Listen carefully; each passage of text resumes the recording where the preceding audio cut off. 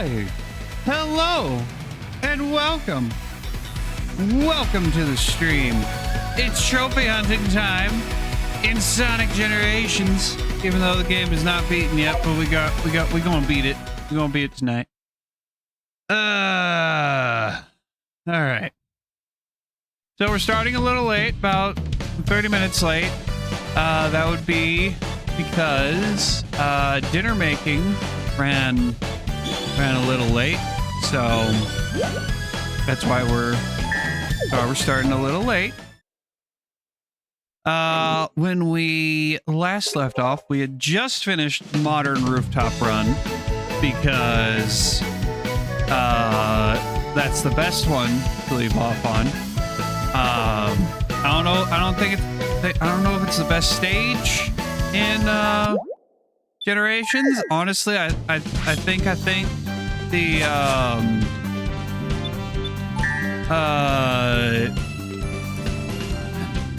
just want 75. Can I do 75? Can I do 75? No, I cannot. Okay, fine. I'll just adjust it in the OBS, in the OBS. But yeah, no, honestly, I think I prefer the Unleashed original Rooftop Run. At least in terms of level design. The music, I can go either way. But to warm up, we're gonna go ahead and do another run of the Modern. And of course we're going to do Endless Possibility. Because of course we are. Let me take a look at the skills I currently have.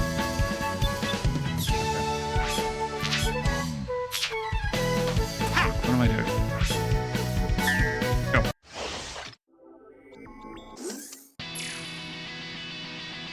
All right.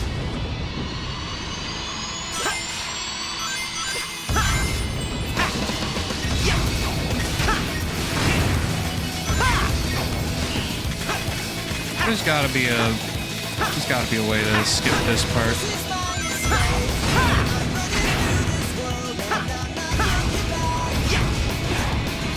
There's definitely a way to skip that if you pay attention.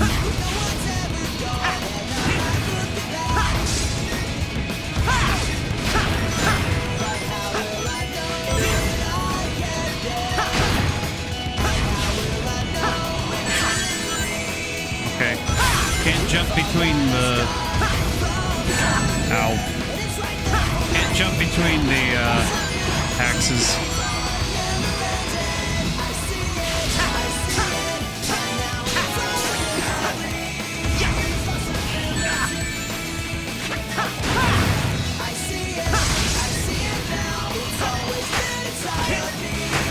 Oh, hello.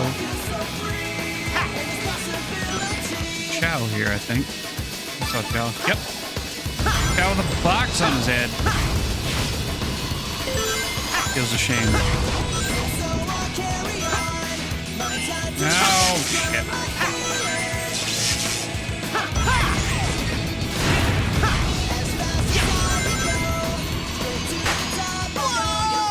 Fuck.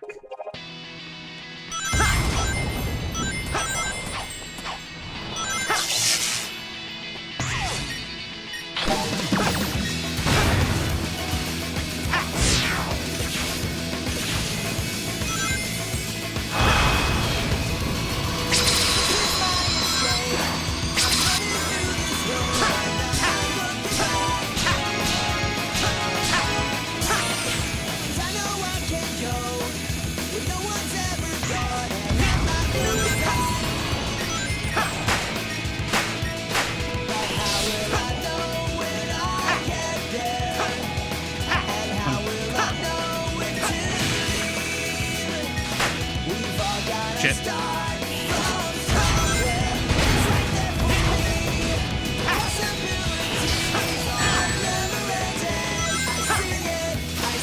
Oh, I can't jump on... I cannot jump on that box.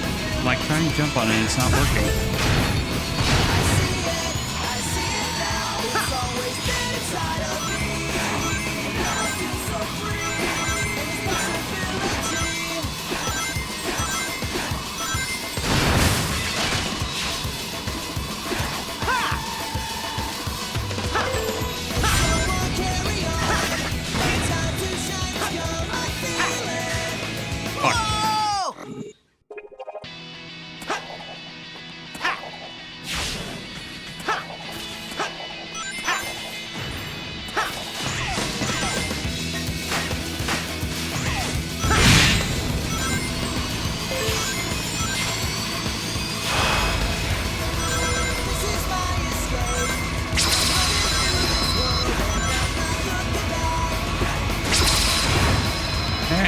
missed the red ring again. Damn it.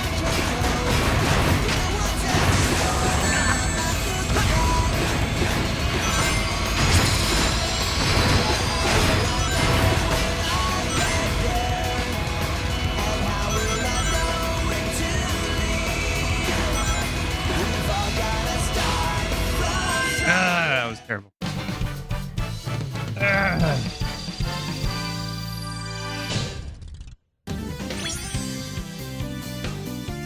I gotta do that again.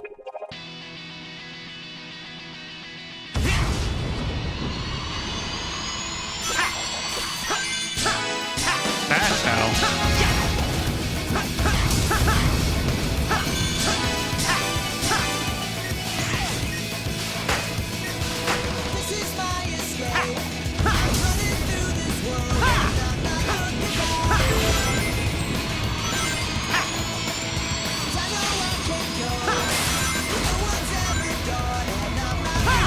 That's how you do it.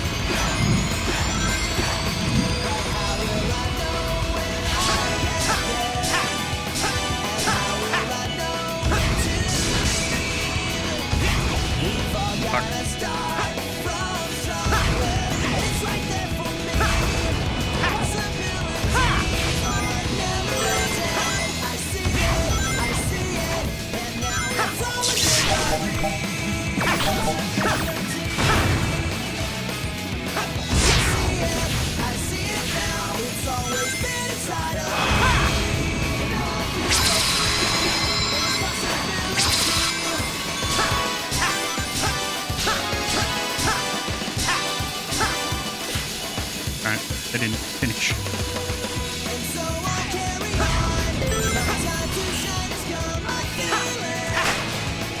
Ah! Ow! Damn it! I would start over, but I got the red ring. I don't want to.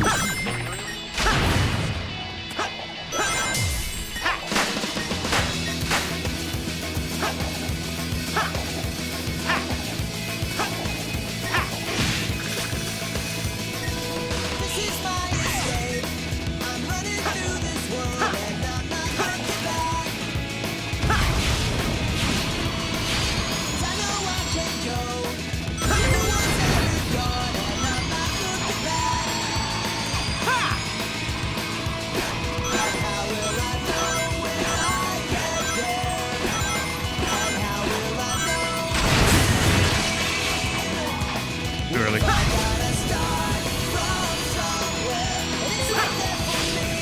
How on earth are you supposed to do that?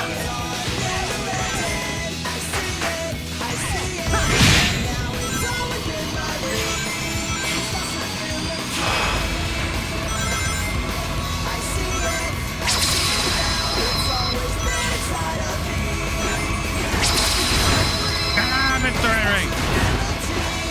Or did I get that red ring? It looked kind of faded. Maybe I already got it. I'll have to take a look. I'll have to exit the level and see how it looks.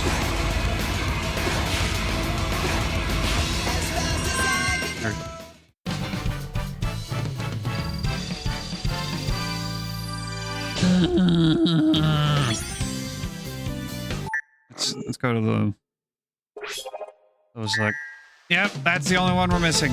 Ah. You know, endless possibility works great, but let's see if any others work.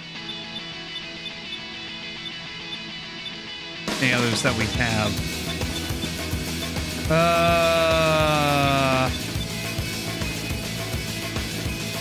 Sonic Boom might work. Pretty good.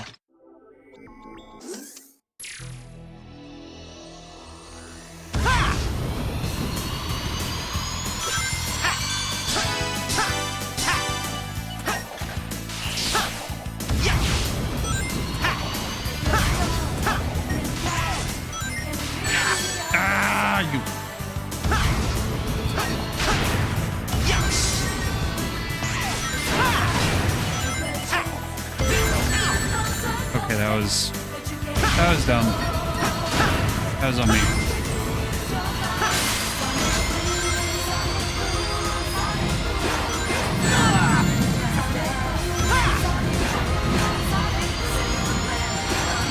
I blame Sonic Boom. It's all the fault. I changed the background music. Now I'm having issues.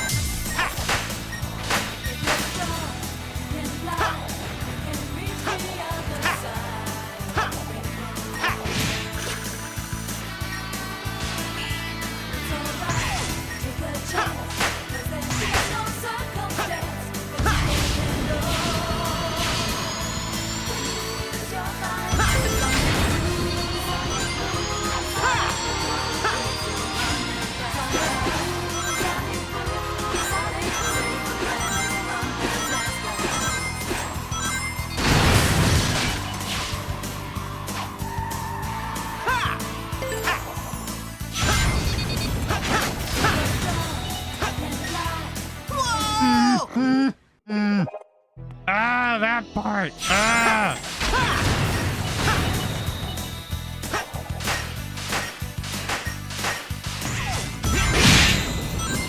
Why do I keep screwing up that part?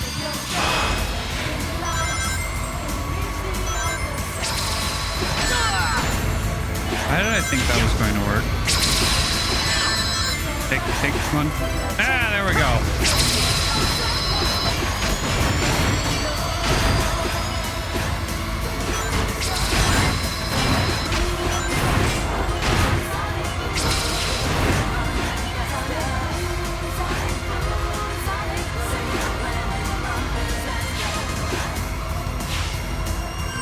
Yeah, no, endless possibility works better.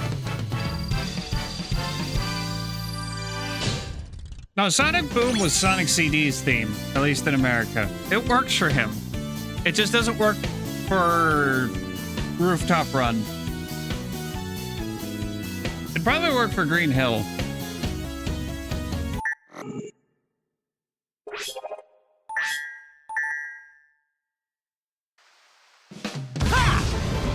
Heck, let's test that out.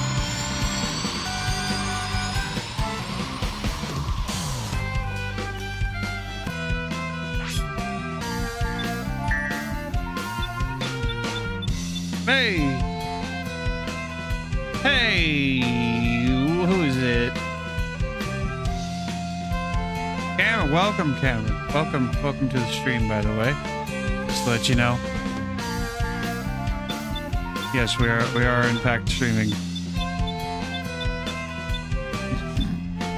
Don't get me in trouble.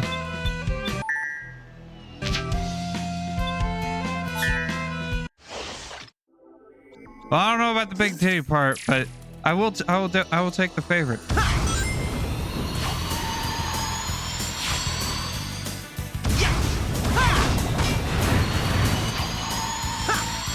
No, I won't. I don't think I will. And also, I am unfortunately not at the state to have subs yet. But I can if more people watch.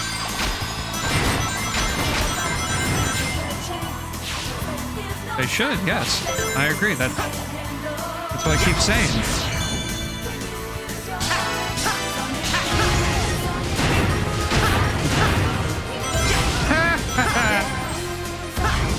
That is a plus. The not diddling kids.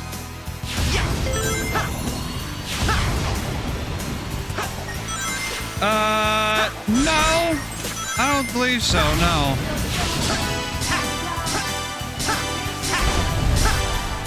Oh, just attempting, because that's not bad at all.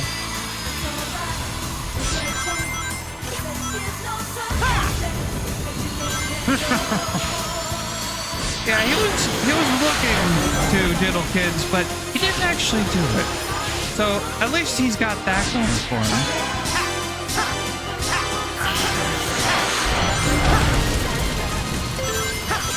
Oh, of course.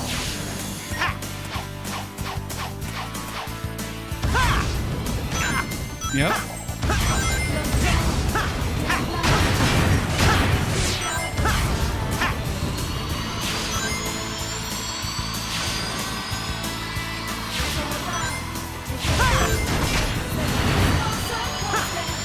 These nuts.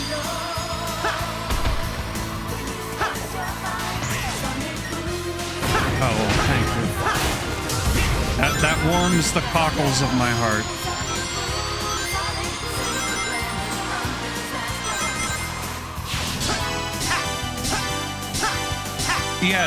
Yes, someone is watching my stream.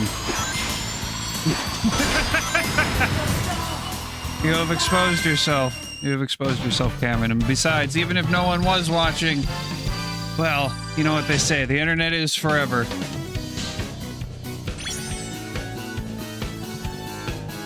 If I remembered to clip things, which I actually really should, I probably would have.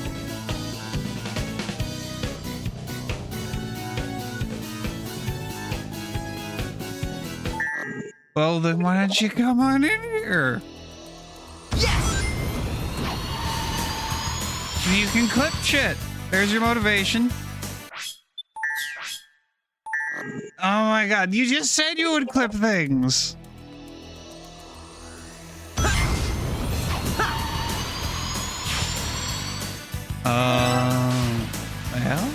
Well, why don't you prove it? And then clip it. Yeah, do it.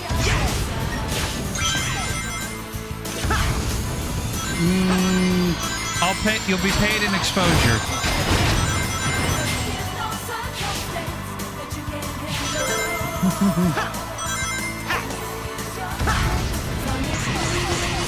Exactly. Don't look at get pushed in the mouth when it comes.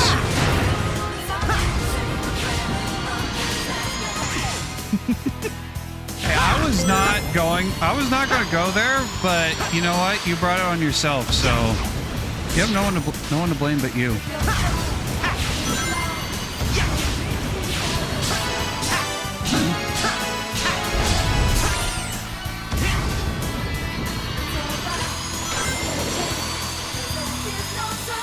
Yeah, I am playing Sonic Generations. I am the Sonic Generations Remastered.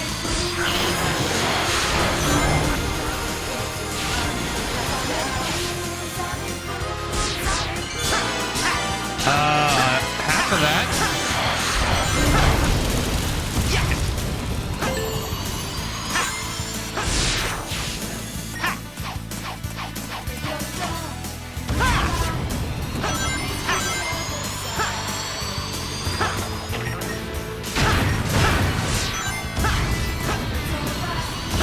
Oh god.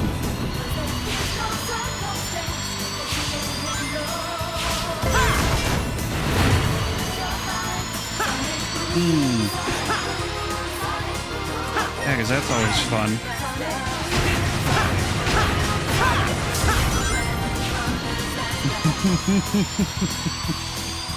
Wait, what grade were you in? Oh, okay.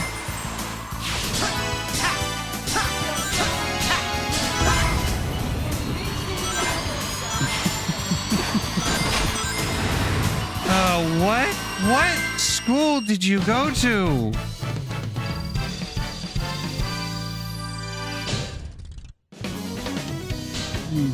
Wait, hold on. I gotta address something in chat. But are you saying Sonic Boom sounds Playboy? That... what? Excuse me? That does not... I mean, there are some, maybe like one or two songs in Sonic that could maybe be played as Playboy, but Sonic Boom is not one of them.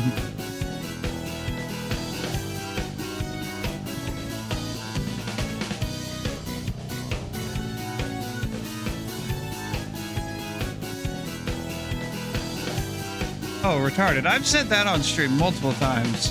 Granted, I have like Granted, I have 149 followers, none of which show up except for one on the regular.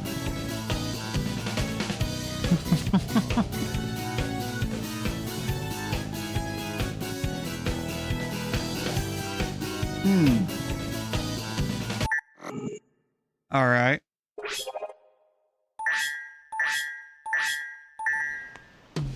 Okay. Wow.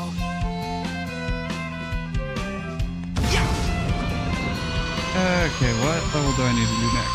I need to rooftop run classic. What I need to do.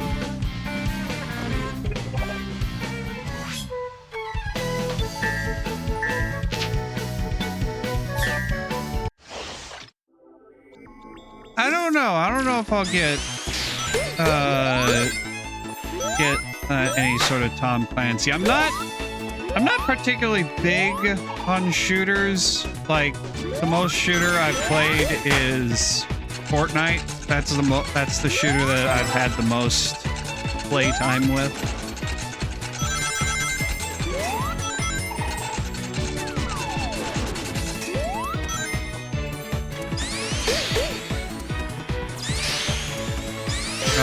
Okay. No, okay.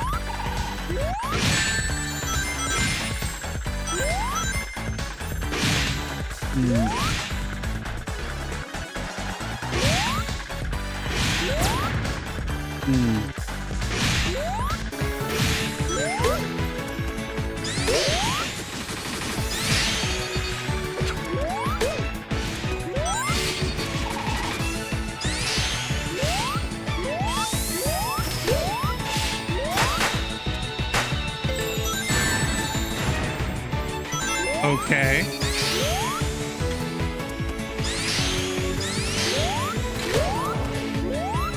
That does not sound advisable or the intended use of said weapon.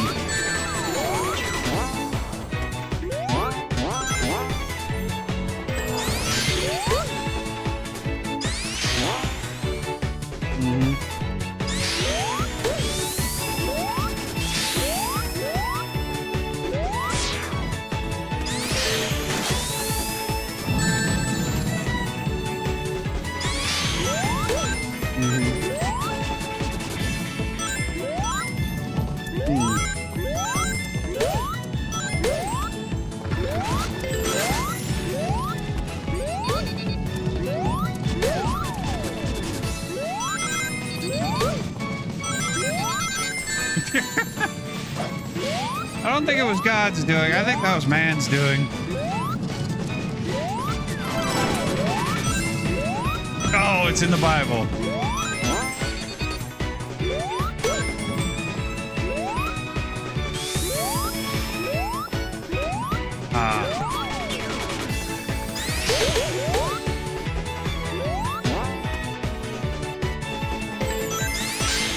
I remember the first part, but I don't remember that part. Are you sure you're not referring to the Book of Mormon?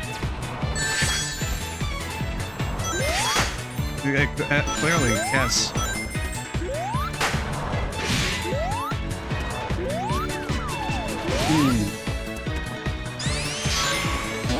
The version I have is English study version. It's got like half the page is the actual scripture, and then the other half is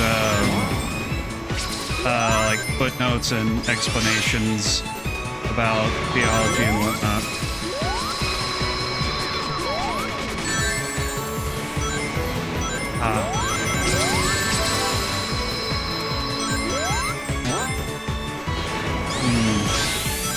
Is that just based on the Compton part? Is it basically just ghetto speak the entire thing?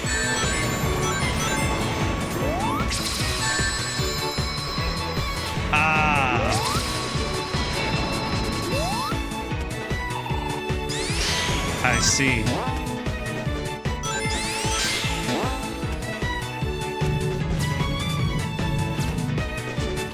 Of course there is.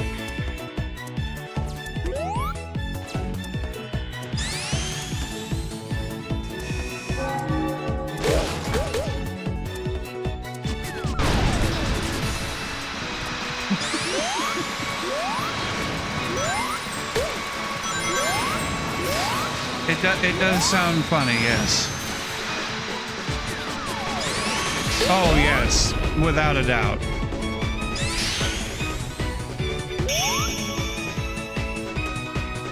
He doesn't want us to be sacrilegious. That's not. That's not.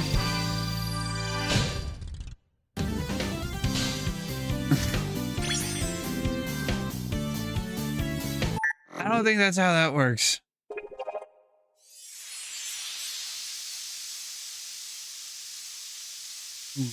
I've read the books, I've seen the movies, and we don't think the movies exist in this house.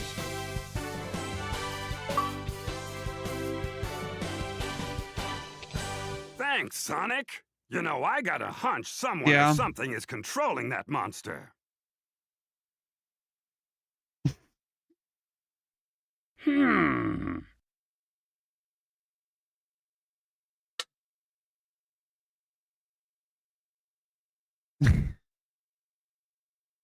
Yeah, I think you might need to review your view of God.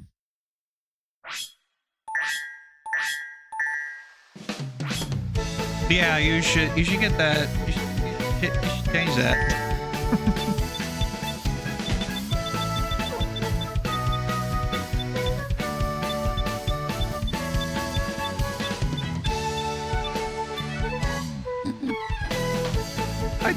I don't know if that's better or worse.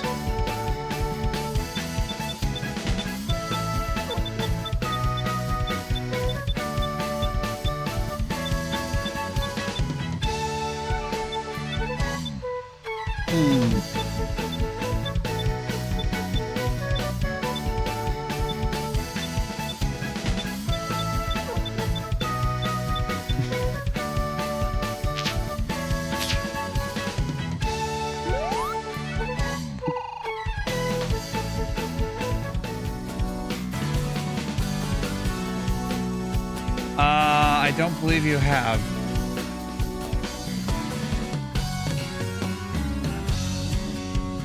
Yes, I am fairly familiar.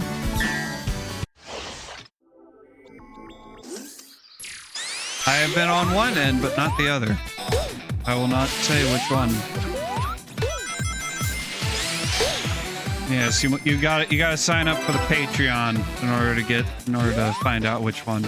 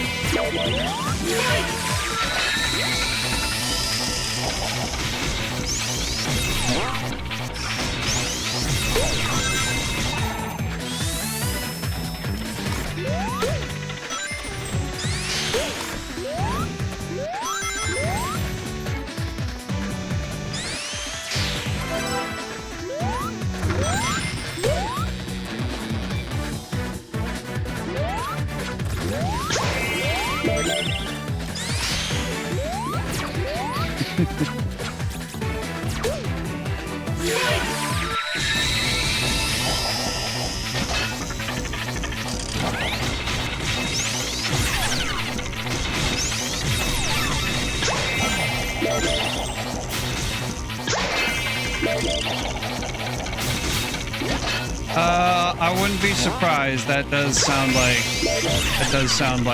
South Park stuff.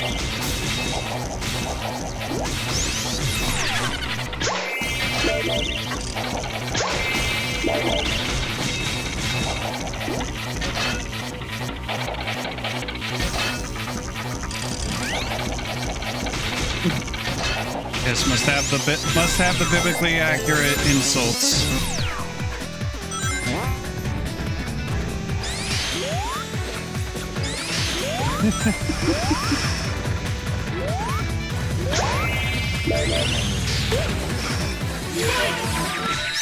Yeah.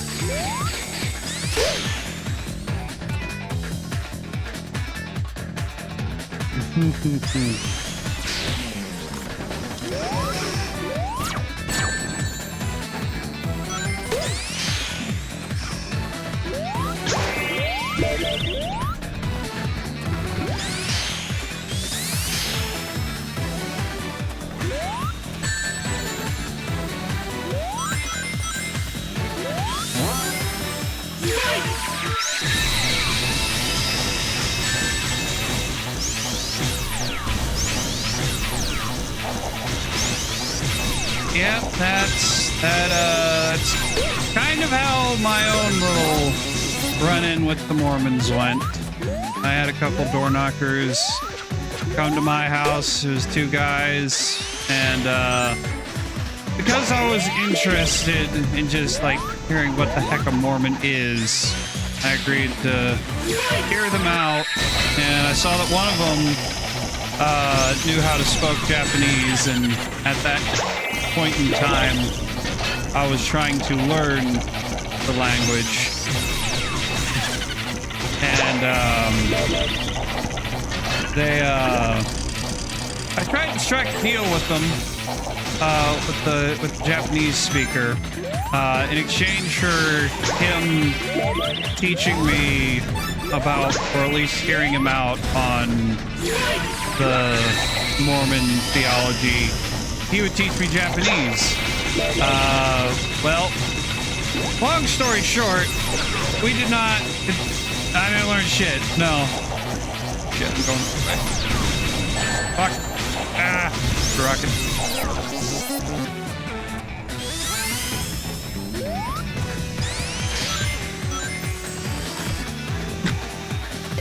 What?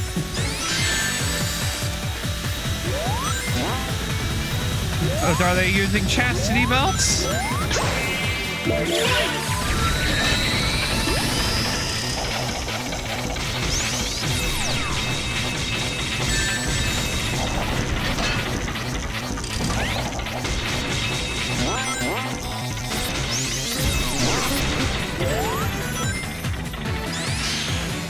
All right.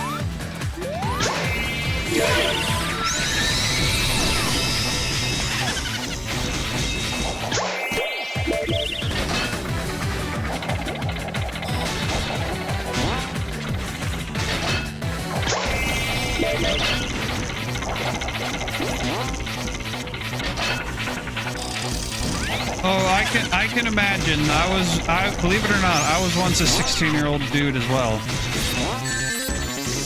Really.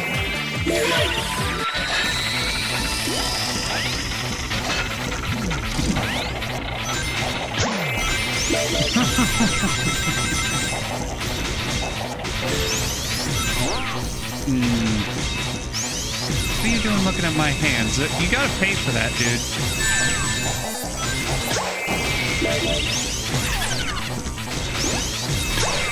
Okay, fair enough.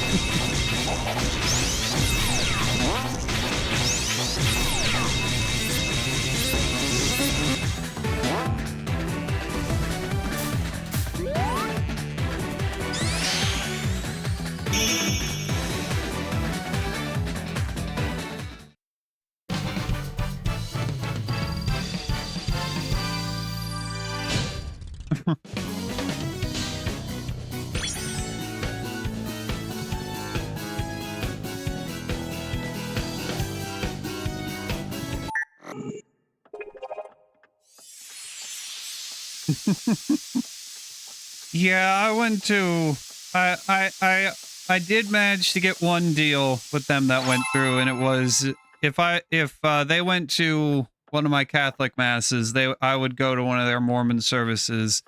So they went to my mass. I went to their service, and it was there was absolutely no sense of like religiosity about it. It was it wasn't a church per se. It was more like a city council meeting room.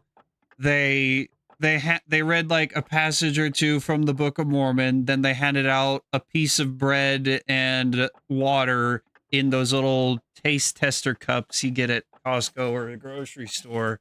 And then they had, and apparently I came on a special day where they have members of the congregation come up and give their testimony. And I'm like, what? This is what you consider your religious services? Like, okay, fair enough, but I don't feel God in here. I don't feel Jesus in here at all.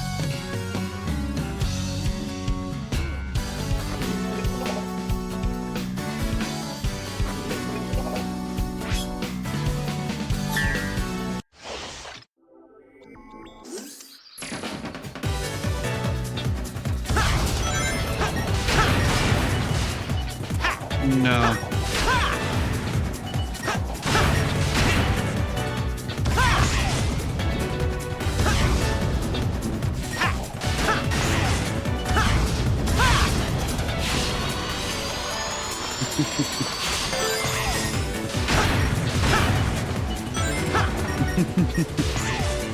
All right.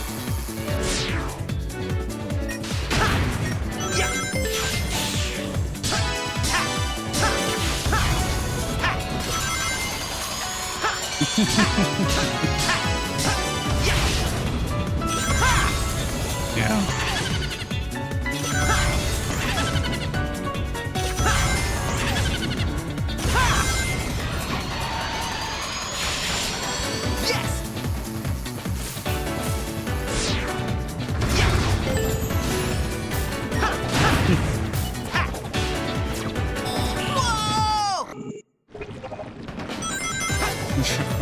Yeah.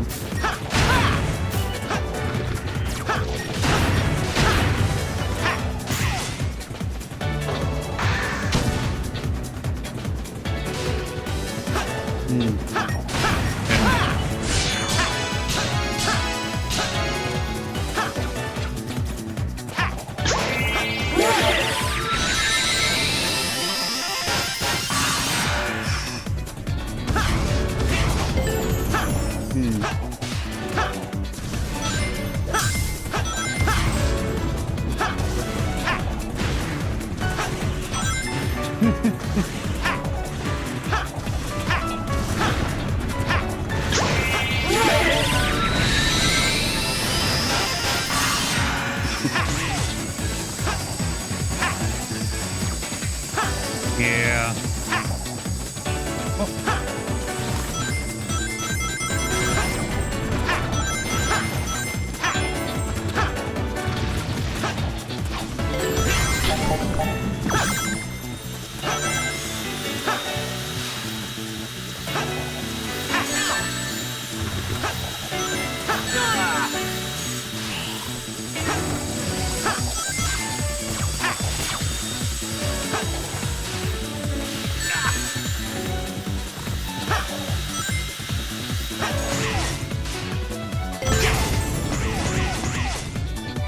Yeah, I have the copy they gave me as well.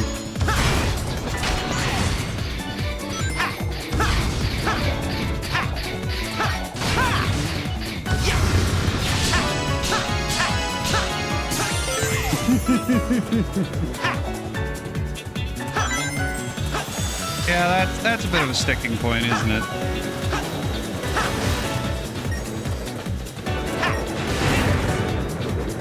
Yeah.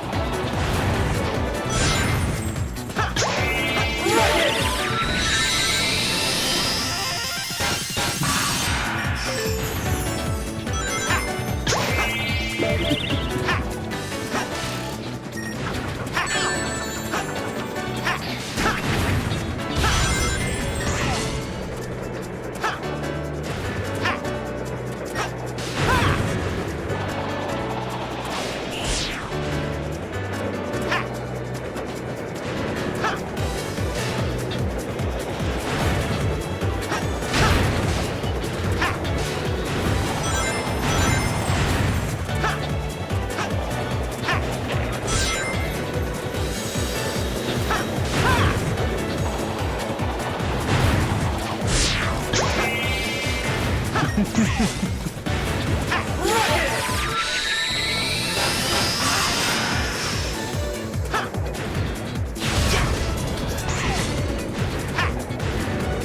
don't think that's how that works. It is, but it's not exactly good. Again, not great.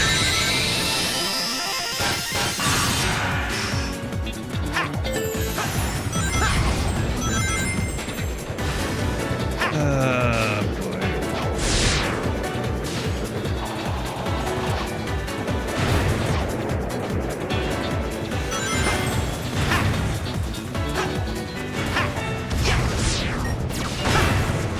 Well, if you're Jewish, then yes. Because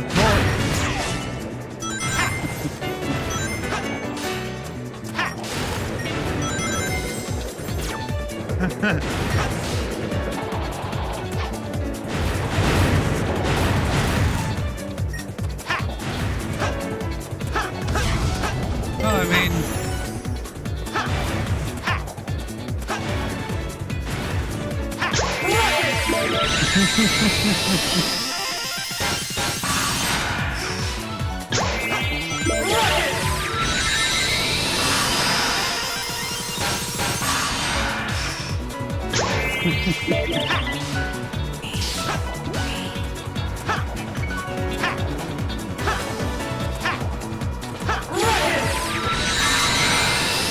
of course.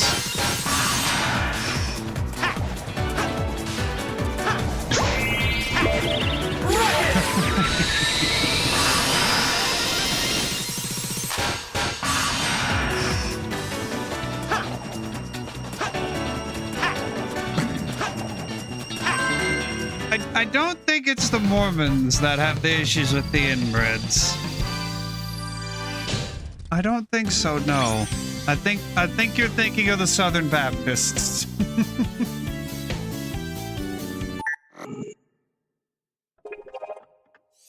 No, well, Mormons have a lot of kids, and so do the Amish, but neither of them have an inbred problem.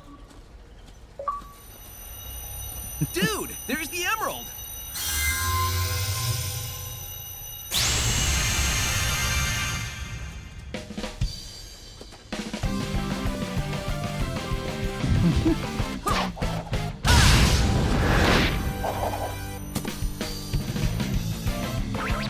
Pretty slick move, huh? All right.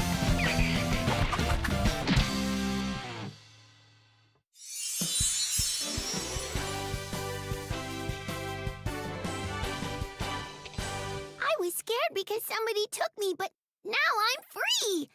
A free bee. Whee! All right, just simmer down, buddy. Oh, hey!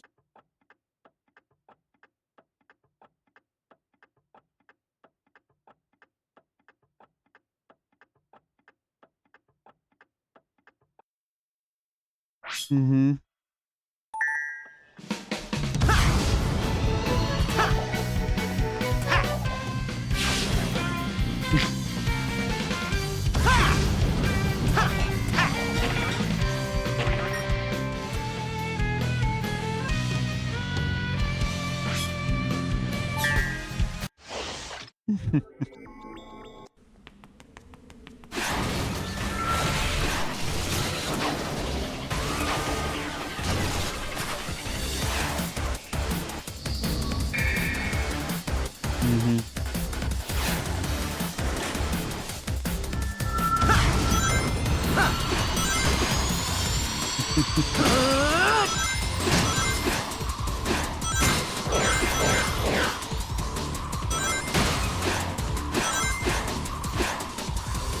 Take this.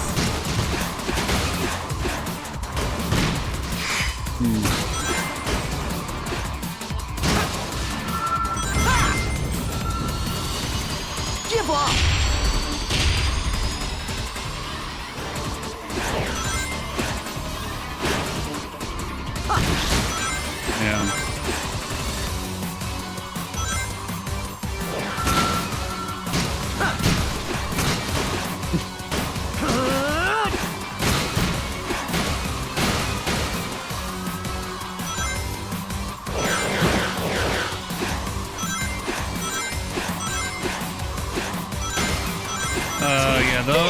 those Jehovah's Witnesses are just a straight up cult.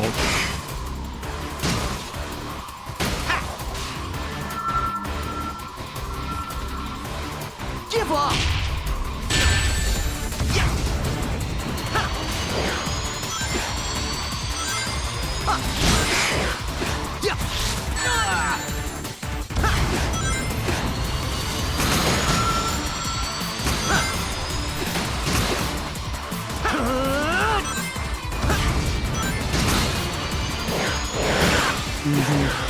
That's how they really win. Take this!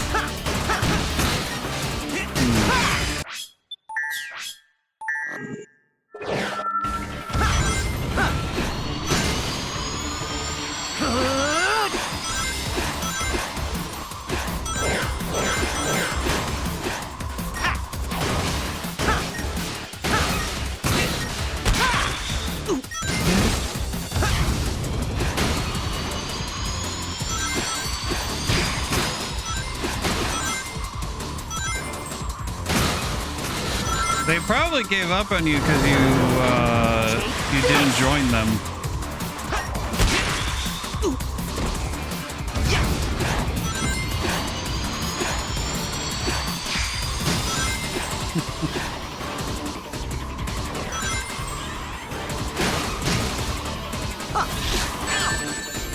Oh, come on. I jumped over that. That is bullshit.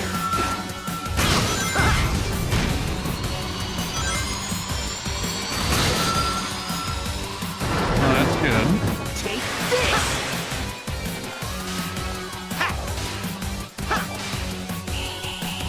How's this?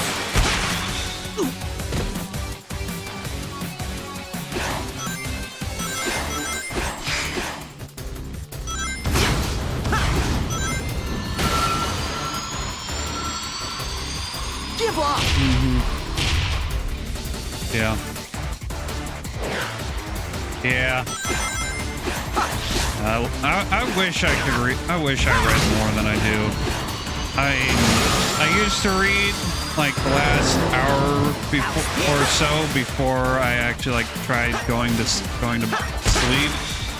But then I changed my streaming schedule to what it is now, and now I don't have that time as often anymore. Meteor smash!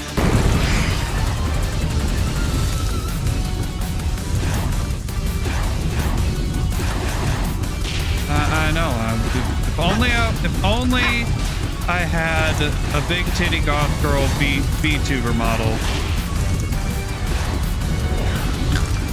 I'm not gonna do that.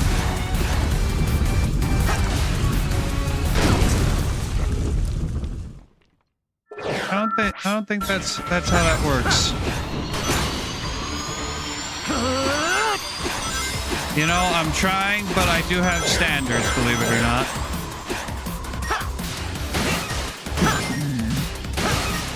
Well, gee, thanks for thinking so highly of me.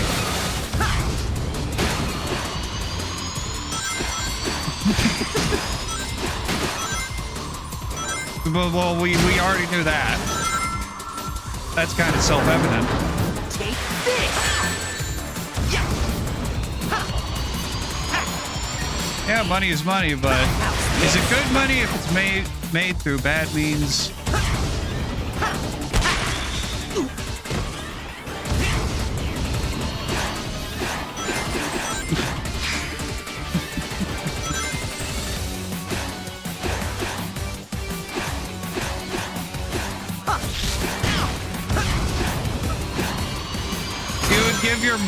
You'd give your meth bucks to church?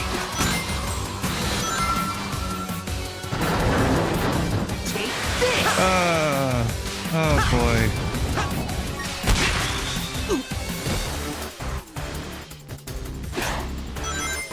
That just sounds like the indulgences from the 1200s, I think it was. Give up!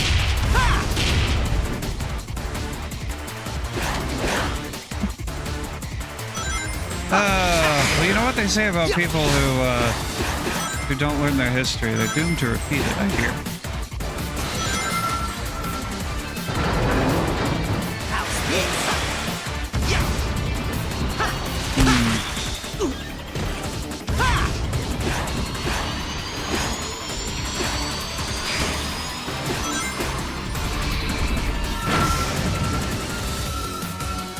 Monster Smash!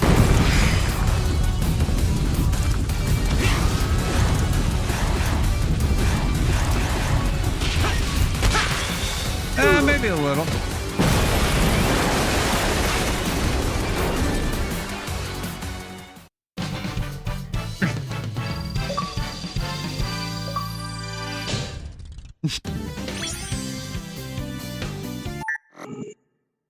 Uh-huh.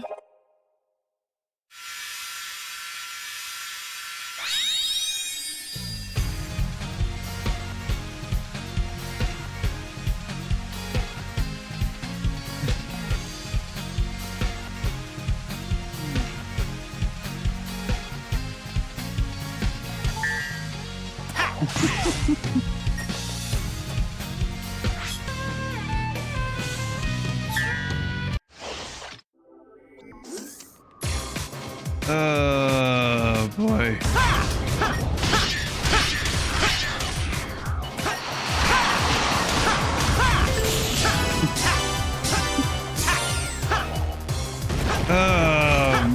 Man.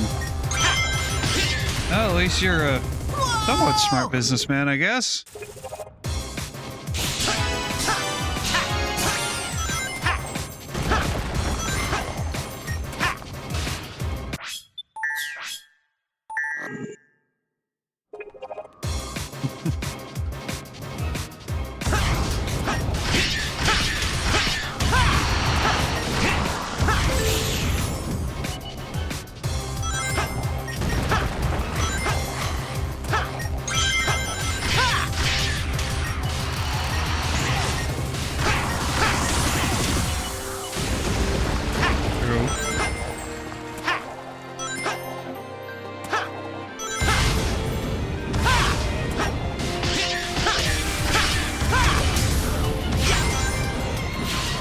Yeah.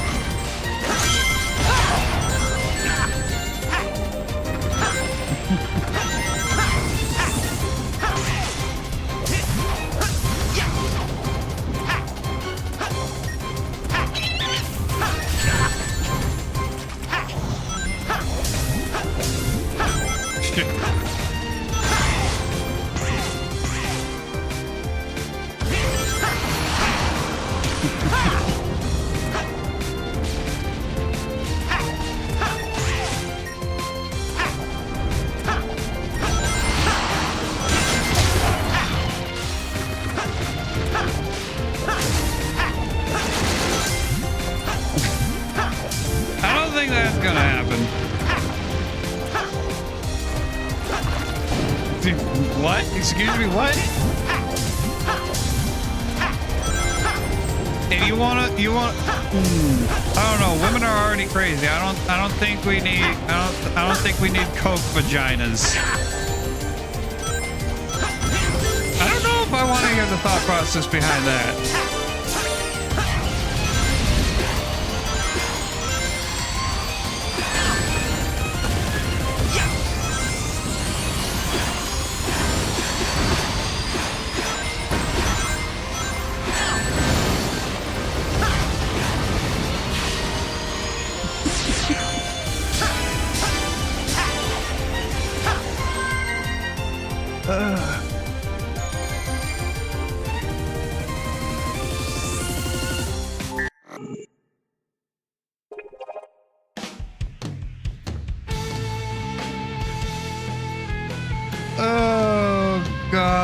wish Fed Boy was here to hear this business proposal.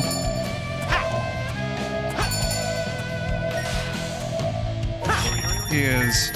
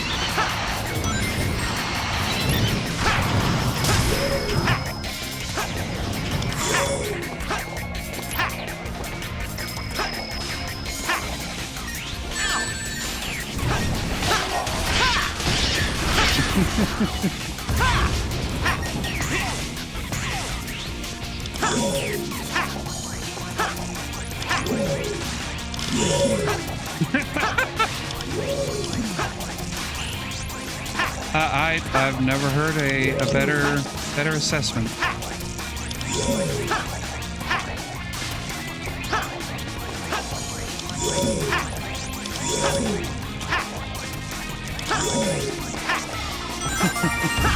I believe they call him the good doctor, in fact.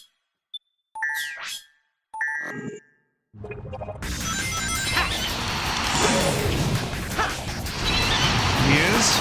I knew he's a bit of a drug addict, but I didn't know he's autistic.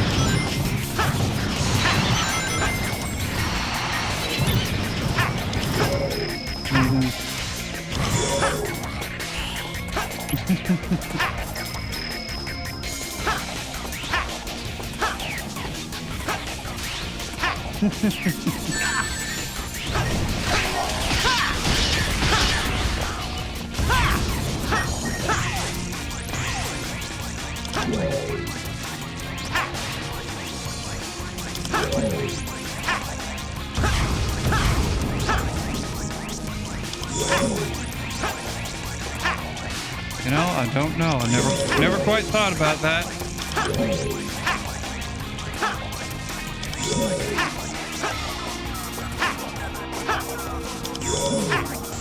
I don't think that's the best motivation, but hey, if it works, I guess.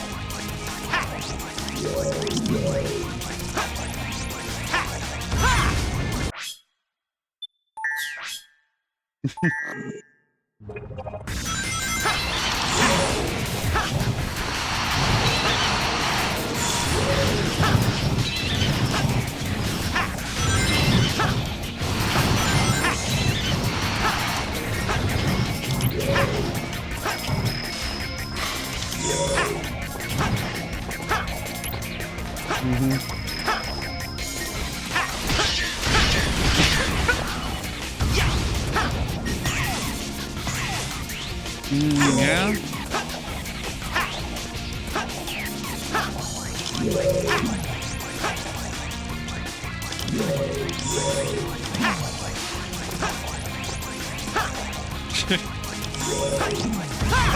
That is a bit of a problem, isn't it?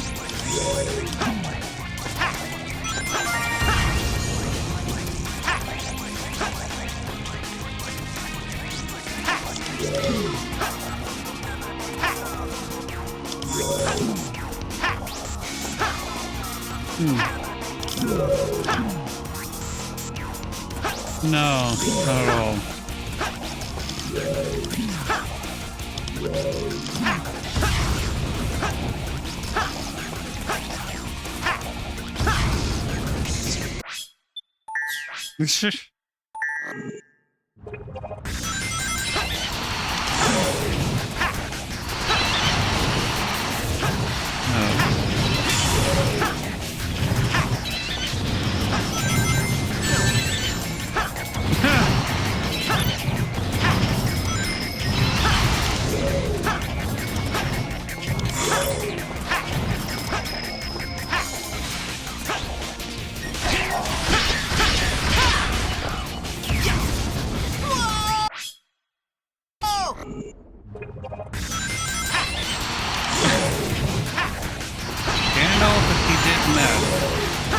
That's a new one.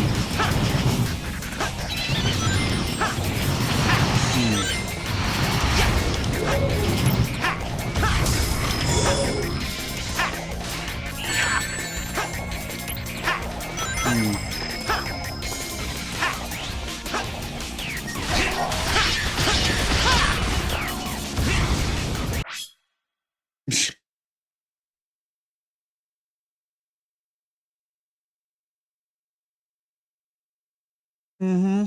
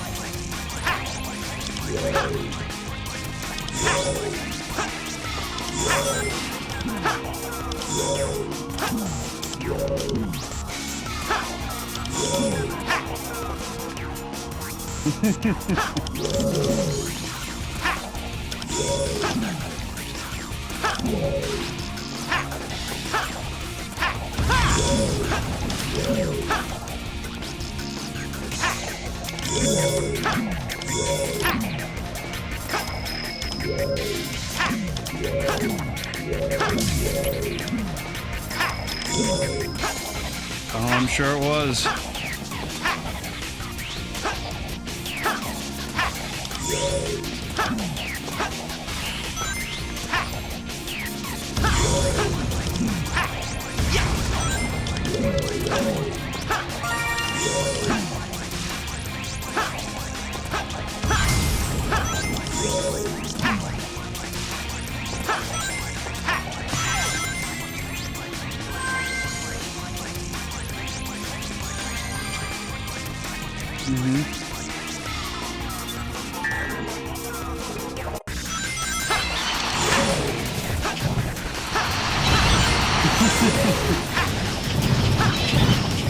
Sounds like a fair trade.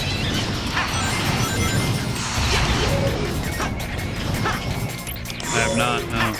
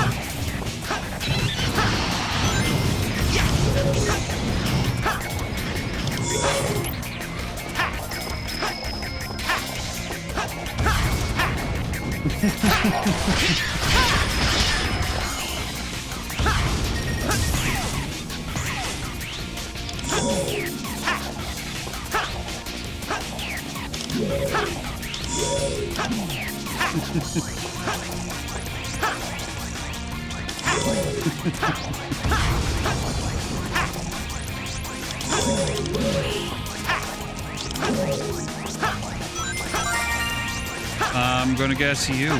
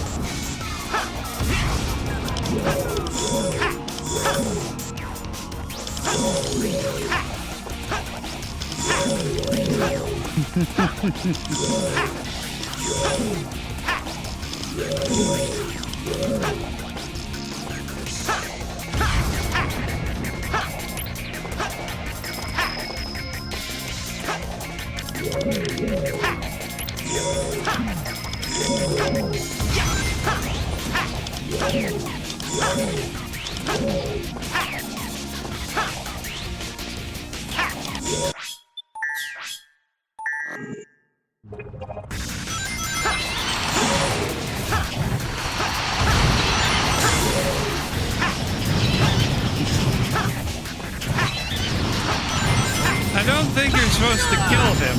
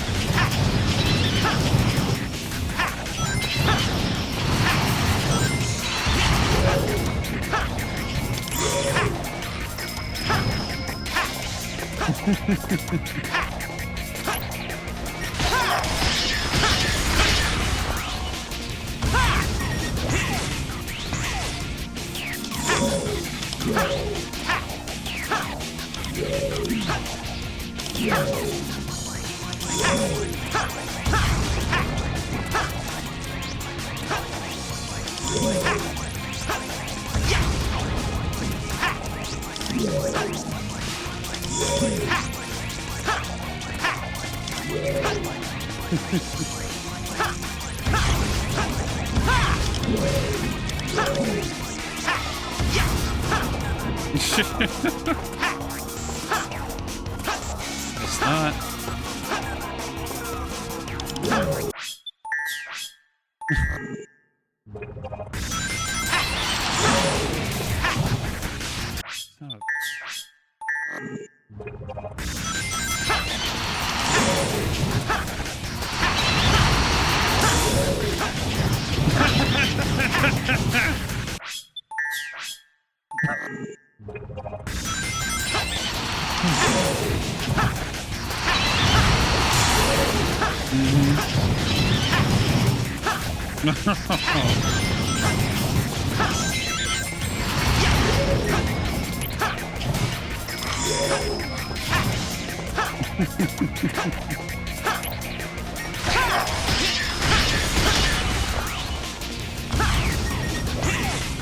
Oh.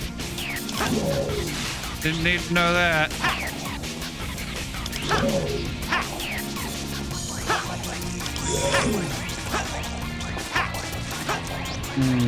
I don't know. They still kind of feel the same.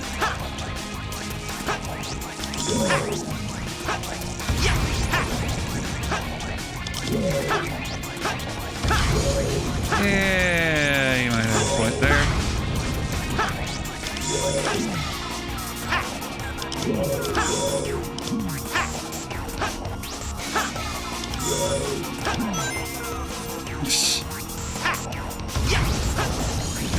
I didn't think you thought I was listening in the first place.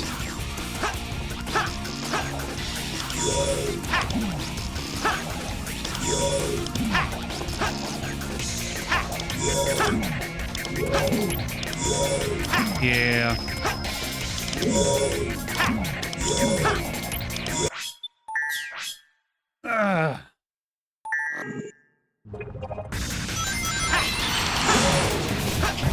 Not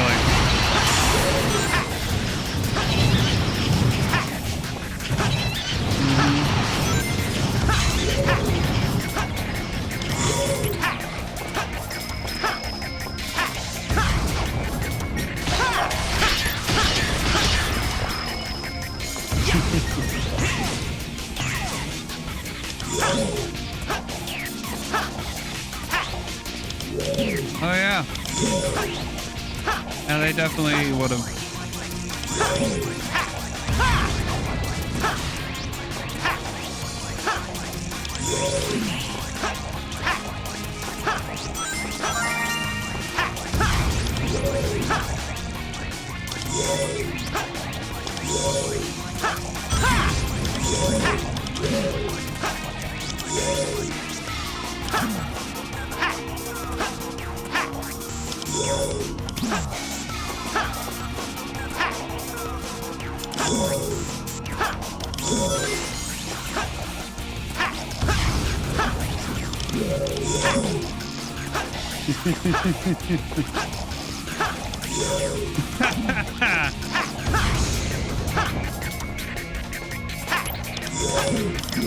Oh yeah.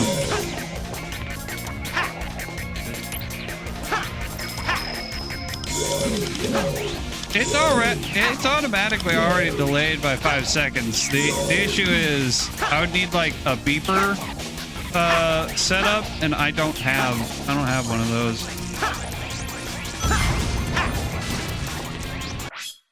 And what can I say? I got responsibilities and bills to pay for. I can't afford all the fancy jingles and shit.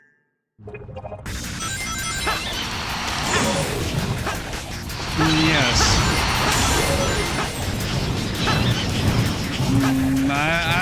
I'd rather, as much as I hate paying taxes, I'd rather pay the taxes than get thrown in jail because the government doesn't like the fact that I didn't give them my ransom money.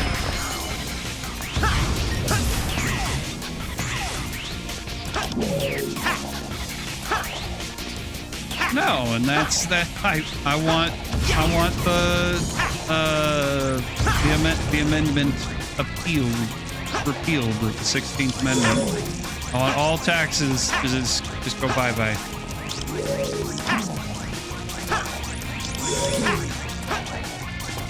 No, taxation is theft. I am firmly in that camp.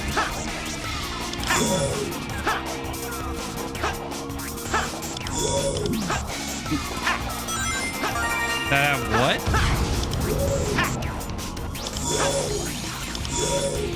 Okay, that's going down a very dangerous route.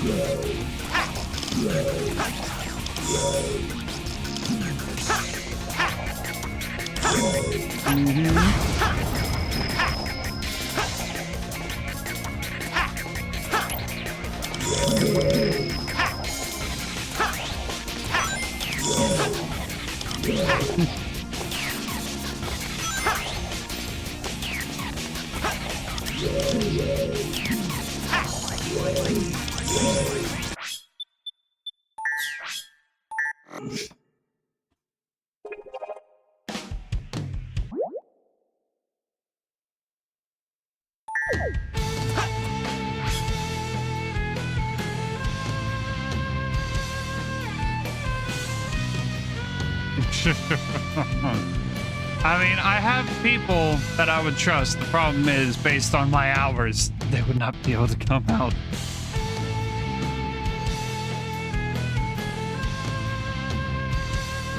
I have not.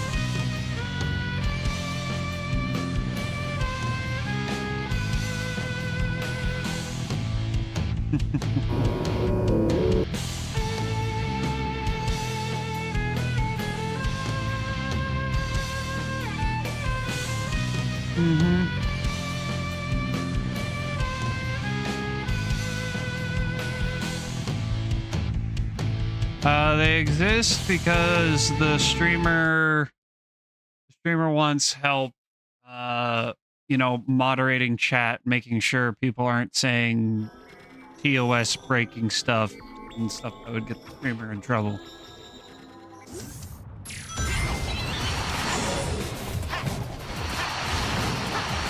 Yeah, I know, and I don't know if I regret that decision or what. I've yet to find out.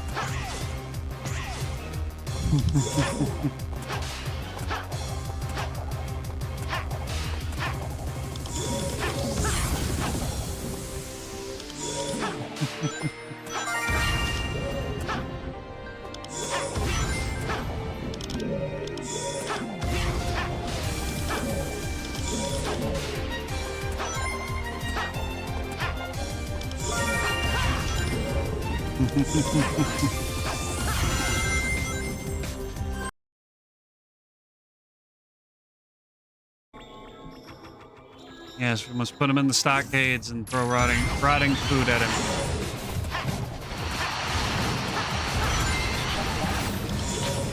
Exactly.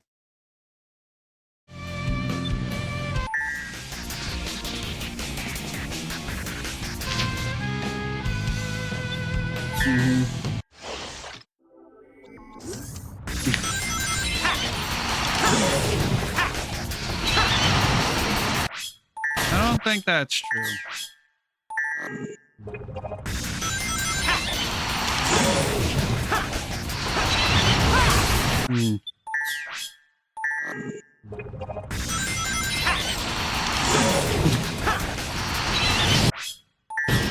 Do you want to finish that sentence?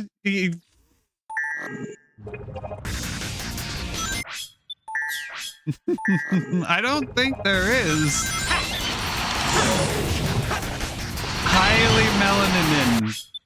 Highly melanin. Okay.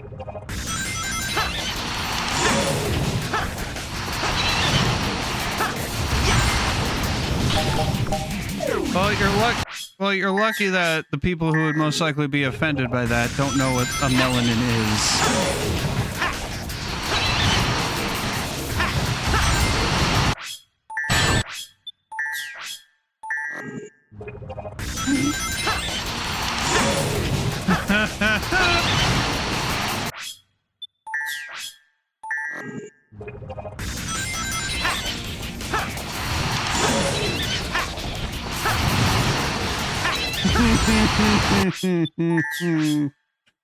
Oh, good Lord.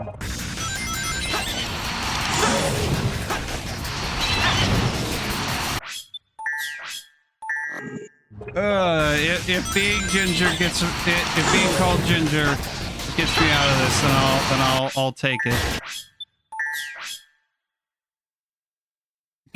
Melanin. Well, at least if I'm ginger, I know in the Disney biopic of my life, I'll be highly melanated.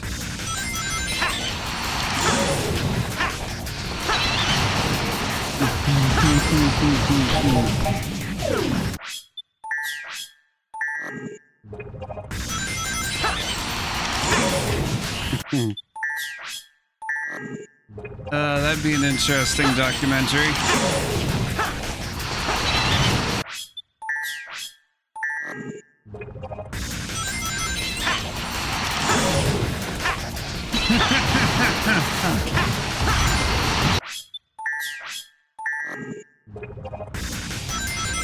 I think you're thinking of your own.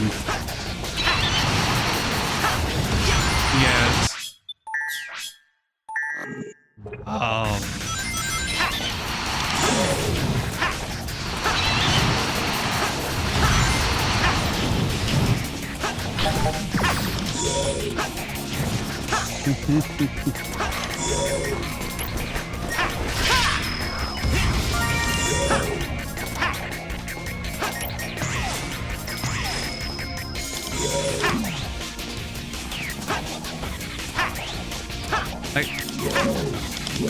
I guess you could, yes.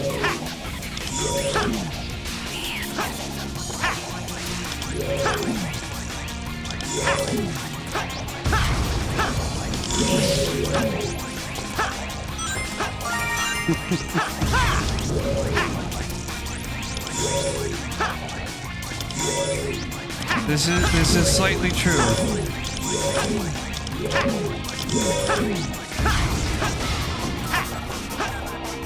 I mean, we are white for a reason, so.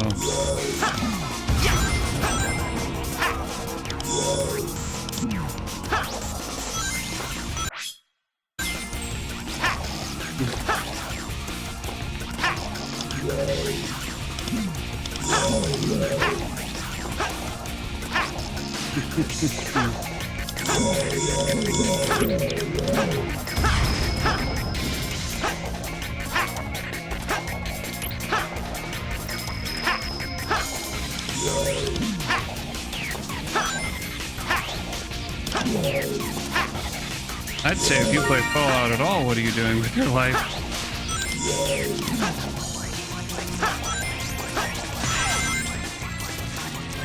I don't know. I'm not big on those Bethesda games, mainly because they come out like half broken and then rely on the fans to fix it.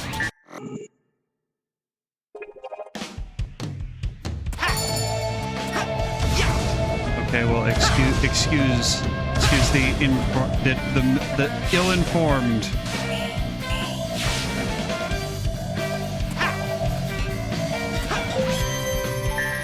That's what I'm getting at. If you have to mod the shit out of it, you have not made a good game.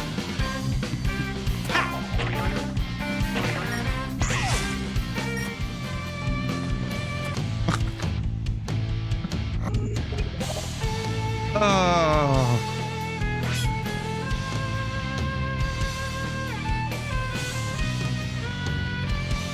I have not, and I don't really want to know.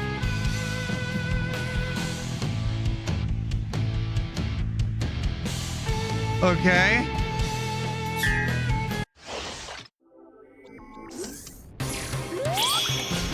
Mm-hmm. Yeah.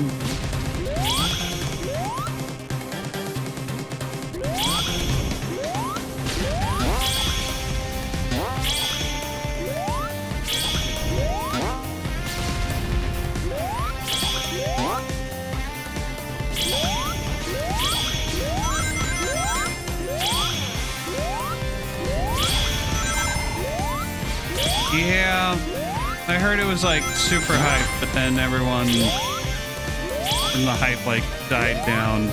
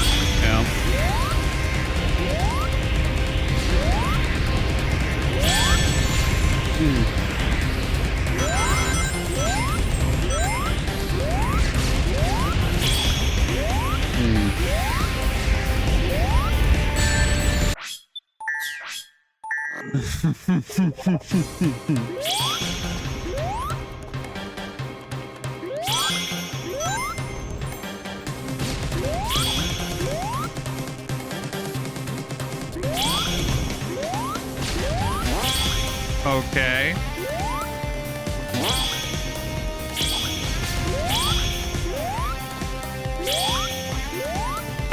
I don't think so, but I don't really want to find out.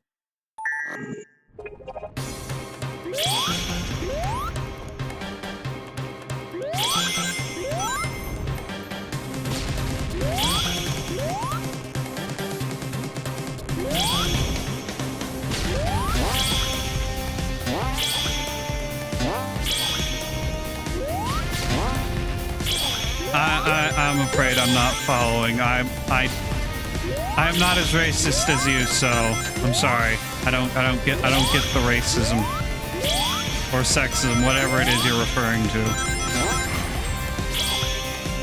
It's okay. Well, we've narrowed it down.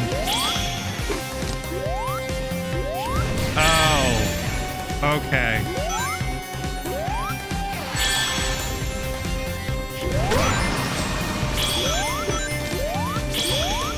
I'm smart, but I may be a little slow to get there.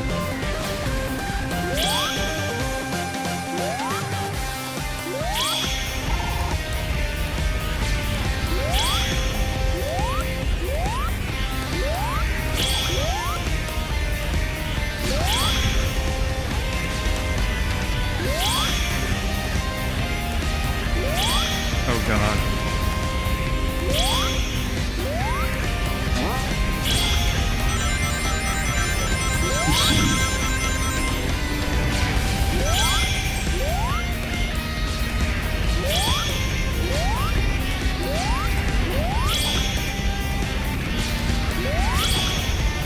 Oh, boy.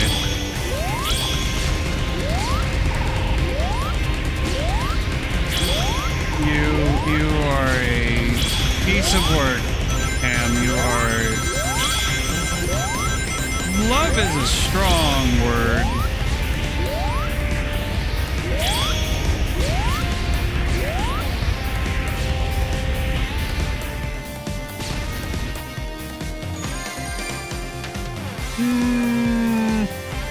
I don't know. Sometimes it's good to cut off with certain family members.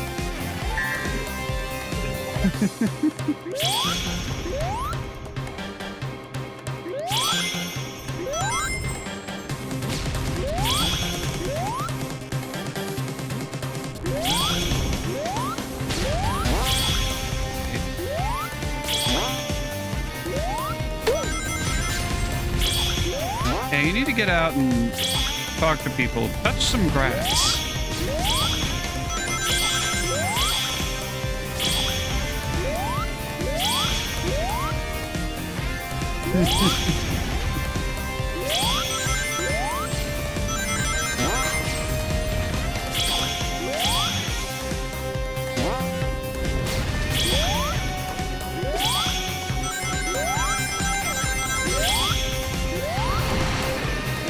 Well, does your distant cousin live in Oregon?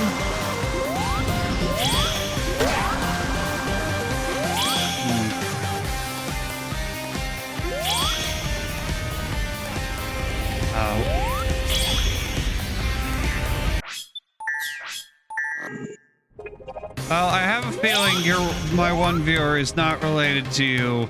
As if you were, she would have told me by now.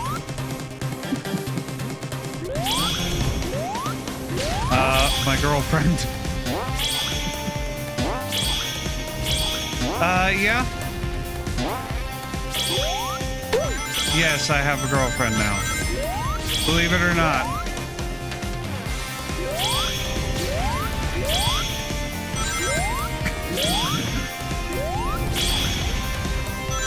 Oh boy.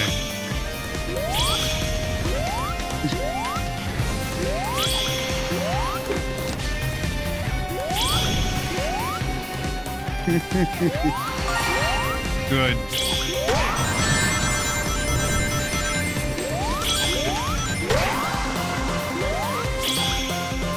Probably not, considering we haven't met in real life yet. Because Oregon is far, far away from Kansas and requires very expensive plane tickets. Oh.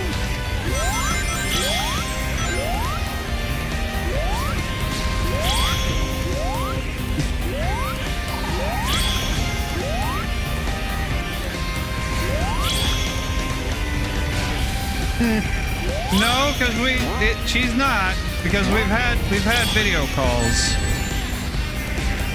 So I can confirm that she is in fact a she.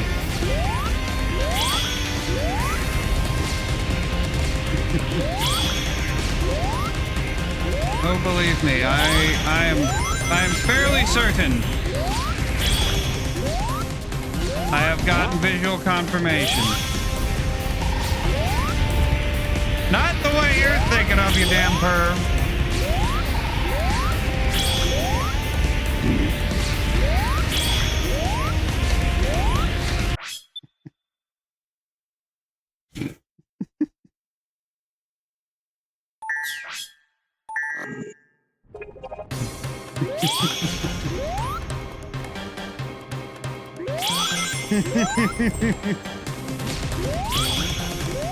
Look, I saw an opportunity to joke, and I took it. So if you don't like it, that's your fault. That's your fault for not having a sense of humor. God damn, will this stupid sign? Oh God. Oh. This was a mistake joining the open voice chat.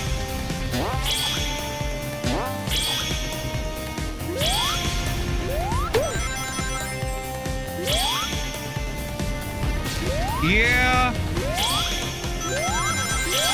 I remember her. No, she left a long time ago. Yeah, she was dead, yeah.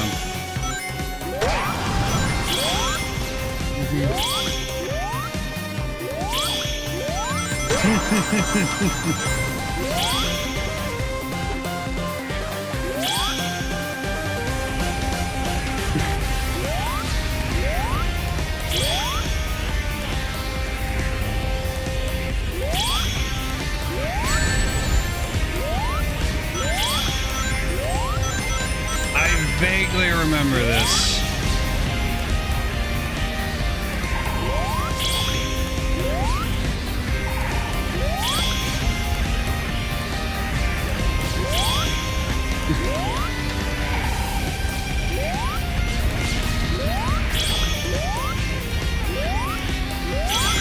That's never gonna happen. I'm telling you right now, that ain't ever gonna happen. We don't have the active enough server to have any more mods than we already need. Hell, we don't even need all the mods we have right now.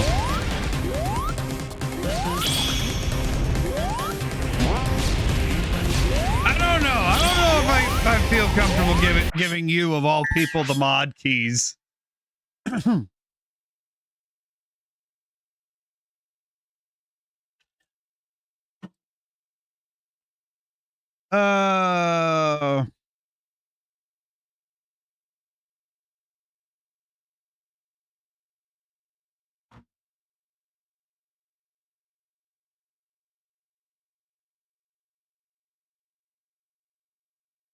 Hold on. Okay, so you want to know the funniest part about this whole conversation we just had over the past hour and a half?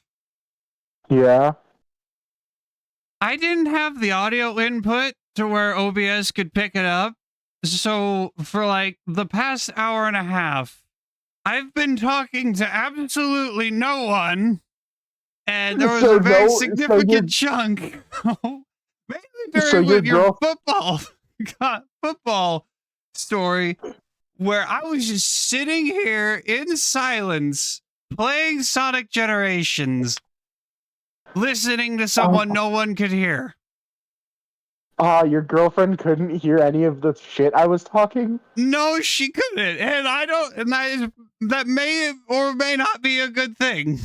Well, you know what? Out of respect for you, Shane, I'm not going to repeat anything I said just to follow bro code. I got you, buddy. Oh, you could hear her? Well, you could hear him? Well, then why wasn't... Huh. Oh, I was joking. It was a joke. It was lighthearted fun when I implied that Shane was dating a man. Okay. That was not a personal dig on you, Miss Shane's girlfriend. I'm sure you're a lovely lady and probably definitely way out of Shane's league, but okay, yeah, she could hear my responses. She could not hear yours. Yeah. I forgot to change the output channel. The output channel is supposed to to reiterate, Shane's girlfriend, you are way out of his league. No need to be a flatterer, she says. See, Shane, here's the thing you don't understand. I'm over here playing like 7-dimensional chess. Oh, because you're gonna pick her up if I fail. I'm investing. Oh, you're investing. Well, I can tell you right now, it's not gonna work. Yeah, I'm assuming and hoping that if she's old enough to be dating you, she wouldn't be going after a 19-year-old. Bro, we're both like 10 years your senior. I mean, shit. Fucking MILF then.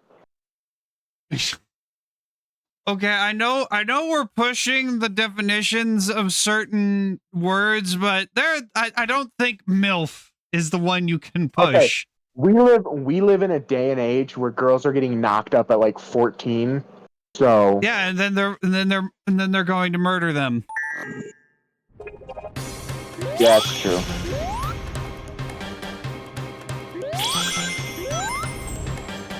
But oh god, I think this is like the second or third time this is where I've done this, where I've been when I've been in a voice chat and having a good time listening to people and having a conversation.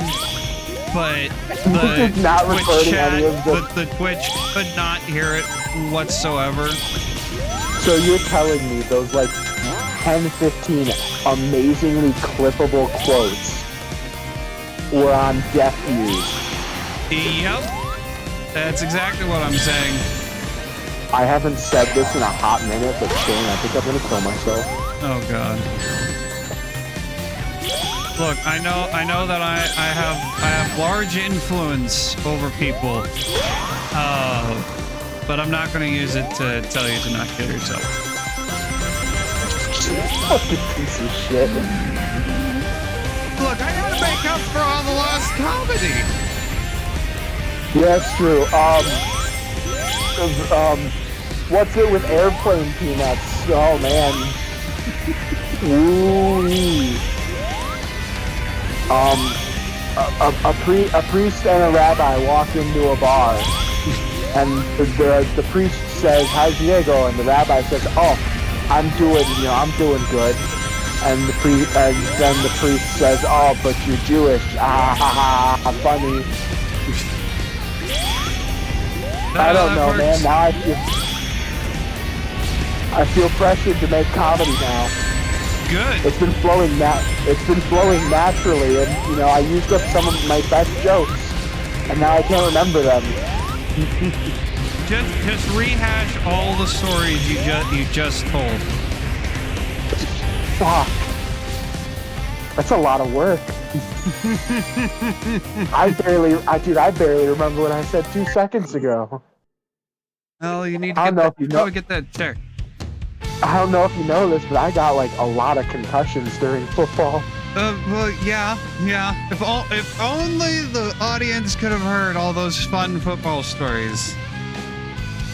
Oh, this isn't a football story, but I was trying out to join wrestling, and I ended up falling through because during football I weighed 365 pounds. And the heaviest weight class that you can be for wrestling is 280, I believe. Mm-hmm.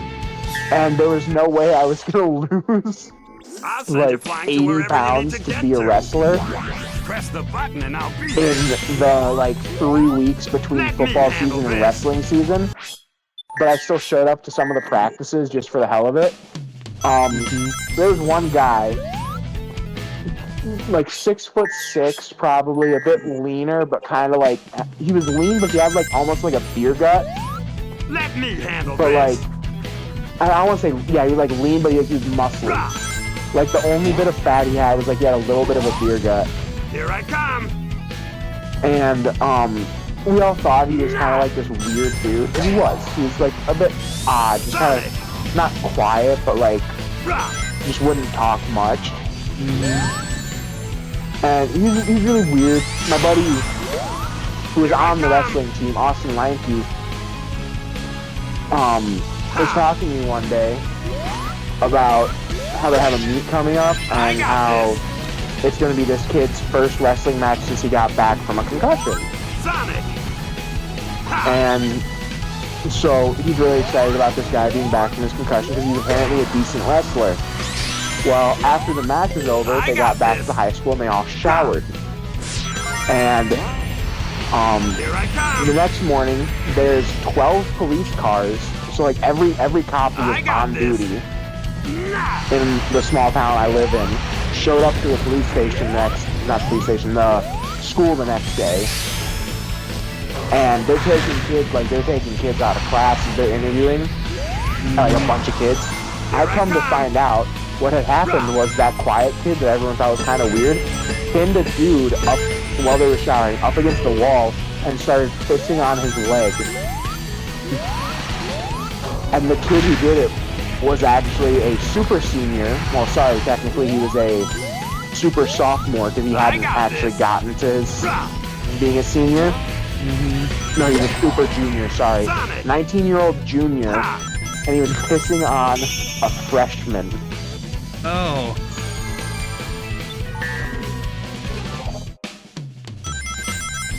Yeah. Let me handle this. You have a very interesting high school. It feels like this is a good one. I had a lifting class where like we would just go into the gym and lift weights. And there was a kid in that class who was a wrestler. His name was I'm just gonna use his initials. Xavier Carmen. Sure. Xavier Carmen. Half Hispanic, half black. That's not even like a joke on the fact that his name is Xavier Carmen. The kid's actually half Hispanic, half black. And he was dating a girl. Let's call her Kirsten. Let me handle this. So Xavier and Kirsten are dating. Decent couple. And it was Xavier's birthday on the weekend. So Kirsten comes over and they're hanging out. Xavier asks Kirsten, who by the way is 15, Xavier is 17, asks Kirsten for a blowjob. She says no. as she should. He says, "Aw, come on, it's my birthday," and then forces himself on her. Here I come. Oh, But that's good. Here's the great part of the story. Oh, that's not the great part? No, that's the bad part. But this is the part where the villain, like the hunter who shot Bambi at the beginning of the movie. This is the part of the movie where that villain gets his comeuppance. He had to be escorted to class by the school resource officer for the rest of his high school time. Oh, God. And his now ex-girlfriend, who he raped, gained a bit of favor from everyone for talking shit about him, saying, quote, "He has a less than average dick." Oh, also, the guy who had raped his girlfriend that I was talking about, he had a seizure a week before, and I was the one who called the EMT. And I distinctly remember me and him got into an argument. He's like, "No, that's like," he kept claiming that's not what happened. And I went, I really just shouldn't have called the EMT, honestly. Fucking big oopsie on my part. Oh my God! What was wrong with with just everything? Oh, dude, I have so much more that I could get into. There was a rumor going around when I was a freshman that 2 sophomores had gone to the bathroom and engaged in relations, extracurricular relationary activities. Let's just say they were doing a bit of co-ed wrestling practice. Okay? Yeah. Well, come to find out, the kids who allegedly did it The town where I live has a lot of people named Breinig, Ballwig, and Schultz. Okay, those are very common last names here. Well, the thing a lot of people don't realize is a lot of the Breinigs and Ballwigs are not so distantly related. Okay? Well, considering they have all those same last names, I would presume so. Yeah. So a lot of the Breinigs are related to a lot of the Ballwigs, and a lot of the Ballwigs are related to a lot of the Breinigs. Well, a guy named Brian with the last name Breinig and a girl with the last name Ballwig were the ones who got caught. Because the Breinig and Ballwig families are so big, these two didn't realize that they were second cousins. Oh dear. Because the girl who was having sex with this dude was under the impression that she was adopted.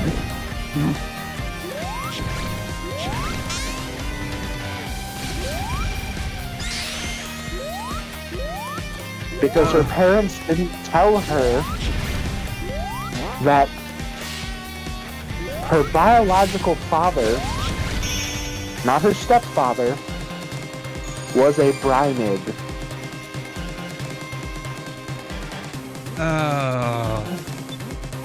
Oh my god. And that Breinig was the second cousin, or whatever the relation was, of that guy. But no one ever cared to tell her, and she happened to not grow up in Sauk. So her last name was Ballwig, but she didn't grow up in Sauk and didn't know that both her parents were, well, her mom was originally from Baraboo, her dad was from Sauk. So through a lot of miscommunication and mom not telling her lovely daughter all this information, she didn't know things, and she was bumping uglies with her cousin. Which you know what the worst part about that story is? Oh, there's a worser part? Yeah. Before she found out that they were related, she and the guy both told some of their friends that it was like, and I quote, the best sex they've ever had.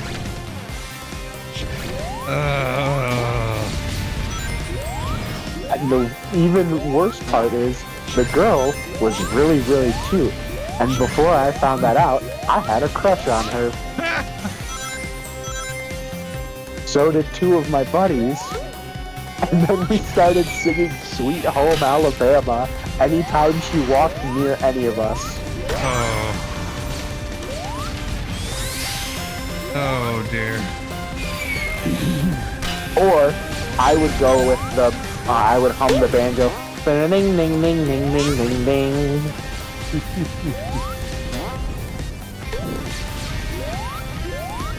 Yeah, I don't honestly. Oh, we were horrible. Because keep in mind, we didn't realize that she didn't know they were related. So when she found out, she didn't tell anyone except for her friend, who she told in confidence, who this friend then betrays her and tells, like, the entire school that she knew they were cousins. So for, like, a good month, we all thought that she was intentionally bumping uglies with her cousin. But then we found out that is in fact not the case. Oh, not to mention that also one kid started a pregnancy rumor, which created a pregnancy scare for the poor. I felt bad for the girl. Yeah. Because she later claimed that they didn't actually have sex, she just blew him. Oh, I guess that would be slightly better. Not by much. Slightly, not by much, but it is still slightly better. But some of the guys started calling her Cousin Cum. God. The guy didn't get that much shit, which kind of was shitty.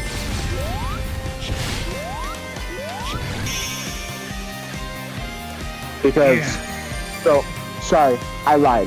Her last name was Ballwig.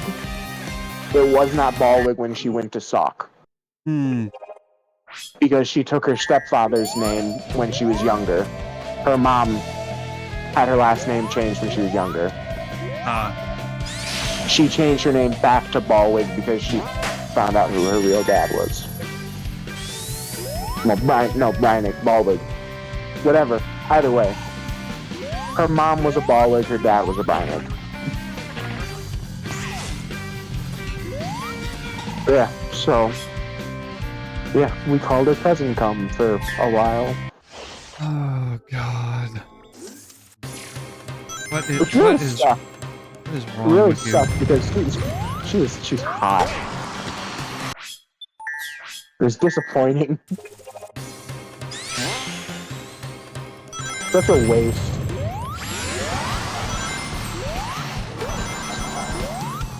There has to have been something in the water where you grew up. Nope. No? Are you sure? No. No, because ironically, most of the people who did weird shit where we're from aren't from here originally.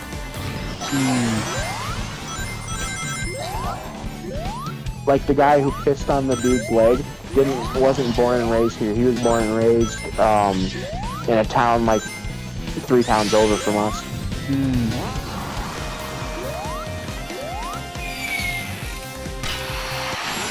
Also, no one ever really figured out why he pissed on the kid's leg. Probably because he was a guy and he thought it was funny. Yeah, but now he's on a sex offender registry. Yeah? Yeah, it's always funny until someone gets put on the sex offender list. Hey, listen, are jokes really ever funny if you're not risking being put on a sex offender registry? I'd say they are. I would say they are. No. It's like the old saying, it's not, the best jokes are based on potentially being a sex offender. I have not heard that, no. Can't say Yeah, well, people usually misquote it and say that the best forms of comedy are based off of truth. It's actually the best forms of comedy are based off of risking being a sex offender. Why do I have a doubt about that? Well, you always doubt me, but then I turn out to be right, and then you always feel like a fool. Are you though? I don't think you are. I think you're wrong. No, I'm usually right. No. Yeah. No. I was right about the Tyson Jake Paul fight being rigged. Okay. I didn't see it right away. I didn't watch the fight because I don't have Netflix. But was it rigged? Yeah, you could see Tyson pulling punches. Plus, it got leaked that Tyson actually got paid more if he let the fight go all 8 rounds and didn't knock Jake Paul out than if he knocked Jake Paul out in the first round. Because he was paid laterally, so the more rounds that the fight went for, the more he got paid. And if he knocked Jake Paul out, period, he basically lost like all of his money.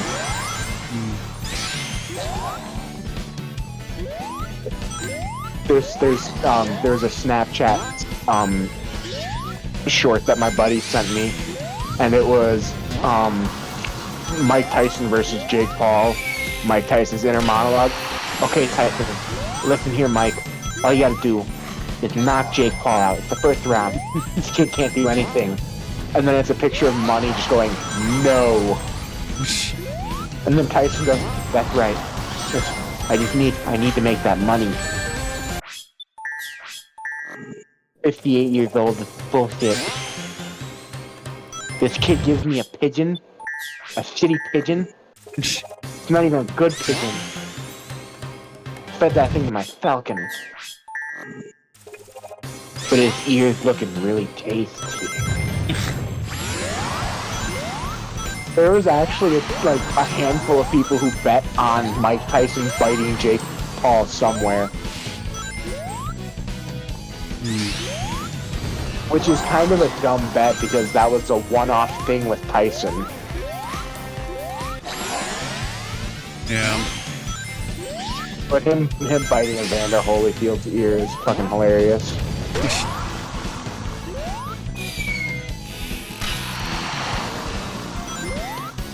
But yeah, no. I feel that fight was heavily rigged. Whether it was literally... I didn't watch the full fight, but I did see some clips, and based on the clips that I saw, it more looks like Tyson knew what he wanted to do / needed to do, but his age just didn't allow him to do it. No, there's a specific part that I remember, a specific clip, where the exact same way he knocked out fucking, I think it was Roy Jones. No, John Jones, I think it was. The exact way that he knocked out John Jones, he had the exact setup with Paul, and he just didn't take it. Like, you can see him about to go for it, and then he just stops. I definitely think that Mike was pulling punches so that way he could get the full payout. Because I think at this point Tyson realizes that he just needs money. Yeah. It's not worth him getting, killed over $20. So if he goes light on Jake and Jake goes light on him and they just make it look like a real fight, it's worth it in the long run.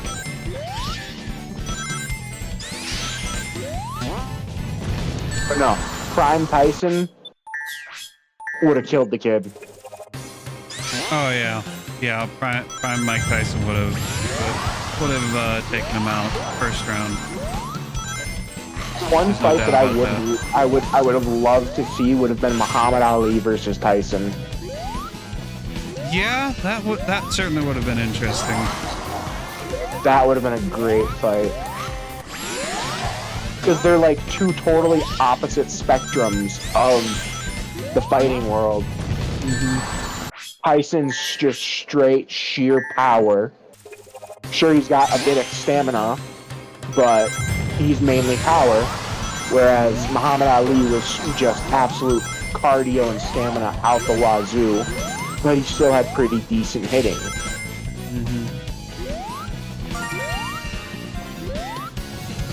But man, oh my god, I would love to see that fight. But the clip before Tyson knocks out one of the guys who knocked out Ali, where Ali just goes up and whispers something in Tyson's ear. Oh my god. Yeah, I love that clip. I did see like an Instagram reel that suggests the rigging was done when they got like up close and grappled.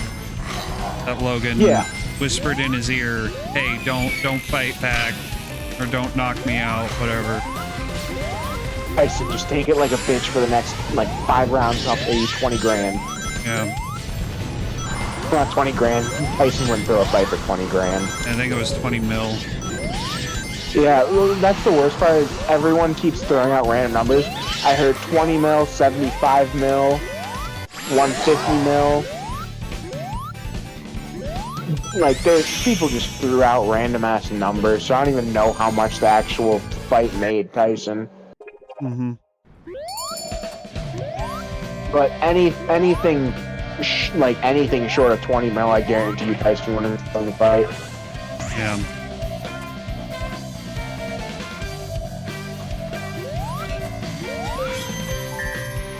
Like, if you watch Tyson's training videos, he definitely didn't have, like, age as a major problem.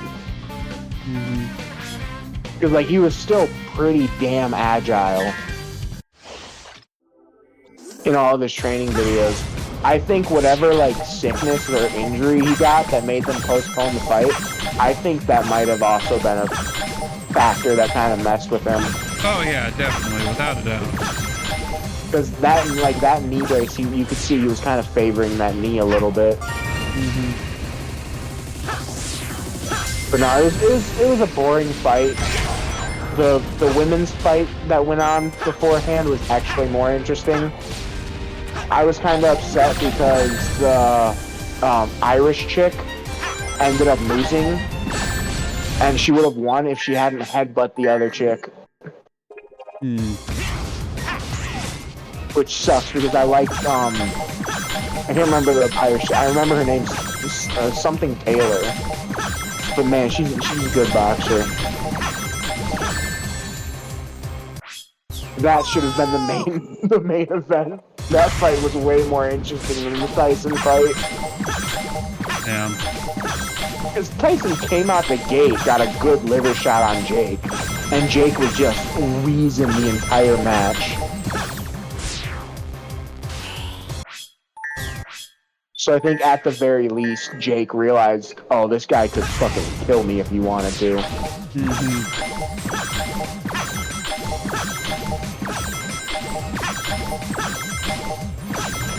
Honestly, if they wanted Tyson to get more fit, they should have just arrested him. Post-prison Tyson's terrifying.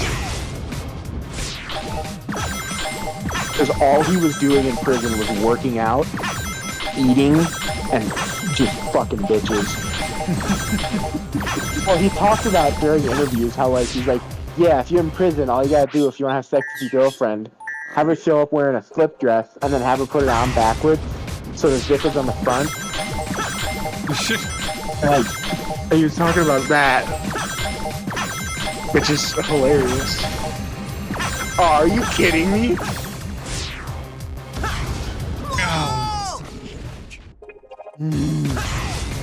I got warned on another Discord server because I sent a meme that said, we're putting cum in M&M's. We're doing what? We're putting cum in M&M's. Oh. That meme, I sent that, and the warning was, do you not learn? And I'm like, no, I don't. You don't. That's why I got kicked out of this server for like a week. Surprised they let you back in. I don't think Hannah did so willingly. I got booted and some people on here who I added. I was like, just send me the link, please. I'll apologize to Hannah. And Hannah made me apologize to her before she would, like, kick, so she wouldn't kick me again. Never in my life have I felt so dirty for apologizing for something. Because it's wrong to lie, Shane. Yes. Lying is wrong. Of course. And apologizing for something that you don't feel sorry for, in my opinion, is lying. And I sullied my soul. Did you though? Not really, I don't think so.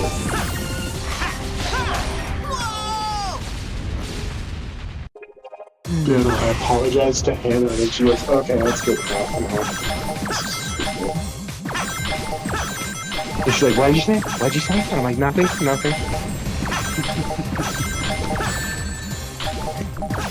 Fucking getting bullied by a furry. Oh shit. What'd you say, baby? What'd you say? Nothing. Stupid woman. I refuse to ever be bullied by a furry again. She gets very pissy at you if you call her a furry. She does, but she is! Am I wrong by calling her a furry? Is she not a furry? I don't know. Her profile picture is of a, like, furry character. Mm-hmm. So I feel like me calling her a furry shouldn't be that much of an insult. I think she takes it as an insult because of the fact that a disproportionate amount of furries, like, well, like, are degenerates. Shit, yeah. Are just degenerate filth. Well, So that's probably why. Maybe she shouldn't engage in a community that does that shit. I still, by the way, speaking of Hannah, I still have that fucking Impractical Joker smut that she wrote. Anyways, I'm gonna mute the mic real quick because I gotta piss, and I'm assuming you don't want to hear that. No, I don't. Please go. Please do Okay. not.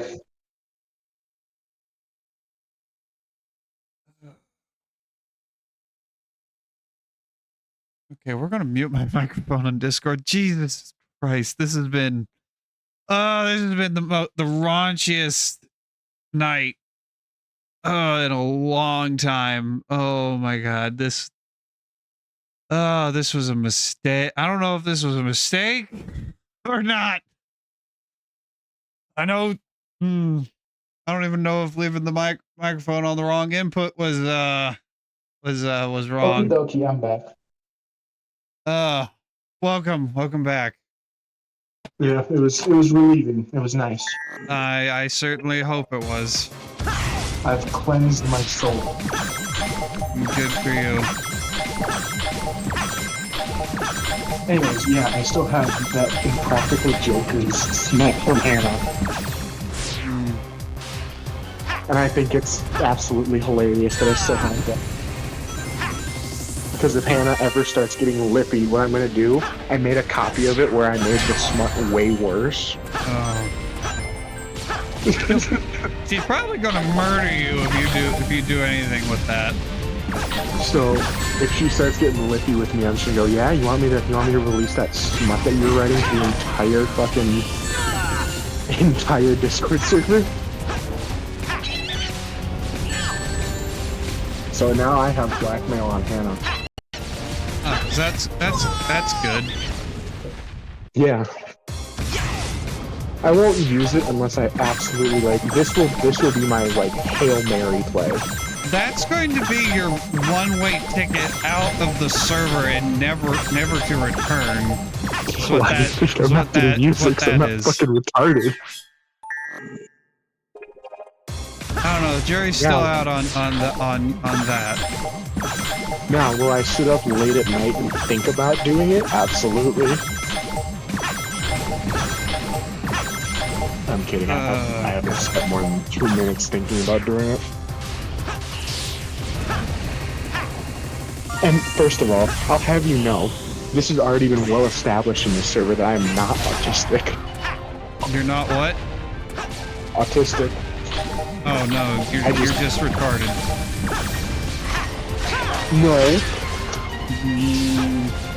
I don't know. I just act in a retarded manner. I'm not actually retarded. I behave in a manner similar to those who are retarded, but I am not one of their ilk.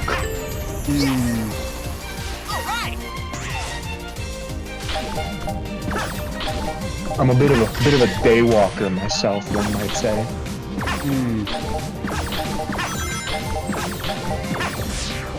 You know, I'm hoping you know what the term daywalker is referring to. Ginger? No.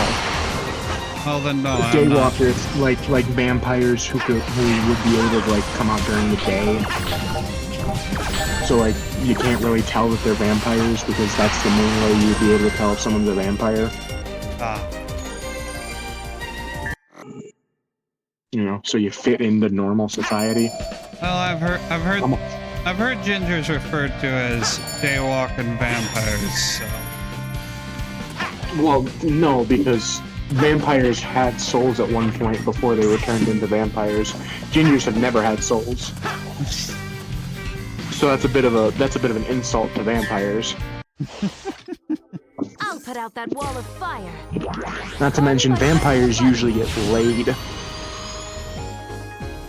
And you know, women fantasize about vampires. I've never heard of Which things are sexy about a ginger? Hey, redheads are sexy, dude. Redheaded women. Well, yeah, sexy. that goes without. Redheaded goes without saying. men. Redheaded men are terrifying.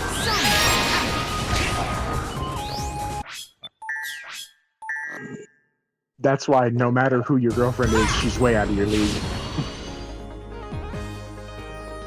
If only I was actually ginger, then your words might actually hold weight. Especially if your girlfriend's a redhead, then she's way out of your league. Here goes. Redheaded women and redheaded men having kids should be considered like a hate crime. Here goes.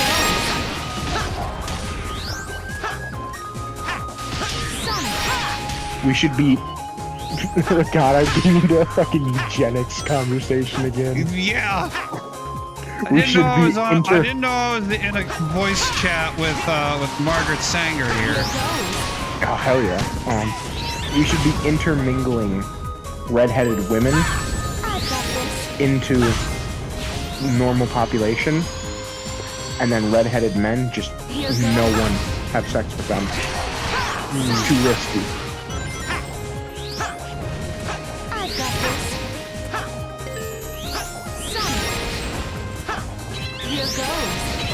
Oh, it's only one.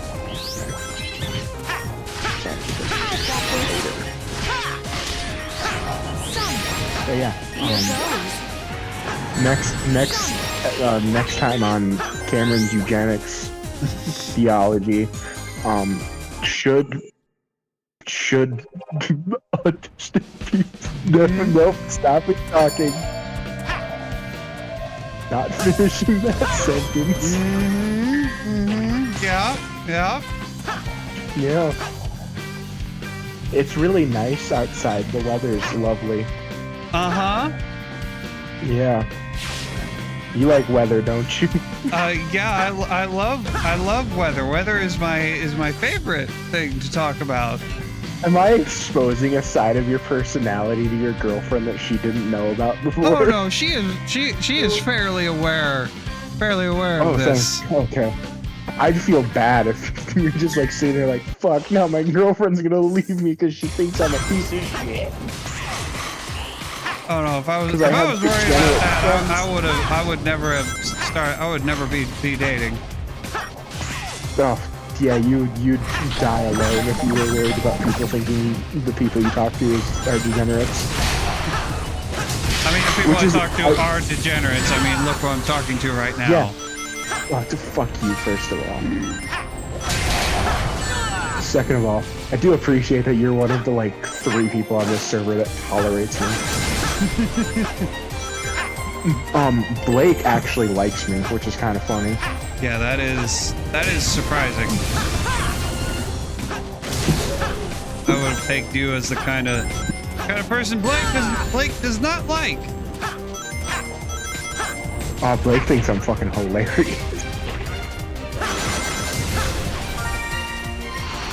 You know what, on second thought, that actually does not surprise me that Blake likes you. Hell yeah.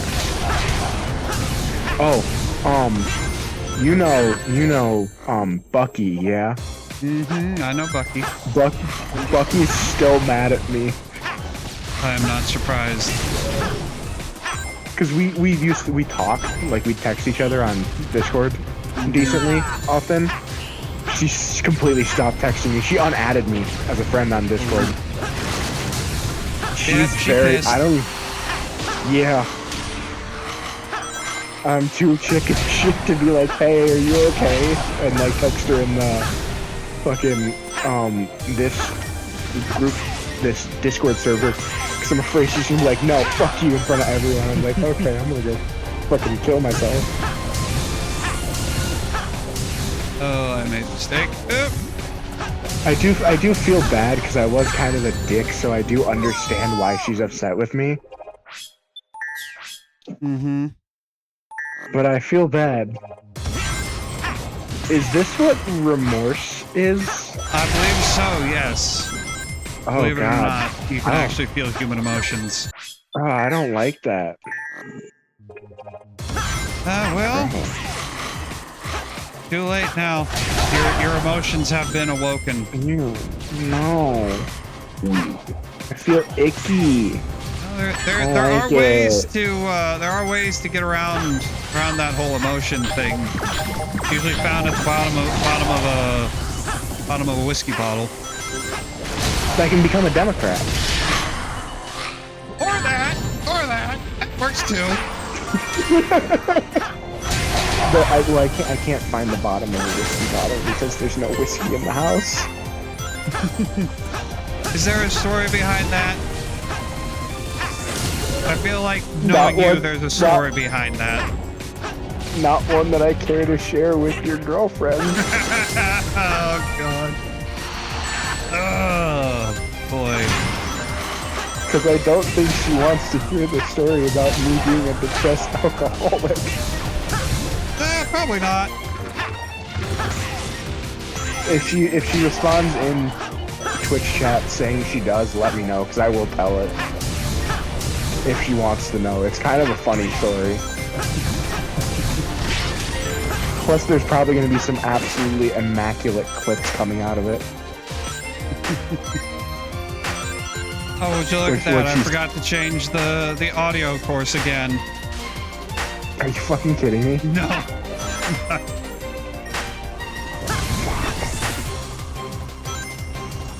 I am kidding. The people are now hearing.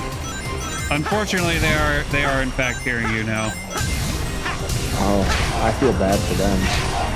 No, Have you gained any more viewers, or are you still at 1? I'm still at 1. Oh. I used to have an average view. I need to get a 3 average viewership with over the hours streamed within the past 30 days. I used to be at 1.6, but then I dropped down to 1.4 as I checked. I'm gonna be honest. I remember watching one of your streams. It's so much better being part of it than watching it. Well, you can do both. I still watch your streams on occasion. Well, I just like being part of them. I feel special. Oh, believe me, Cam, you are special. You are very special. Am I your special boy? Yes, you are my very special boy. Yeah, I'm a special boy. I'm not crying. You're crying. Shut up. I'm fine. I'm a special boy. Anyways, did your girlfriend want to hear the story about how I became an alcoholic in high school? It's kind of funny. Cyrano, do you want to hear the story of high schooler depressed alcoholic Cam? Oh, there's so many character arcs. I'm sure there are. That's great.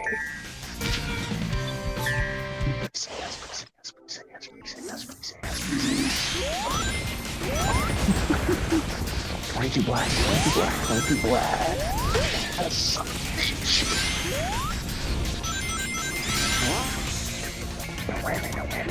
He says sure, question mark. Let's fucking go. Okay, so the story started out my 8th grade summer year, so the summer right after 8th grade. Not even a month before my freshman year started, my dog. Oh, no, God. Sorry, We're my cousin. With the dead dog? No, the dead dog comes later. Sorry, my bad. My cousin, who was a Navy SEAL, by the way,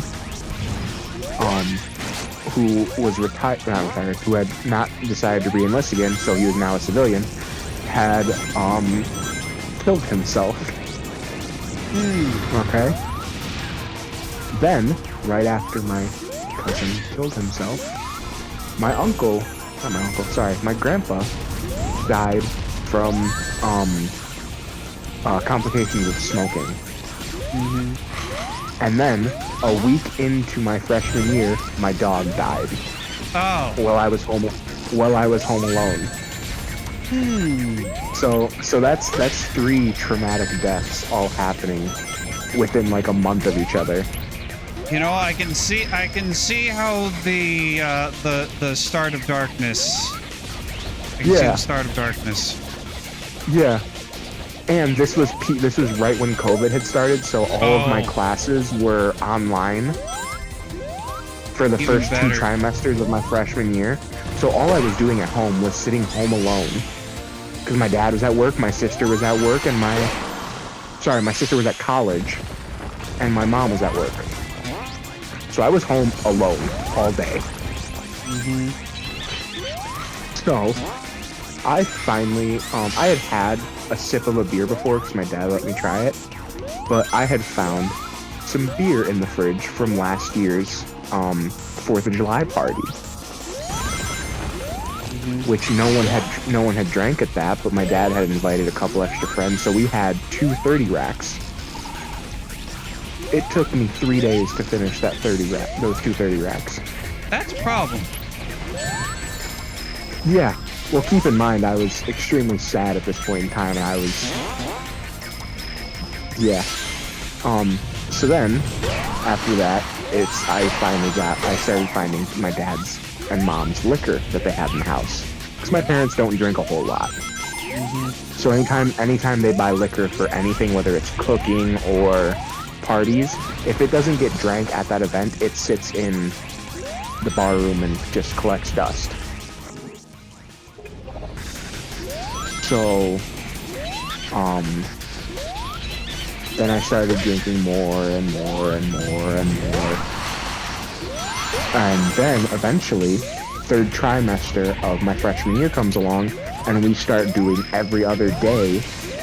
One day is online, the next day is in person, because they had A and B students. So A students would go on Monday, B students would go Tuesday, then A students, then B students, then it would keep repeating. So that way each student could get in one day out of the week, half of the week they'd go and then the other half would be online. Well, I showed up to my first day as a freshman hungover. Oh! So that immediately made me hate high school. Because my first experience with actually being in high school was, holy shit, my head hurts, I want to sleep, they won't let me sleep, plus I'm wearing this COVID mask, which I can barely breathe through. So it was all great fun. Oh yeah. And then I found out, holy shit, I can listen to sad music and drink. So then I started listening to sad country music while I was drinking. Oh, because that always helps. Yeah. And then we're going to fast forward through all the boring shit.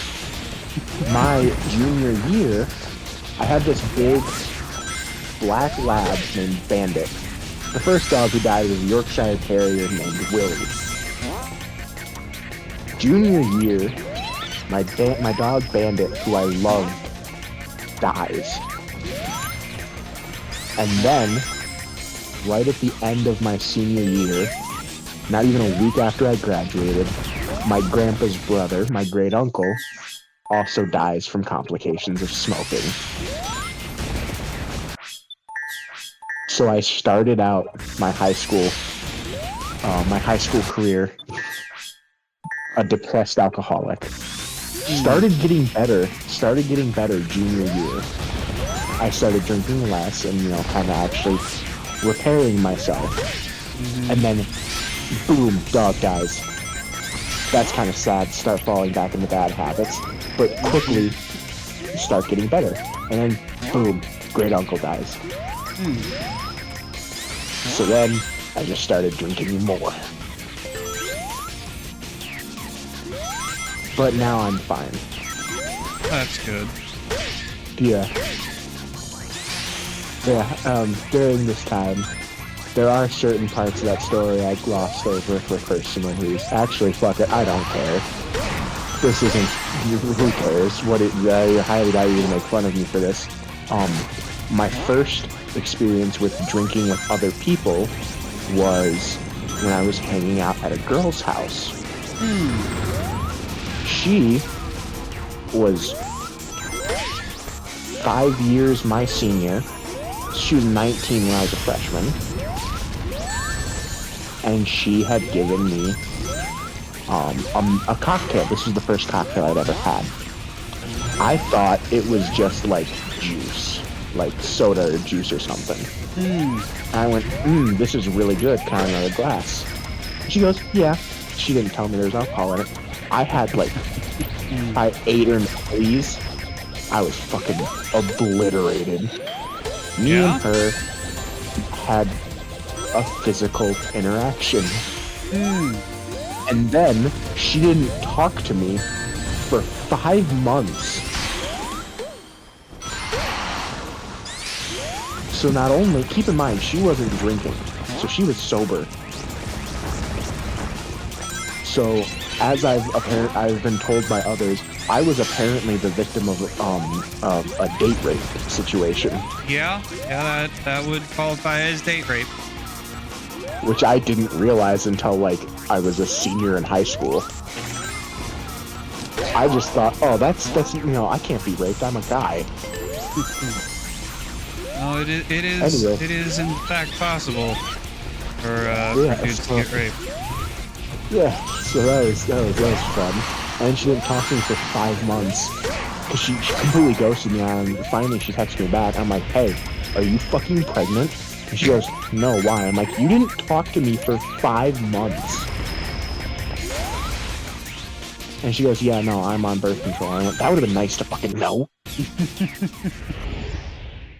Because I'm freaking, like, I'm having to deal with this all by myself because I can't tell my parents. I can't be like, hey, I'm 14. I knocked up a 19-year-old broad that you didn't even know I was hanging out with. Because she lived the town over, so she had to drive to my house to pick me up. Yeah. So it wasn't like, because it's where I live, it's not a situation where like you can easily walk from town to town, because her town is about 45 minutes from me as a drive. Yeah. So that was an interesting event. And technically, she's the last actual girlfriend I've ever had. You should probably I'm trying to work on that, dude. I'm on Tinder. Okay? Ah, yes, Tinder, where all the reputable girls are. I have a Facebook dating profile. Yeah, the only people you're gonna get there are divorcees. I'll take a milk. I'll gladly take a milk. But will a milk take you?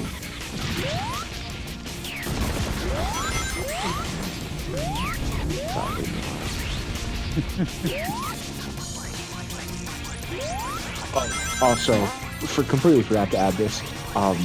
The girl who basically date raped me also kind of hit me on occasion. And by on occasion, I mean semi-frequently. But that's okay. Although, well, no. Technically, well, no. We weren't dating. We were just being, for lack of a better phrasing, adulterous. So there was a girl that I liked when I was a junior in high school. Okay? No, I was a senior in high school. She was a junior, and so was another guy who I was on the football team with, who actually quit his junior year. So I liked this girl. I confided in him. I'm like, hey, I kind of like this girl. I'm thinking about taking her on a date. The guy goes, oh, that's cool. Then I got I had an issue with my phone, and my phone had broken. So I couldn't text her. And it had broken on a Friday, and I was gonna ask her Monday. He fucking texts her on the weekend. She assumes I ghosted her because I didn't text her Friday. Like, I literally told her, hey, I'll text you when I get home. After we were talking to each other during school, and I just didn't text her. So he asks her out. She says yes. And then I get a new phone. And I text her and she's like, oh, I thought you didn't like me anymore because you fucking like ghosted me. I went, no, my phone died. And she went, oh, oopsie. Well, me and this guy are dating. I went, seriously? And she's like, yeah, he's actually not that bad, blah, blah, blah. Keep in mind, he's one of the, the best way to describe it is like extremely metrosexual. He's very effeminate. He loves the Beatles and he drives a VW Bug and he's fucking... Honestly, would have thought he was gay if he wasn't dating a chick. But she started confiding in me because he was smoking a lot of pot and started kind of pressuring her and doing sexual stuff that she wasn't comfortable with. So I'm like, you know, you need to like stop dating him. I'm not even saying this because I like you. Like, if he's pressuring you to do sexual shit that you're not comfortable with, you need to stop dating him.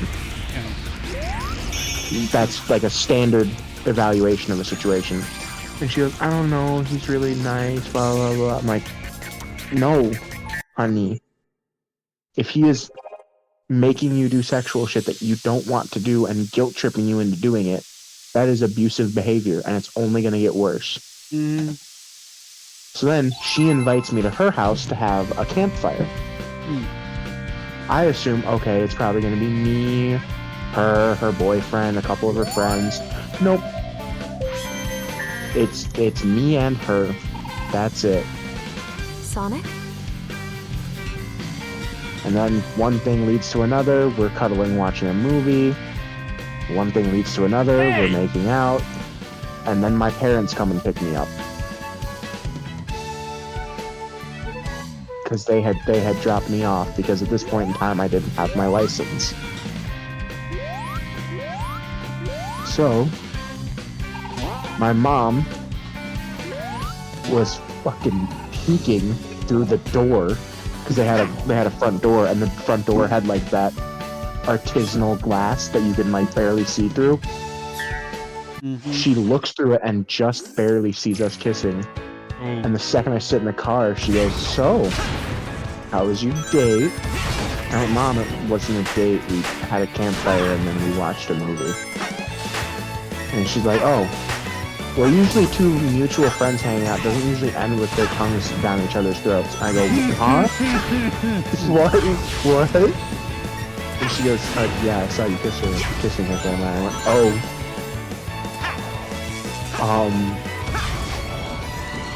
Okay. And then I just popped my headphones in and started listening to music because I didn't want to deal with that conversation. And then I text her, I'm like, hey, so bad news. And she goes, she thought I was saying that she was a bad kisser. She thought I was going to tell her she was a bad kisser. I'm like, no, my mom saw us making out. And she goes, oh shit. And I'm like, it's not that big of a deal. And then me and her got into like, I don't remember what the argument was over. It was something really, really dumb. Oh, the argument was over like, hey, I want it, because after I read it, I was like, I kind of want to enlist in the Navy, you know?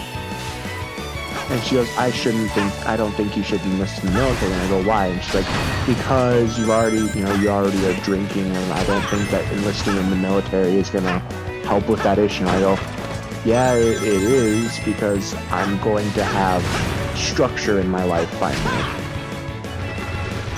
Instead of me kind of just being able to do whatever I want, whenever I want, I now have forced structure in my life, which is true. But she goes, no, I don't think it'd be a good idea. And then she stopped talking to me. And then she adds me on Snapchat like a month ago. And I just text her, I'm like, hey, how you doing, blah, blah, blah. And she's like, oh, I'm good. I made a joke about her adding me because her and her boyfriend broke up. And she went, no, we're actually dating. We're going to homecoming together this year. And he's like the perfect man for me. And I'm like, really? Serious? Like, he went from making you do sexual shit that you didn't want to do to the perfect man.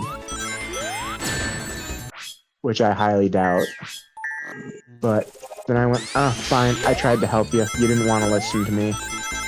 And then you invited me to your house under false pretenses.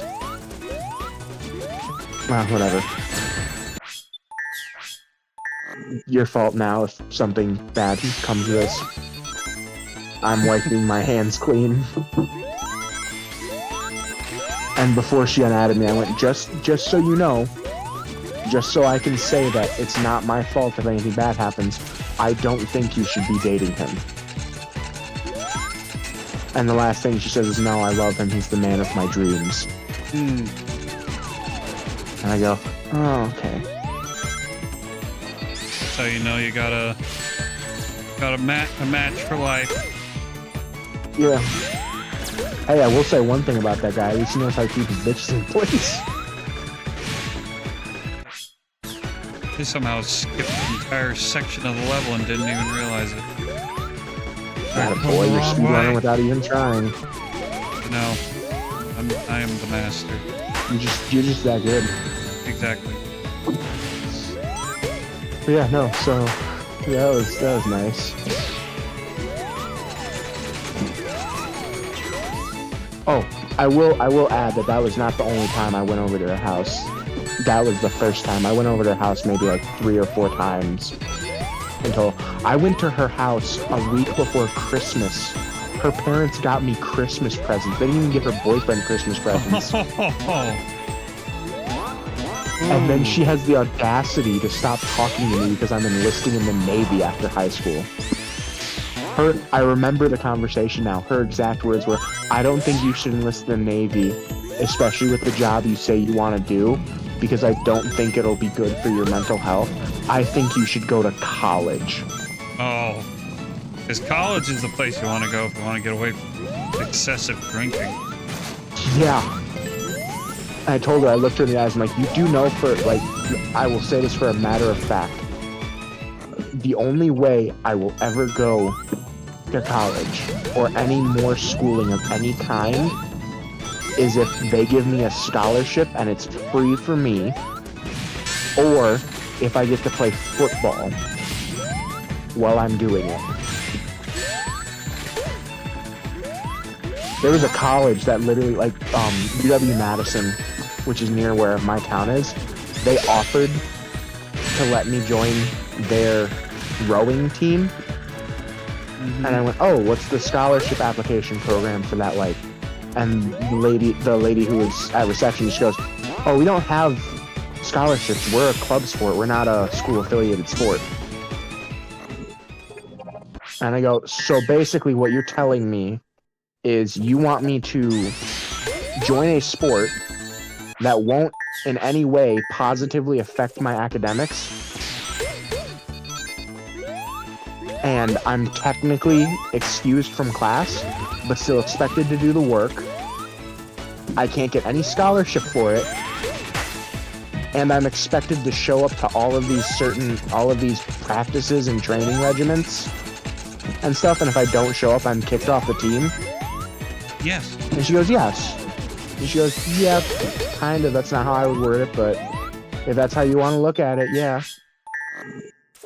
And I went, so you're telling me that the offer you're making me is you want to go to college, pay full price, and participate in a D1 sport that makes your entire college career 10 times harder. Also, you have to lose 120 pounds before we'll even let you actually participate in meets. Yeah, because for rowing you want thinner guys. Yeah.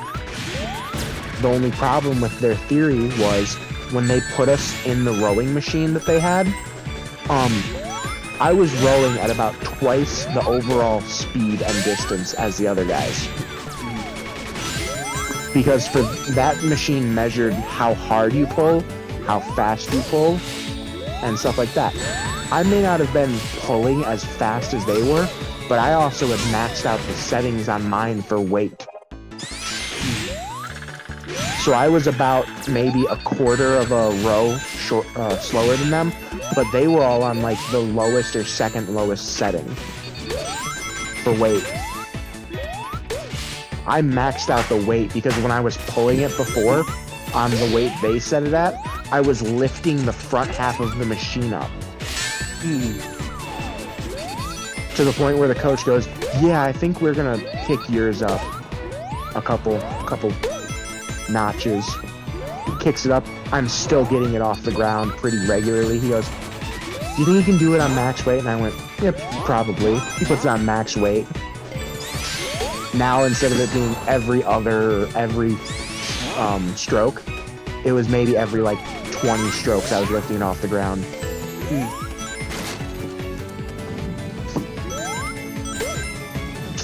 I just got it like that. So then, when we did a relay team, where there was 4 machines they had set up, and so they had 4 teams. Well, they had 4 screens set up and attached to machines, so they had 4 teams. There was enough for each team to have 5 people on it. So, the team I was on was me, 2 D1 track players, and a kid who was like 5'3". We set up the rotation where all of them went, we'll put you last, because what we're gonna do, us 2 track guys, will go first, so we can get us an enormous lead, and then we'll put you last, because you're probably gonna be like not able to keep up with them because I was fat. So they get us like maybe a half an inch lead over the other team. Then the second guy goes, he gets last, he ends up getting us in last place by 2 whole boat lengths. The other guy, he gets us 1 boat length forward. I go up there, since it was on the lowest setting, I'm fucking ripping that machine. Beating, like, literally, like, sweat is, like, running off of my head like a tap.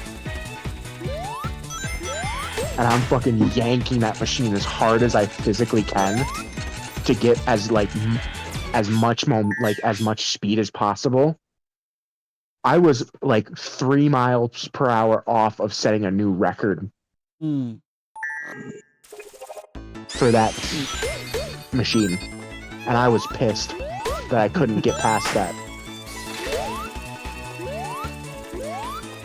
So finally, I take us from 1 boat length behind everyone else to 2.5 boat lengths in front of everyone else. Because I'm a fucking champ. And then the coach asks me, he's like, do you want to do this when you go to college? And I'm like, you guys can't offer me a scholarship, can you? And he goes, sadly, no. And I went, well, then I can't go to college. I can't afford to go to college. Because of how much money it's going to cost me to go to college. First of all, I don't even know what I would major in. Second of all, I would absolutely love to do rowing as a sport, but I can't afford to have a college career while I'm doing rowing.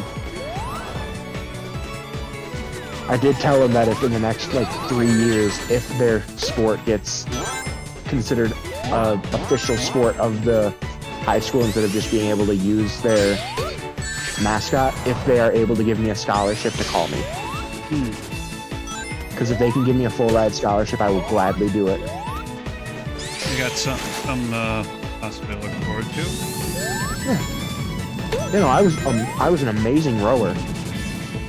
I was one of the shorter, ironically, one of the second shortest guy there, behind the guy who was on my team who was like 5'6".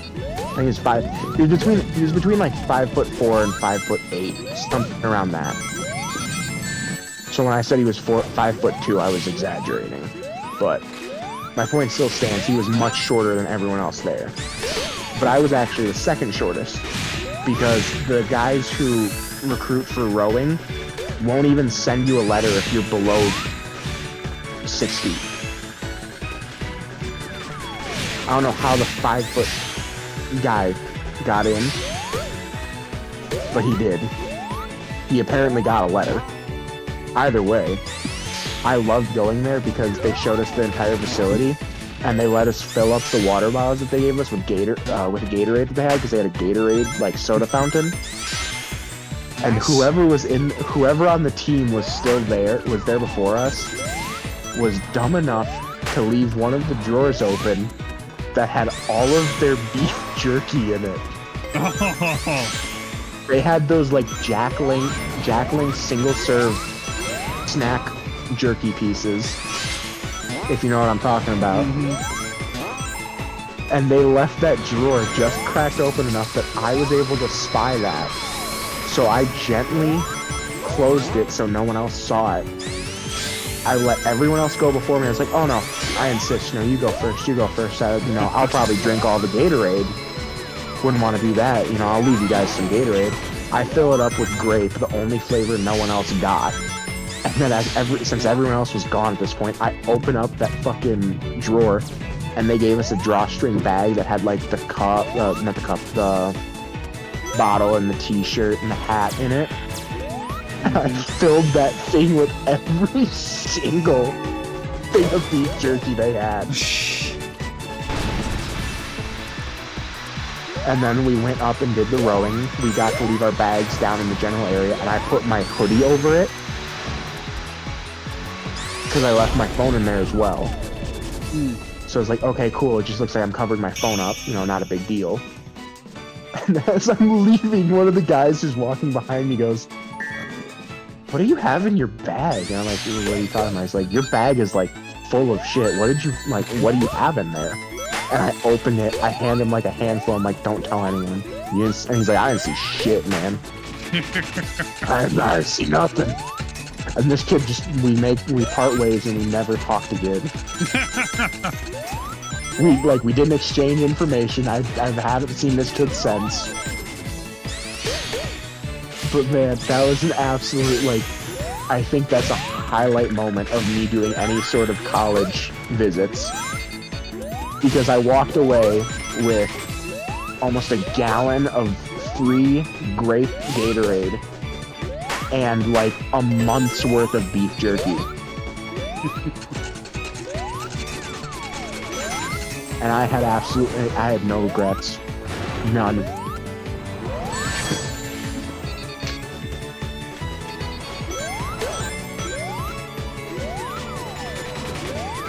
And I remember because me and one of my friends were talking about college visits, and he goes, yeah, college visits are the dumbest fucking thing ever. They give you a shitty t-shirt and a water bottle or something like that, and and they send you on your way. I'm like, yeah, well, the UW Madison rowing team is very, very accommodating. He goes, really? What did you get? I'm like, oh, a t-shirt, a bottle, a drawstring bag, and like 10 pounds of beef jerky.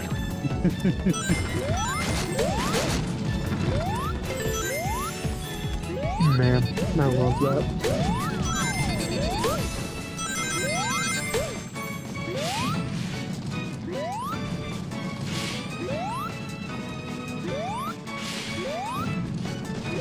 And it was the good Jack Links too.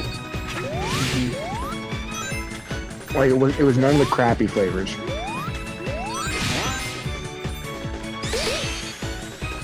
So good. Which I'm surprised that a rowing team, which is supposed to be full of skinny dudes, would give out beef jerky. Probably the unhealthiest brand of beef jerky.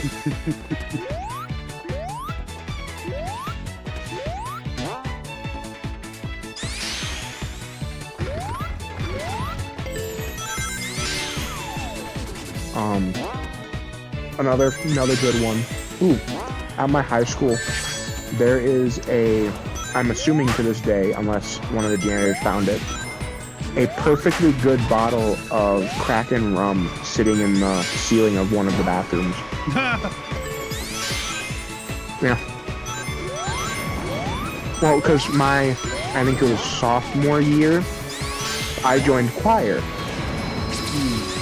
It was either join choir or band, or take a foreign language class. I didn't want to take a foreign language class, so I joined choir.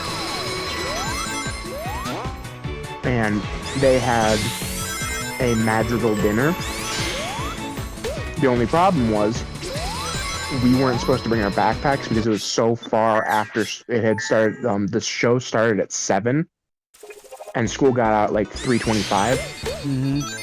So I couldn't bring my There was no point in me bringing my backpack to it because once you were there, we got costumed up and then the show started. Oh. So there was no time to be like, oh, I brought my backpack to do homework. So I stuck that bottle of Kraken in one of the bathrooms in the ceiling. Because my plan was, after the show was over, they had a dinner afterwards for all of the actors and performers. My plan was, because it was in the cafeteria, and from the theater to the cafeteria, we walked past that bathroom. I was going to walk past, say I gotta go to the bathroom, and grab that Kraken and put it in my costume. Because part of my costume, I was the barbarian. Part of my costume was a big fur cape. So what I was going to do is I was going to tie it to my belt and keep my cape over it so the teacher couldn't see it. I forgot to grab the fucking bottle as we went to eat dinner. And then, throughout the entire school year, there was never a time where I was able to get into that bathroom where I was the only one there and feel comfortable climbing up to the roof to grab, like climbing on the stall up to the roof to grab that bottle.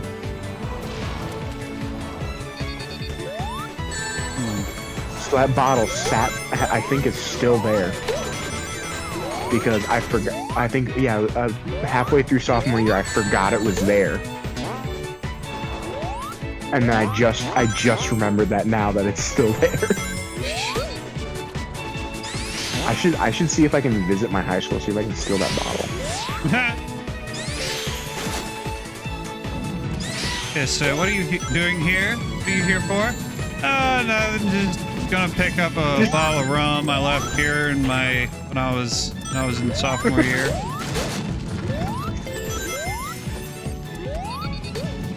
I had to age it, you know. Very important. I figured what better place to age a drink you drink when you're depressed than a high school, you know? Yeah.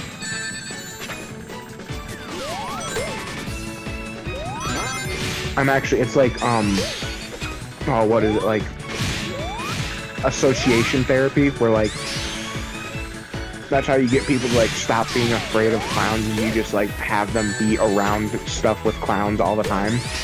You know? I'm running association therapy on my bottle of rum, so that way when I drink it, it won't make me depressed.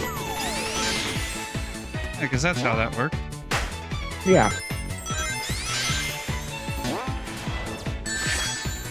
No, son of a bitch. Oh, did your girlfriend like my story about my depression and alcoholism? There was a lot of yikeses and a yeeshes, and I think she was ready to shoot someone at one point because she did a cocked shotgun. Where's she at? Oh, the girl who like date raped me? Yeah. I believe so. Yeah, she's kind of a bitch. It's fine, she's engaged now. Oh. Yeah. Good for her. And this is the only time in my life I've ever been able to say this. She downgraded from me.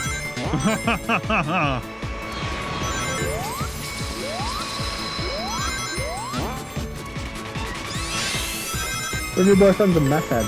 He has meth mouth. Yeah, as bad as you are, not as bad as a meth head. Yeah. Also, I looked him up on CPAP. He has like 6 domestic abuse arrests. Oh, even Yeah. greater. Of the 6, 5 of them were not. He wasn't found not guilty. They were dropped. Yeah.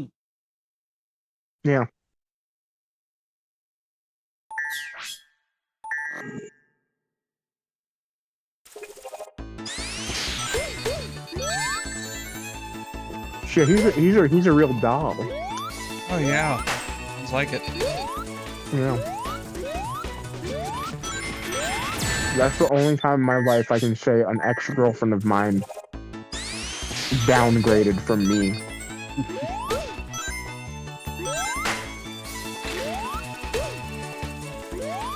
It feels good to say that. Sure it does.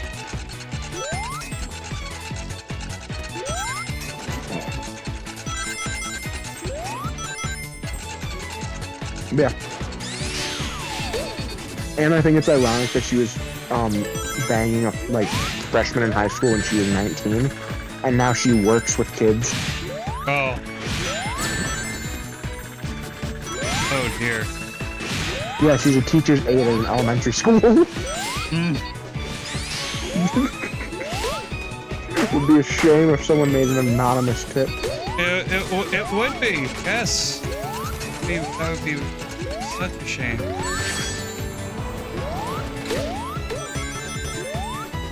It'd be so worth it if I did, though. I don't think the statute of limitations is met yet, so who? Probably Would it not. be? No. No, because in Wisconsin, where I'm from, it's I think it's 6 years, and it's only at most been technically 5 years, if that.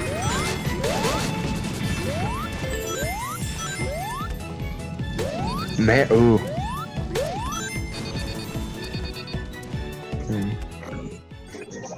But then she's gonna be on a sex offender registry for like the rest of her life. Ugh. I mean, she would have been anyway if you reported it then. Yeah, it's true. Like, I mean, this is the saddest part, is like she's actually really good with kids. I have literally zero understanding of what she saw in me as a 14-year-old that she went, yeah. She had hormones and she saw a vulnerable boy. It also probably didn't help that as a freshman I had a 5 o'clock shadow. Yeah, that probably. And I was 6 feet tall as a freshman, so Yeah, that would. I didn't exactly look like your average freshman. No.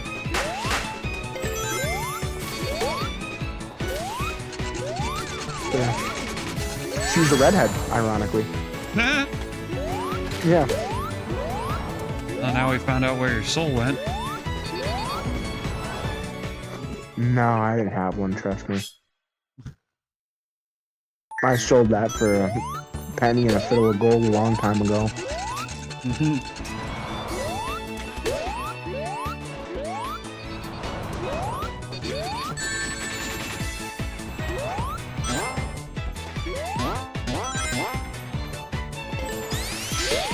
Rugrats is so, like, way more of a odd movie than I remember. What? The Rugrats, no, Little Rascals, sorry. Oh. It's a fever dream of a movie. Never seen it. It's actually not bad. I love the dog in it. The dog's adorable. Dog is always the best part of any movie. Yeah. Air Bud is an immaculate. It's a biblical shaking masterpiece. Yeah. That Air Bud right there is a cultural point. Oh god, yeah. Air Bud and Shrek. Yeah.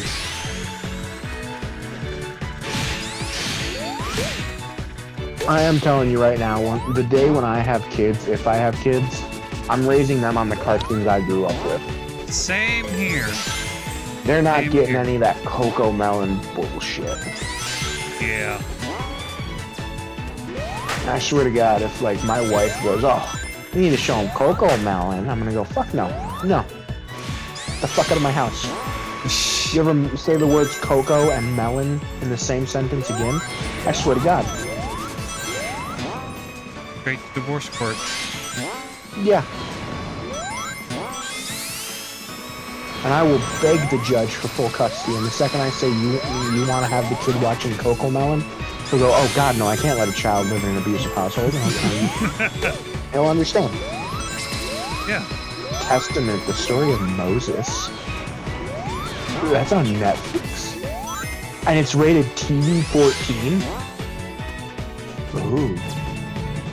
I'm saving that for later. It's a Netflix series, 3 episodes. From 2024, called Testament, the story of Moses. Damn it. But it's TV 14 because of fear and violence. I thought it was gonna be TV 14 because Mary Magdalene was in it. We gotta see some Mary Magdalene titties. Mary Magdalene wasn't in the Moses story. You're a couple thousand Right, she years wasn't. early. Yeah, you're right. Damn.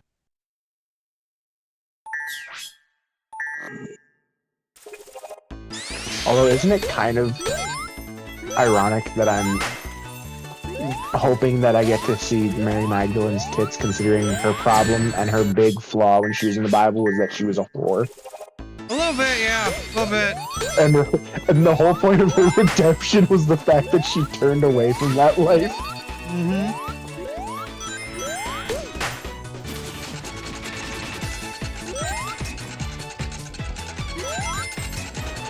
Oh, my sister. My mom's name was Mary. Oh, really? Any sort of issues I can help you with that? Sorry, what? Nothing. I'm pretty sure I heard you get my girlfriend's name out your damn mouth. I'm about to get old Will Smith up in here. Is your sister? Not your sister. God damn it. Is your girlfriend's name Mary? Yeah. I'm not gonna say anymore, but that is part of it. I'm gonna have to like Actually, leave. I'm gonna have to. Have shared. I'm gonna have to keep a sailor's log of information you accidentally tell us. Oh, you delete that. You delete that from your memory banks right now. I'm gonna piece it all together, and I'm gonna find out who your girlfriend is and be like, "What's up? How you doing, Shawty?" I'd prefer if you didn't. I think I might already be in hot water for accidentally sharing her name. All right. At least part of her name. I promise that the name that you have said will not be repeated to anyone I know. It stays here and it dies here. I guess it's a good thing the internet is forever then. Oh wait, are your Twitch streams like videos once you stream? Well, what happens is after 60 days, the VOD, video on demand from Twitch, which is the recorded stream, it gets deleted off Twitch. But for posterity's sake, I do re-upload the stream to a secondary YouTube channel for posterity. Just clip that part of the actually 1 second. At about how long have I been in this? Oh shit, I can't tell how long I've been in this. Never mind.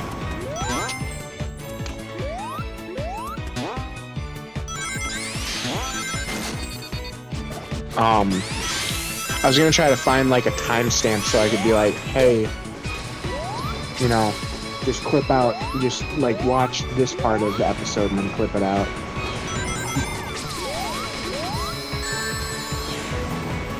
Damn it, if I could make these stupid jumps, that would be fucking amazing. Well, actually, at this point in time, it is currently 12:39.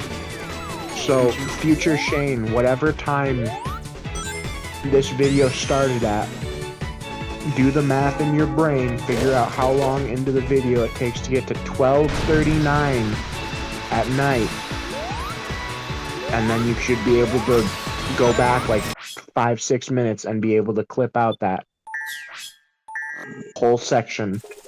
It's like it never happened. I got you, brother, don't worry. Big ups to my boy. I swear I'm going to riot if I fail this stupid S rank one more time. Can we do a January 6th? Yes, we will do a January 6th because I cannot get the S rank on this stupid mission. Let's go! Can we storm, actually, now that we mentioned January 6th, can we storm my state capitol building because my governor's an asshole and a huge liberal shill? I guess we can find the time. Let's go! Fun fact about my governor, my school recently got a grant from the state government to modernize and make their welding area safer, because our welding area used to have really, really bad ventilation. So when the school was getting renovated, the state gave us a grant, basically from their own funding, to allow us to get really nice filtration and airflow in that welding area. And so because of that, the governor came there to do a photo op. I was told that I would not be allowed anywhere in that section of the building because when I found out that the governor was coming, I said, and I quote, "Oh nice, this is my baby driver moment." So my teacher went, "Okay, you're gonna stay here during lunch with me." And I went, "Why?" It was very obviously a joke. First of all, I don't have a gun. And then she heard me say the word gun, and she called the school resource officer to search my backpack. And the school resource officer went, "Why the fuck did you do this to me?" And I went, "First of all, I didn't say I was gonna shoot the governor. I made a joke about the movie Baby Driver, which was very obviously a joke that she wasn't supposed to hear, because I didn't say it to her. I said it to one of my buddies. And then I made a JFK joke afterwards, because it was supposed to be funny. We were supposed to be having a good time and laughing. And then she kept me after class. And for a second, I couldn't tell whether or not she was mad at me for the joke, or whether she wanted to have sex with me. Because she was one of the younger, hotter teachers. And I had assumed she had picked up on the fact that I thought she was really hot. Sadly, that was not the reason why she kept me in class. Oh, sadly. Which is disappointing.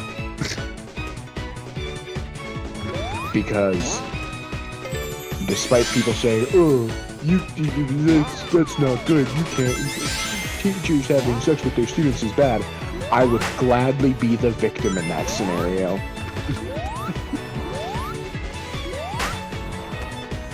And then, because I'm not a snitch, I'd keep my fucking mouth shut. One kid would go out and be like, she said I was cute and she touched me and I didn't like it. I'd be like, shut the fuck up.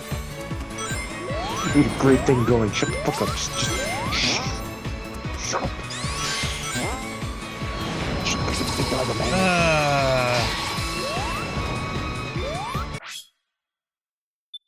Oh boy. I would have gladly been fucking victimized by that woman. Oh my god. Yes, this is much easier and much more enjoyable than that Crossworlds bug swarm game thing last night.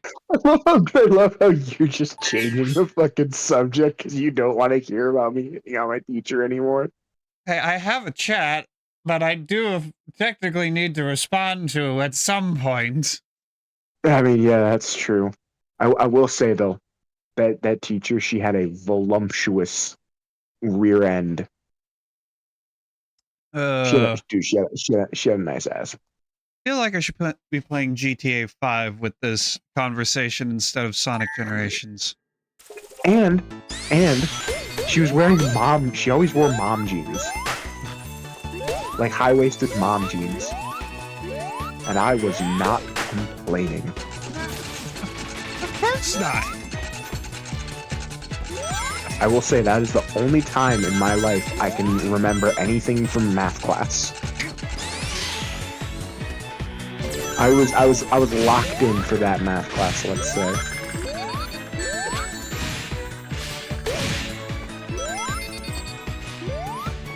Which was funny because she talked to me later on during that class and went, you know, Miss Aderer said that you really didn't pay attention in her math class and that you like didn't do it. Why are you so like attentive in my class and actually like doing a good job? I'm like, I don't know, I guess you just teach better than she does. Which is also true. She was a better teacher than Miss Aderer. A bitch.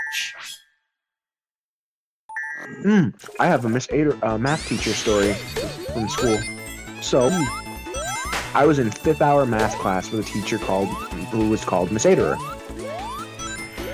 One day, the bathroom pass in her class went missing. It was gone. So I had gotten up to go to the bathroom, and I was like, "Hey, Miss Aderer, do you have like the bathroom pass in your desk or something? It's gone." And she goes, "What are you talking about?" I'm like, "Your bathroom pass is gone. Like, it's not up on the filing cabinet where it always is." So she pauses class immediately and tells everyone to like look around, see if it's anywhere around them, blah blah blah blah. And then she claims one of the students in that class stole her bathroom pass. So for 2 weeks, she said that until she got her bathroom pass, no one was allowed to go to the bathroom. 2 weeks later, I had to pee really, really bad because we had a football game that night, and I had been drinking a lot of water to stay hydrated because it was a bit warm outside. Yeah. I'm like, "Miss Aderer, I know your pass is missing, but I need to go pee now. This is not a situation of wait until class is over. There's half an hour left in class. I need to pee now. Please. I'll leave my phone on your desk, whatever you want, but I need to go to the bathroom, like really bad." And she goes, "No, not until I get my bathroom pass. No one can go to the bathroom." I'm like, "Miss Aderer, please.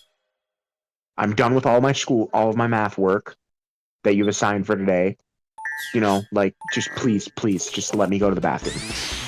I really, really need to go." And she goes, "No, my bathroom pass is missing. No one's going to the bathroom." And I said, "Fine. Here are your choices now. Either you give me permission to go to the bathroom, or I whip my dick out and piss in your trash can right here in front of you." Keep in mind, I was a minor at this point in time. So, I think I kind of put the fear of God in her. Because I looked at her and I'm like, "I will whip my dick out and piss in your trash can right now, or you will let me go to the bathroom. I have to pee unbelievably bad." She goes, "First of all, Cameron, that's extremely inappropriate. Go sit down." And I go, "Fine. You've made your choice." I start to like slowly unzip my pants. Oh, God. And I just go, "I'm just fucking with you." I walk out of class without her permission and go pee in the bathroom. And then she locked let me me out. guess, you got detention for that. She locked the door behind me after she saw me walk out. My friend brought me my backpack after class so I wouldn't have to go in to talk to her. Next day at school, she goes, "You were supposed to be in lunch detention today." And I went, "Well, I didn't know that." And she went, "Yeah, well, you would have known if you had come back into class to talk to me about it." And I went, "Oh, sorry, didn't know I needed to do check-ins with you to see if I have lunch detention or not." And she goes, "Okay, well, guess what? you're staying after school. And I went, the fuck I am, and I walked out of class. You were not a favorite of the teachers, were you? No, she was the only teacher that didn't like me. She was a bitch. I wonder why. Yeah. It's fine. Everyone in that class thought I was on my side for everything I did in her class, because she was literally a raging bitch. Not a single teacher, there were teachers in that school that openly stated they didn't care for her. Hell, the closest, we even got the principal to say that he wasn't the biggest fan of her teaching style. Which was his way of saying that he didn't like her, because he legally wasn't allowed to say that. Yeah. So the amount of high fives I got as kids were leaving class. Because I said it loud enough, the thing about whipping my dick out and pissing in her trash can loud enough so everyone in that class heard it. I did not whisper it as like a threat. I said it as loud as physically possible, and they heard me unzipping my jeans. Because after I said that, everyone fell dead silent. Like, you could have heard a pen drop. And they heard my zipper go, like, shh. And they were like, oh, shit. He's actually doing it. Because they thought I was bluffing. Like, they were all like, there's no way. There's no fucking Cameron's gonna do that. So I was fucking taking it as far as I felt comfortable. Hallelujah, I finally did it. I got the S rank. Let's go. Good job, I'm proud of you. Now back to the pissing in the trash story. Yeah, and then I just turned around and left because I was like, I'm just fucking with you. I definitely kept that teacher on her toes. Oh, yeah, I can imagine. Well, so one of the things that we did, she would have us do pattern games. Like, there'd be like shapes. I think it was like there was 4 shapes in a row, and there were 3 rows, and they were randomized, and there was 3 pairs with 4 boxes each, and in those boxes they had shapes that matched for one reason or another, whether it was the number of shapes, the color, or the shape itself, and there had to be a certain amount of things in common. I was really, really good at this. Everyone else in that class apparently sucked at it. Because one day we were going, if we had gotten this record, we would get like a reward or something. So everyone in that class knew that I was really good at this. So they kept saying, Cameron, just go up for me. I don't care. They're like, Cameron, you got this, just go. So they let me stand in front of the class and do it. Next time we did that, she said, okay, new rule, one person can only enter one combination of shapes. So once you've entered it, you can't enter anymore. So I sat next to 2 of my buddies, and I would get all of the combinations, and then I would, like, on the whiteboard, I would circle the ones they were supposed to click. And we still got the record doing that.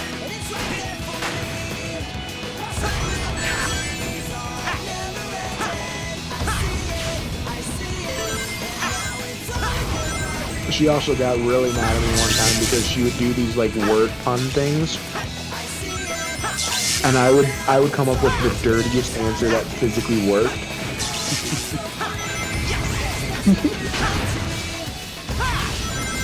And one of them, I don't remember what the sentence was, but I remember my answer was anal contusions. And it rhymed with the sentence better than the answer she gave as like the correct answer that was on the card. I was pissed.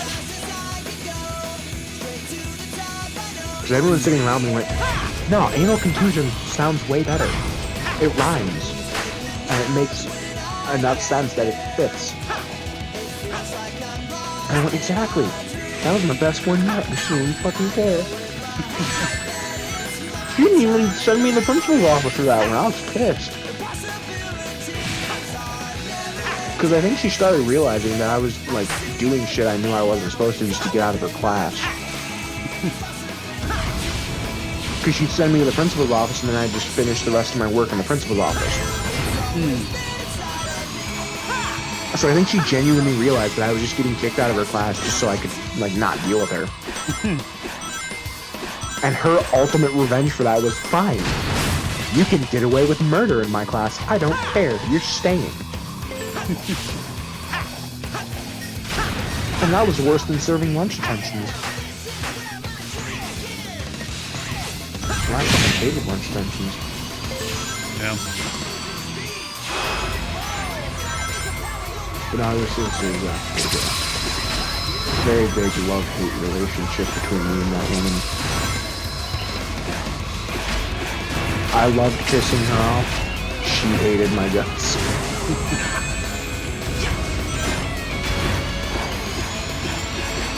She got really pissed off when she found out, because during her class I really wouldn't do any math, because I just didn't care. She got really, really pissed off when she found out from another teacher that I was really good at math.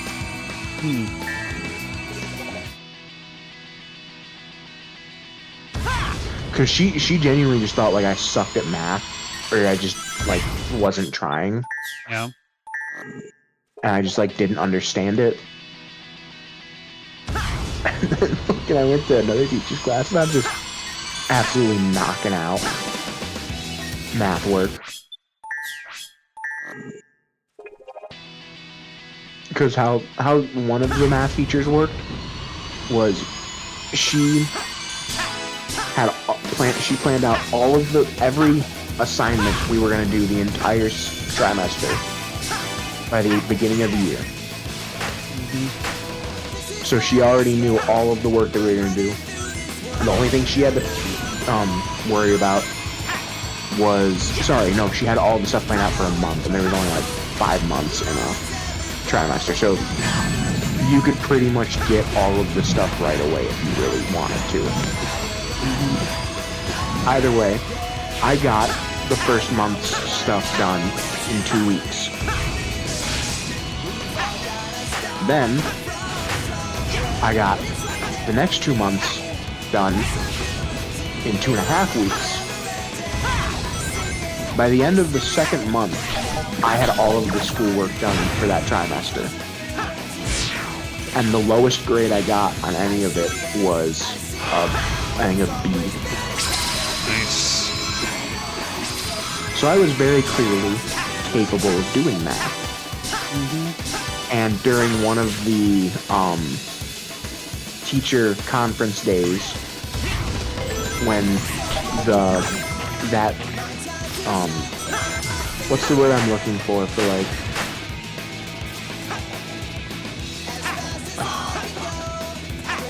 like there's history, science, that curriculum of like that specific curriculum, teachers, whatever, they met up and they would talk about like what the plan for next trimester was, how their current classes are doing, like if they need to put calculus before trigonometry next year, like what is working best and stuff like that, like what their ideas are. And for some reason my name got brought up. And Miss Ader went, "Oh, I feel bad for that kid. I don't think he like understands math at all." And Miss Baglinger just goes, "What are you talking about?" And she's like, "Yeah, when he was in my class, he really, really struggled with math. Like I'm worried about him maybe having like a learning disability or something because he just couldn't understand math." And Miss Baglinger just goes, "What the hell are you talking about? That kid's already done with all the classwork for my class." And Miss Ader just went, "Oh." Miss Baglinger ended up sitting me down and she's like, "Did you bullshit around in Miss Ader's class because you didn't like her?"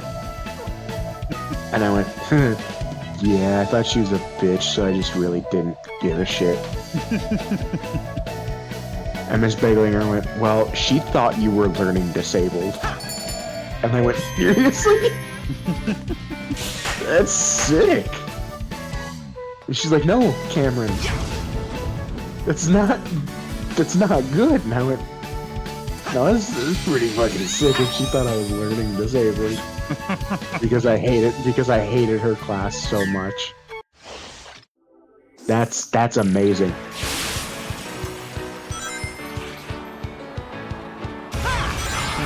I don't think I've ever felt that much pride in someone thinking I was retarded as in that moment when I convinced a math teacher that I wasn't just not doing work because I didn't like her. I convinced her that I was genuinely learning disabled because I did not want to do her schoolwork.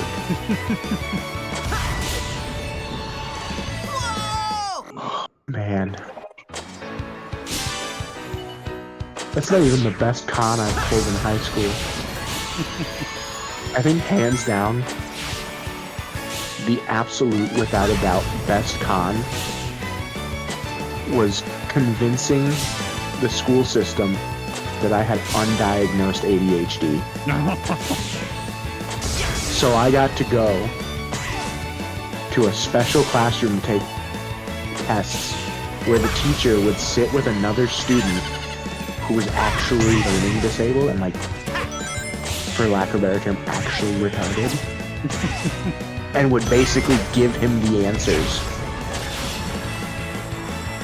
So I would just wait for her to start reading him a question, and then she'd go, so if this and that and this, and then I'd go, oh, this answer should be cool. Didn't have to put a single bit of brain power into taking any tests throughout high school. Oh my god. That's some supervillain little shit right there. It was great. And I had every teacher at my school honestly convinced that I had, like, undiagnosed ADHD. And you want to know how I convinced them I had undiagnosed ADHD? How? Fucking because I just didn't like sitting in a classroom all day. So they went, oh, he has ADHD, that's why he obsesses on things. And I'm like, no, I don't have ADHD, I'm just a guy. Yeah, imagine that. Dudes just, like, hyper obsess over weird random bits of history. Not abnormal.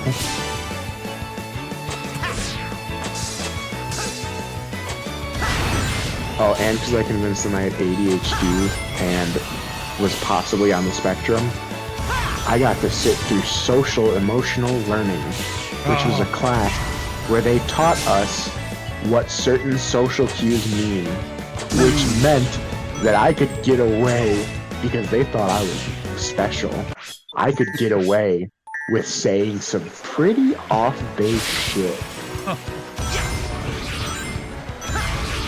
And then when they were like, why would you say that? I was like, oh, I thought I was joking around with that teacher.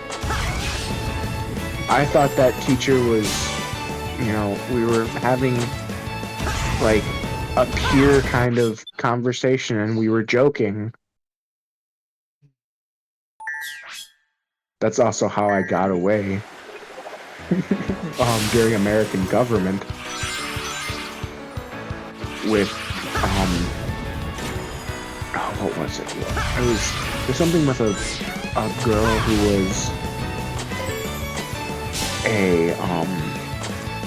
very liberal, and she was talking about how abortion is a woman's right, and I went, yeah, because murder is definitely a human right, and it made her, like, start crying.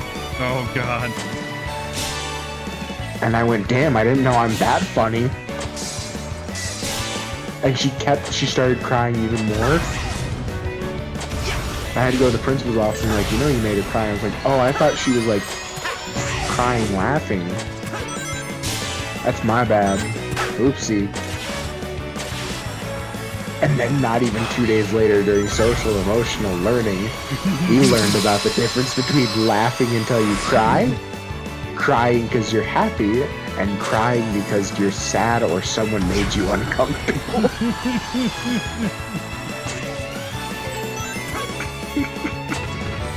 And the worst part is, I probably had better understanding of people's emotions and like social cues than some of the teachers who were teaching us about social cues did.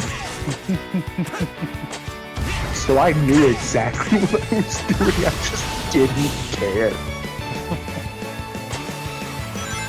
Cameron, you know when you said that, you hurt that person's feelings, and I went, yeah, no fucking shit, I don't fucking like him.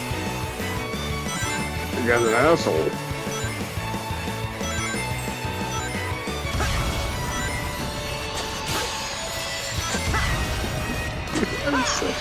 I was such a piece of shit in high school. Oh my god. No, 0.33 milliseconds off from getting S right. Ah! I will say, until the day I die, I think that is my greatest achievement. Yeah. Yeah, and Cyrna says in order to have a con like that, you definitely need to have a solid base in human emotions. So, as much as you wish to deny that you have emotions, you must have a very solid base.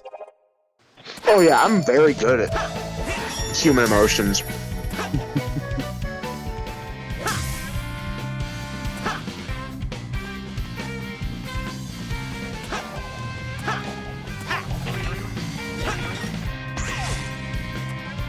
Oh, but yeah.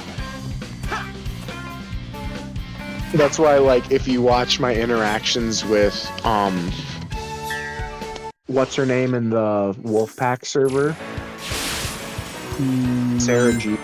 Oh. Yeah. I very intentionally, like, it's from, if you've seen the movie Accepted, which I doubt you have. No, never even heard of it. Okay.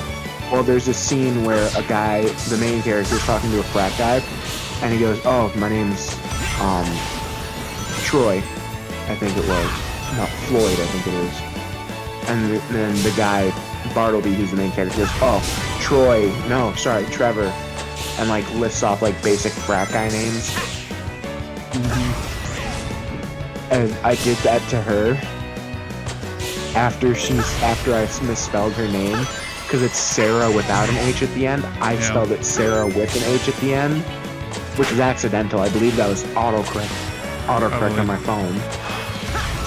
Either way, I started calling her, I called her Sasha, Samantha, Shaquaque, that's my favorite one. Shaquaque. Yeah. And to this day, I have only referred to Sarah as Samantha. I got turned around. Samantha, Sasha. I've never once called her Sarah.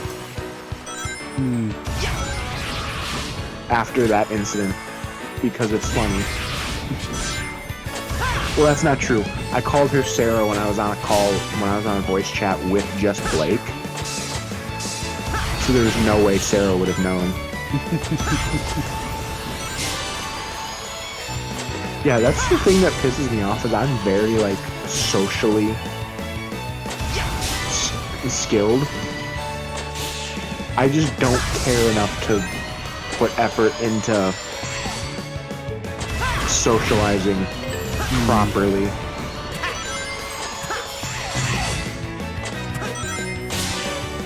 Like when Hannah was getting upset with me that one time, I'm like, oh shit, my bad, I didn't realize it. I knew she was upset with me, I just didn't fucking care. I was pissing her off because I thought, no, Hannah. When Hannah was upset with me, I was just pissing off Hannah because I thought Hannah was being a bitch. And I was like, joke's on you, motherfucker. I had an IEP during high school. I'm still allowed to use the retard card.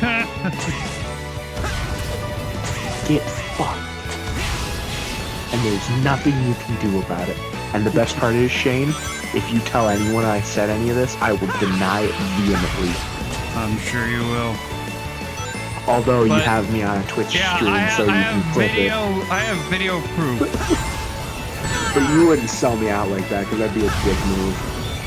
don't know if the price is right. I'll pay you $5. You're gonna need to do more than $5.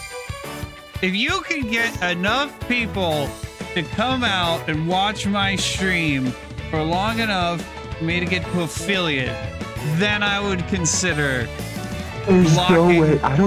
I do not have enough friends or people I know. Well, then I get guess I'm gonna have to snitch. Sucky. Love you long time. I love you long time. I pay you $5 to let me sucky. No, sucky. No love you long time. I don't think he's doing this drunk steer now. I think he's left the drunkenness long behind. Oh no, I'm sober as the day I came out the womb. Although that's not saying much considering I'm Irish, but you know. I mean, I'm Irish German, so I got a double dose of the alcoholic genes. Irish, German, Scottish, Native American. Oh God, you got it all. Mm-hmm. All I need is Russian, and I pick the fucking. You get the jackpot of alcoholism. Yeah. But although the Native Americans very, very small amount. Like, I think less than 1%. Less than 1%. Either way, yeah, no, I haven't had an alcoholic beverage in over a month. And it sucks. I want a beer. I like beer.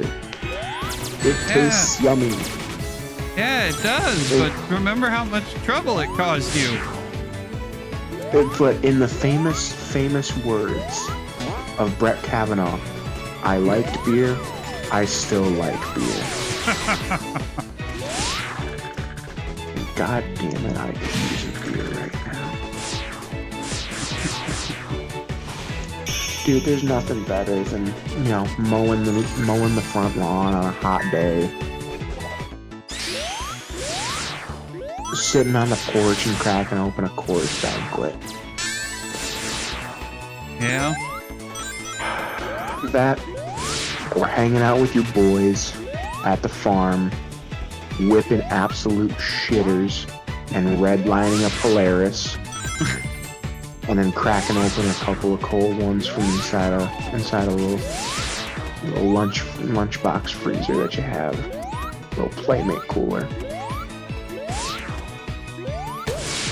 Nothing better.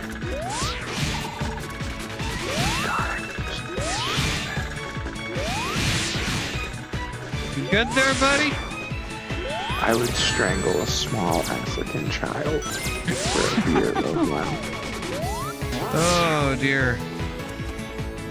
And yes, I specified African because now not only am I murdering a child, but I'm also murdering an unarmed black man.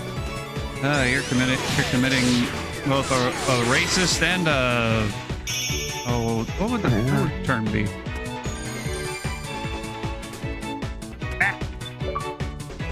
Morally reprehensible would be the term you're Yeah. looking for.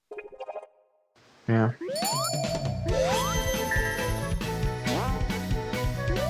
Like I'd do it not even for like a good beer, like a Coors Banquet or a Yellow Jacket or like a Busch Light. I'd do it for like a crappy one. I don't know. You do it for a Bud Light? No. No. No. No. No, I wouldn't even have someone pay me $50 to drink a Bud Light. That is. Are you afraid you'll Bud catch Light. the gay? No, I didn't like Bud Light even before they were gay.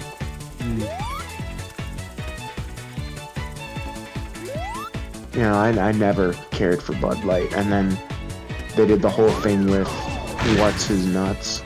Dylan Mulvaney. Yeah, Dylan Mulvaney. And my friends all went, "Oh, I can't drink Bud Light anymore. It's fucking gay." And I went, yeah, well, joke's on you, buddy. I hated Bud Light when it wasn't even cool. I just didn't care for the taste of it.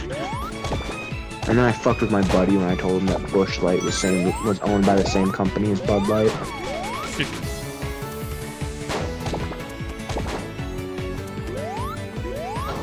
So I drink Coors.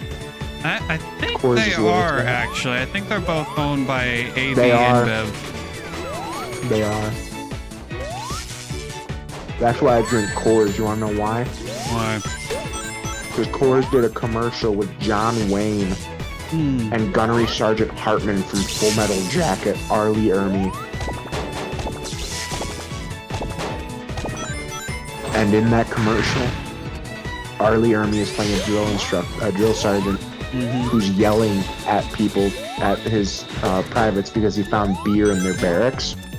And then John Wayne walks up as General Patton. Patton, and goes, "That's my beer, Pilgrim." And to this day, that gives me a freedom boner. There's nothing more American than a beer commercial with the Duke and Gunnery Sergeant Hartman. There's nothing more American. No. You could have George Washington having sex with Lady Liberty while a bald eagle is on his shoulder like a parrot in the middle of a football stadium, and that's still only slightly more American than that commercial. God, I watch that commercial just for fun sometimes when I'm worried about the state of the country. When I'm like, God, this country's going to shit, I'll just be like, no, it's okay. That and the song Asshole, because it's one of the lines, and I quote, is, "John Wayne's not dead, he's frozen. And when we find a cure for cancer, we're gonna thaw out the Duke, and he's gonna be really pissed off." Yeah. I do hate that people said that John Wayne was racist, because he really wasn't. Was he a little bit prejudiced? Maybe, but that was the time he grew up in. Yeah. He worked with plenty of African American stars in movies, and they never complained about him. Plus, he's John fucking Wayne. The man's more American than an apple pie getting fucked by an eagle.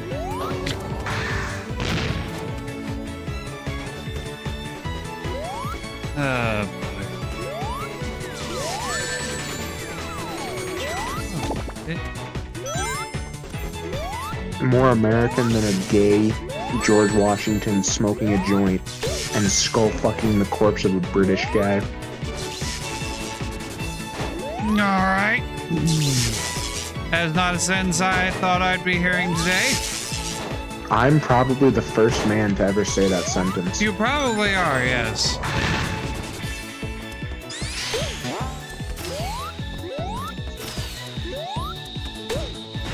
John Wayne's my hero.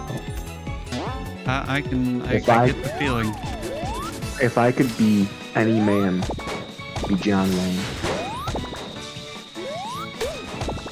I would sell my soul to the devil to spend a week in John Wayne's shoes.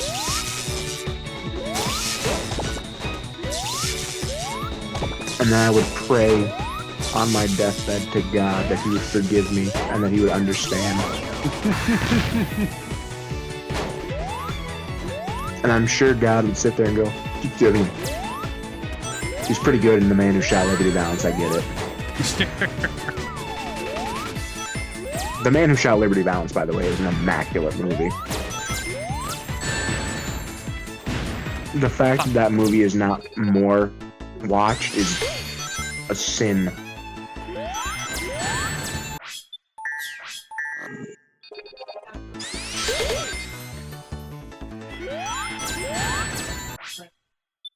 I distinctly remember in middle school I dressed up as John Wayne for Halloween. Because I hit puberty. In like 7th grade I started getting taller. And I was 5'9". I was the tallest kid in my class. And I went, holy shit, only like 4 more inches and I'm the same height as John Wayne. I'm the same height as John Wayne now. And that is my absolute favorite thing to say ever.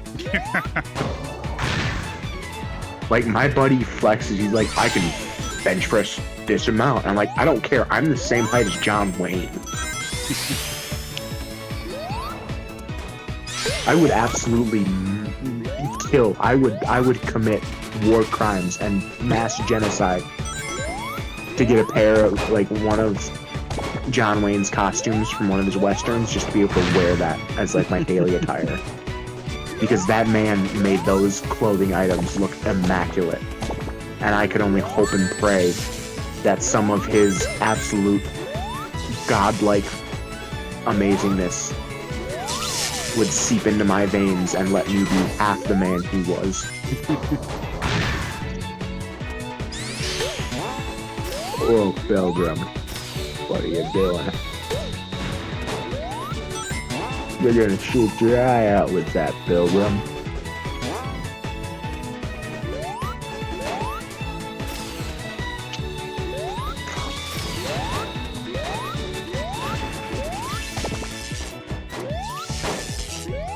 I do also, I don't know why I thought of this, probably because I mentioned George Washington, but I think it was Shane Gillis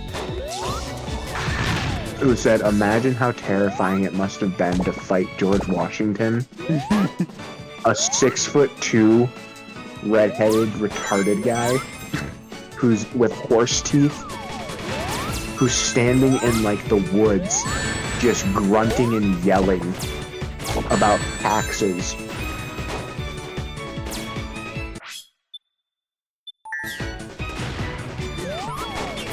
Such a good fucking video. Yeah. You wanna tax me? Yeah. That and him talking about him crossing the Delaware. Because it's completely accurate. The British were just like, no one would be dumb enough to try and cross this river. It's far too dangerous. And then George Washington just goes, fuck it. What's the worst that happens? What, we die? Who gives a shit? And then he's standing on the boat. And he doesn't have to. That and Stonewall Jackson's another good one. Where, like, he cut his hand one time, and then he just had to hold his hand upright. And when everyone asked him why he was doing that, he'd just go, oh, I don't want the blood to go back out, you know, to cut. He's like, dude, you got cut like 3 months ago. And he's like, yeah, I don't want it going back out. I'm pretty sure Stonewall Jackson, I agree with Shane Gillis, I think Stonewall Jackson was autistic. And another reason why I think that is because when he was at officer training school, one of his commanding officers told him to stay at the position of attention when he walked by him, and he didn't dismiss Stonewall Jackson. So Jackson stands there. The next day, the guy walks past the same area and goes, you still, like, were you here the entire time? And he goes, yeah, I wasn't properly relieved. I don't want to disobey your orders. And the guy's like, fucking go take it, go sleep now.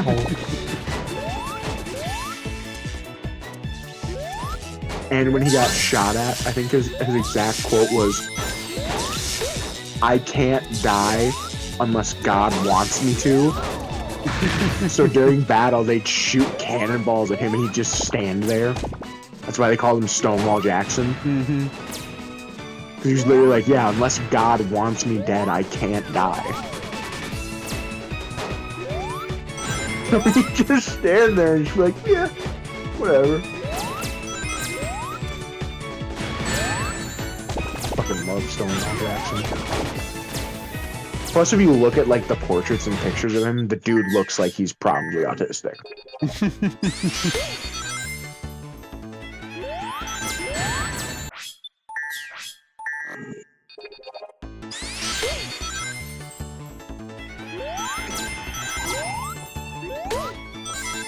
I apologize if you guys have to listen to my chewing sounds on eating pretzels.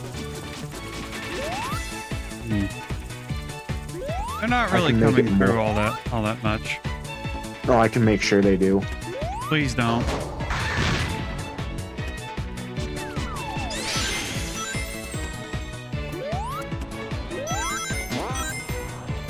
Yeah, the only sign that you were eating something is that you sounded like you had a mouthful.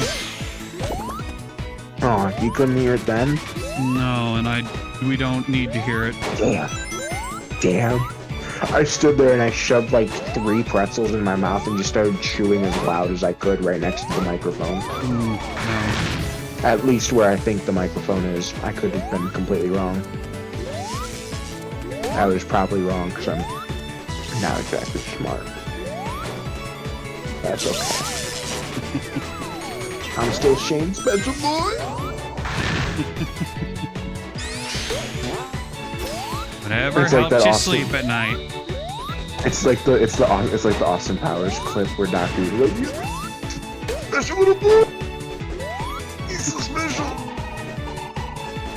And then it's just me just fucking eating chocolate and being autistic.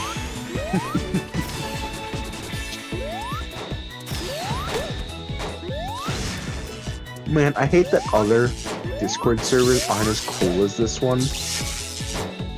Because one of the Discord servers I was in, I tried stealing some memes from here and posting them on there to just try and share the funniness. Yeah. I sent 2 of them, got warned, and both of them got deleted. Oh.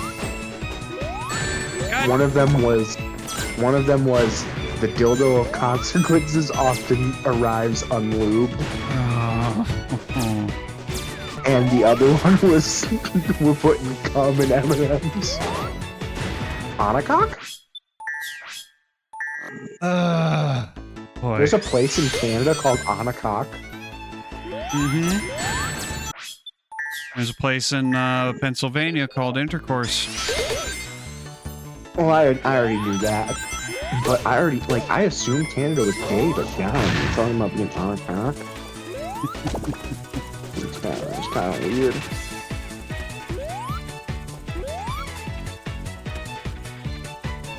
I'm not gonna say that because that's mean. Never mind.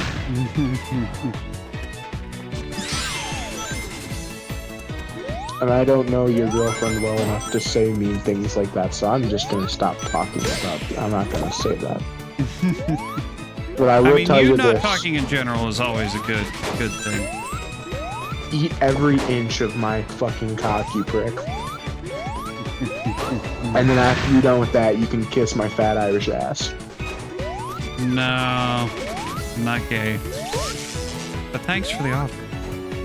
Well, you haven't been to prison. We haven't been to jail yet, so trust me, if me and you were locked up, I'd make you my prison bitch. No, I don't think that's going to happen. Yeah. No. You better hope you don't get arrested anytime soon. Because I'll tell you, just like Felicia Johnson, I like you, and I want you. You can do this the easy way, or you can do it the hard way. And the choice is yours. And we could do it no way. Yeah, I watch your Twitch stream all the time, Chris Hansen. See, but I call you Chris Hansen.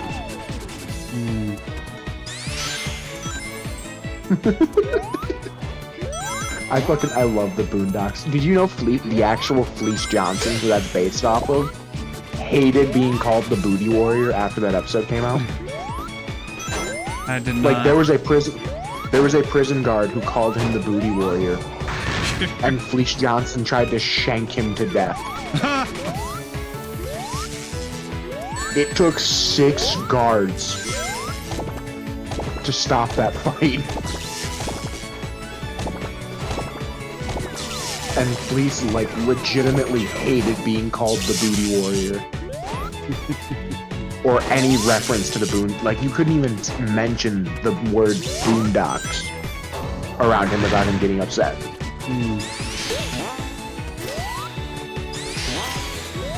I also think it's funny that when he was in prison, he was released recently, by the way, and when he got out, he actually, believe it or not, got married after he got released to a woman.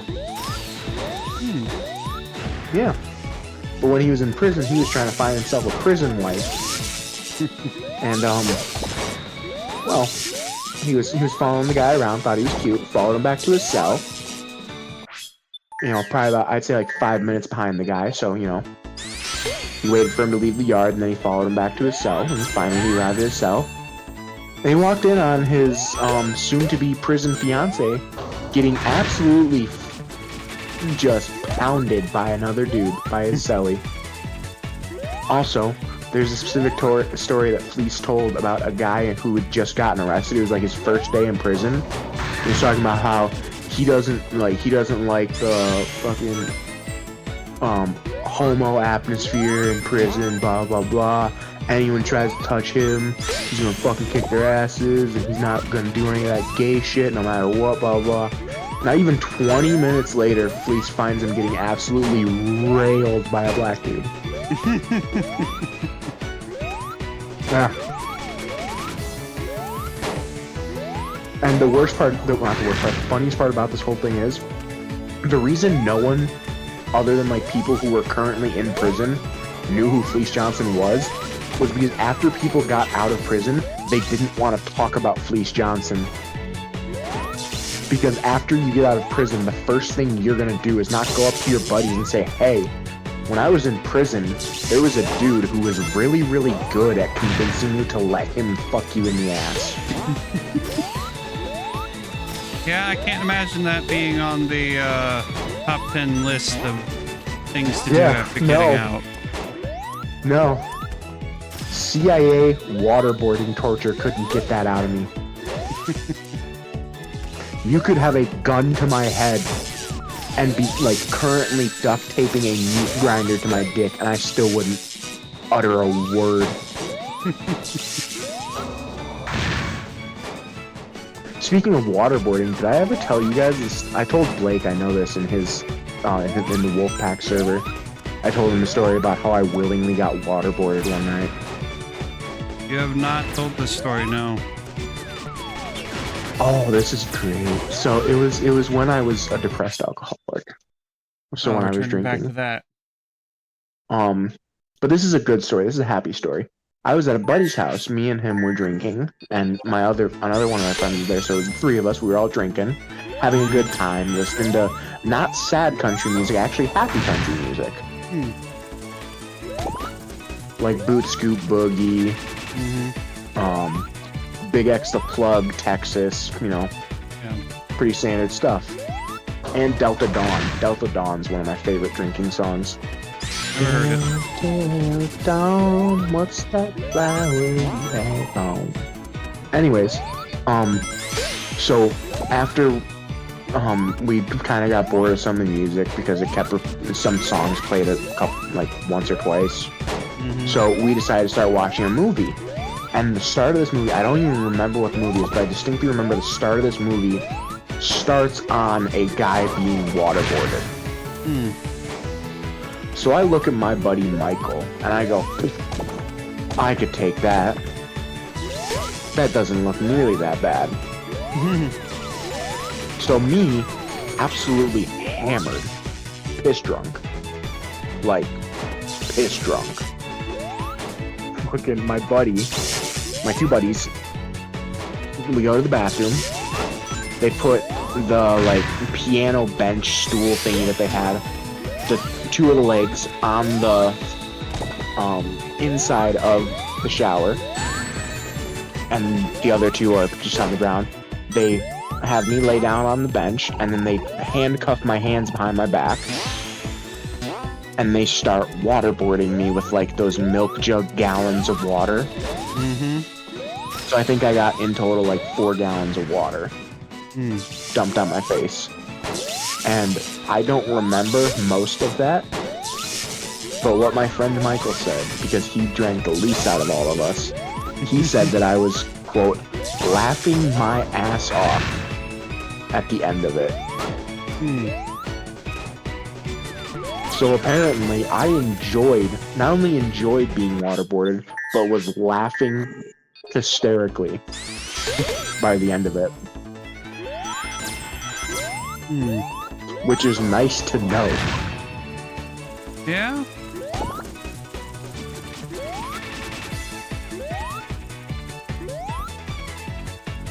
Yeah, so I got waterboarded when I was drunk one time, and that was nice. That's a bit of dad lore that I'm gonna unleash on my kids one time. I wish me sitting there watching like a Teletubby, like there's like the puppets and it's like, drink your juice, Beeper. Beeper, you're drinking your juice. I don't know what you're talking about. I don't know what show. Oh my god. I don't remember the show, I just remember it from memes. My favorite one is me waterboarding the Iraqi terrorist, 12-year-old, I think it was like 12-year-old Afghan child, trying to figure out where the drug shipments, no, where the opium shipments are. And in parentheses, it's fucking where his rock collection is. And then it's, you're drinking your juice, Beeper, and then it's a puppet pouring like a small glass of water, like dyed water, on a toy puppet's face, and then he just goes, "Oh no, Beeper, too much juice." You're drinking your juice, Beeper.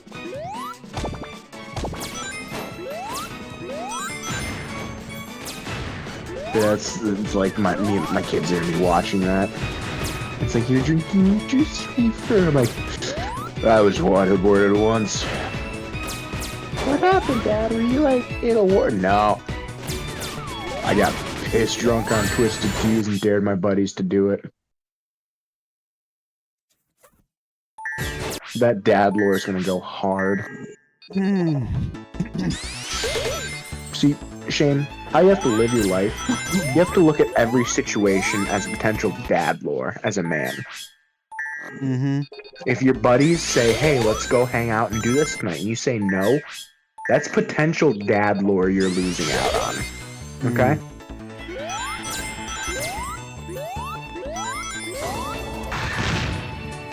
And you can never have too much dad lore. Yeah. You have to have enough dad lore where twice a month you can drop some random information on your child for at least 50 years worth of dad, like 50 years. So however many, whatever the amount of months in 50 years is, times 2 is the minimum.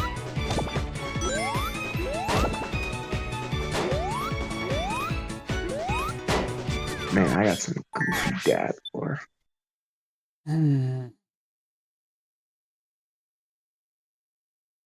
you telling the dad lore about how I woke up hungover on my roof?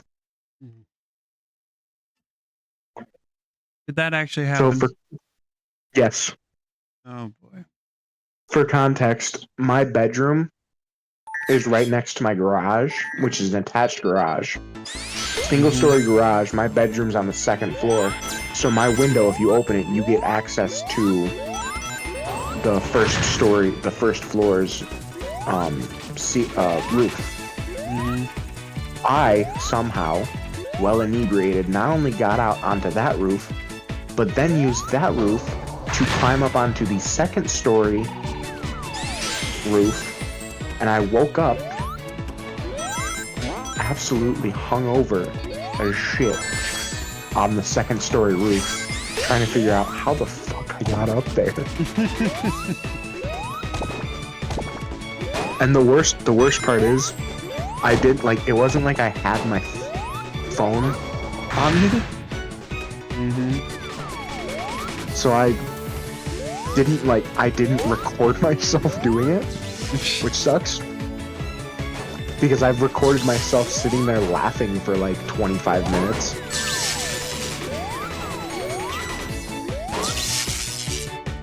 Yeah, I was apparently like absolutely hammered trying to send a snap to my buddy. And the entire time I'm just laughing. And instead of deleting it, I must have saved it. Because like 2 weeks later, I found it. I'm like, when the fuck did I take this video? And it's literally like the maximum amount that they allow you to take a snap for. Mm-hmm. Of me just laughing. And that's it. I think maybe I get a total of like 5 words said the entire time. And it's just me going for like 10 minutes. If I can find it, I'll send it to you. It's a good video.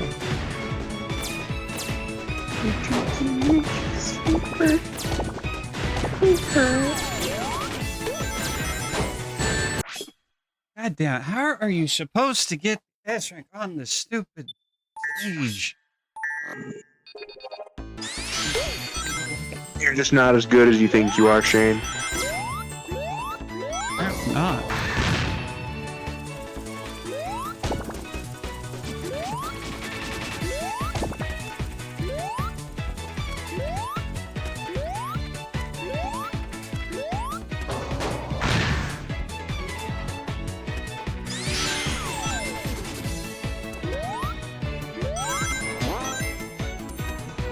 I love this song.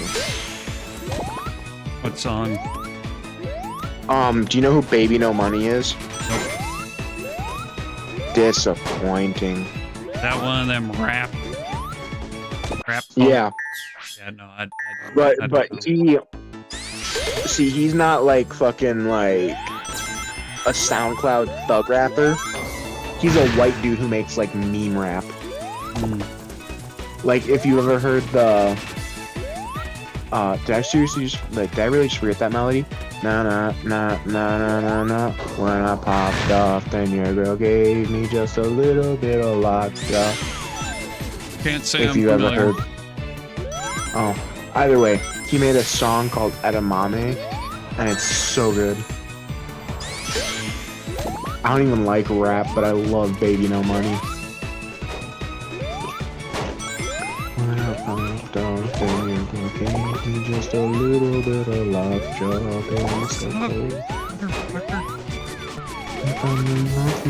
You're not gonna get copyright strike from me singing, are you? Unless it's like close enough to the original, which it definitely isn't, I shouldn't. I'll Then have again, you know, if the music is owned by Universal Music Group, who knows? Universal Music Group hates, just absolutely abuses the copyright content claim system. I will have you know, Shane, that I am a musically trained professional. Thank you very much. Are you? I took choir for almost an entire school year. Well, excuse me. That's a lie. I took choir for almost 2 entire school years. So boom, that's almost double the amount that I thought I took. I don't remember most of it because I was either concussed from football or drunk as shit.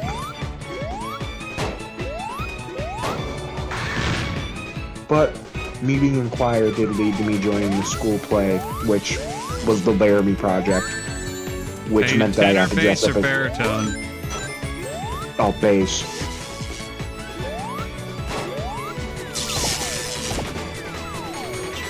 They wouldn't let me be baritone, even though I could sing baritone, because they only had bass, tenor,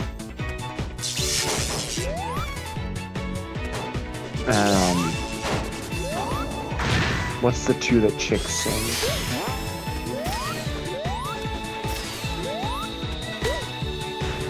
I don't remember. Either way, they didn't have a baritone section in choir. They had tenor and bass. And then they had soprano and alto. There we go.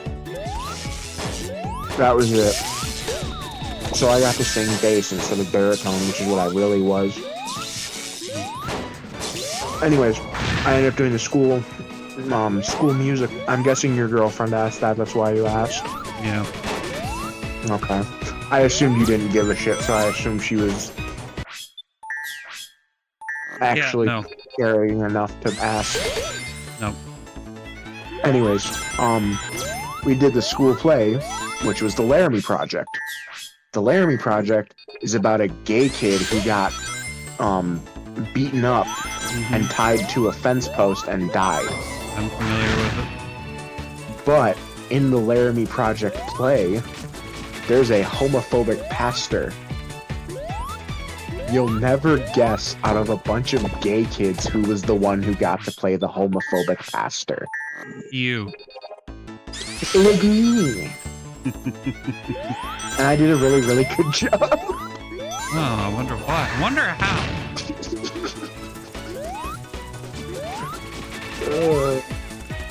That and I got to play a farmer who was not as homophobic, but he was still homophobic. He was more like me, where his opinion was like, now I ain't encouraging all this homosexuality, but frankly I don't give a shit enough to be pissed off about it, so I say whatever the fuck, who cares? And then the other guy's just straight up like, fucking gay people are bad. I don't like them. They're all going to hell.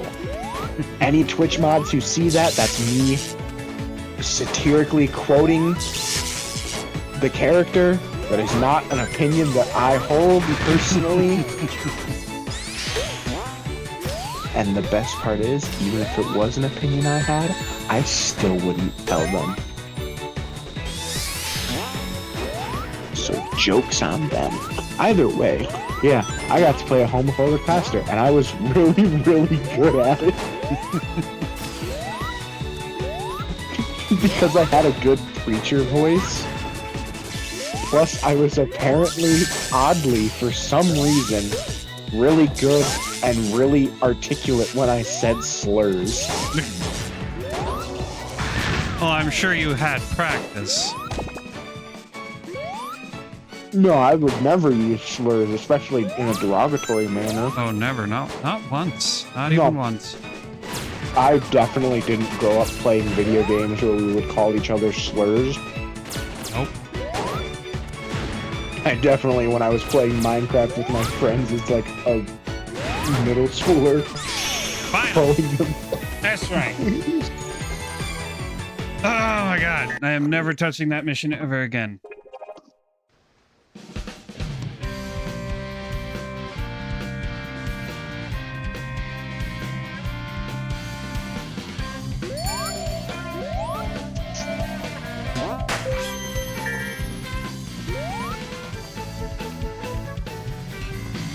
Back up there.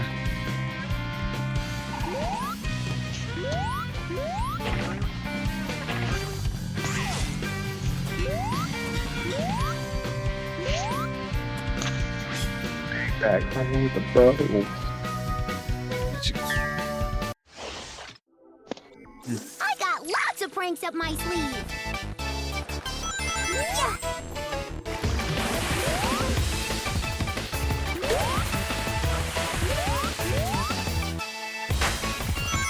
I need to make more funny so you have better content, so you get better viewership.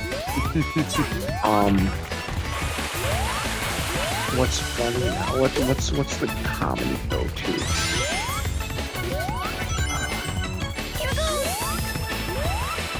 What gets kids to click on videos and go, ooh, ah, funny. Oh, Skibbity Toilet. Yeah.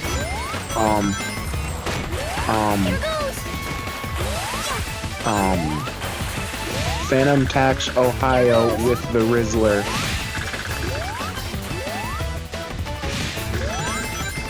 your fucking girlfriend is probably like, this guy's fucking stupid. Here's more. Which she would be right.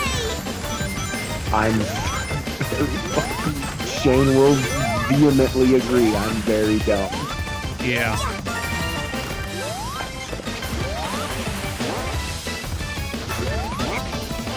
There's no such thing as too dumb with you. That's not true. I think it is. I'm pretty sure it is. That's not true. There are situations where I've done things that are too dumb for the current environment.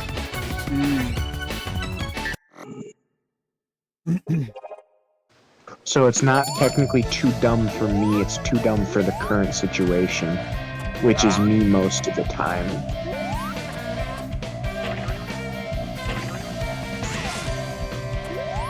Which I just love doing stupid shit. And then people being like, oh, Cameron's dumb. They're like, no, I just like being super silly.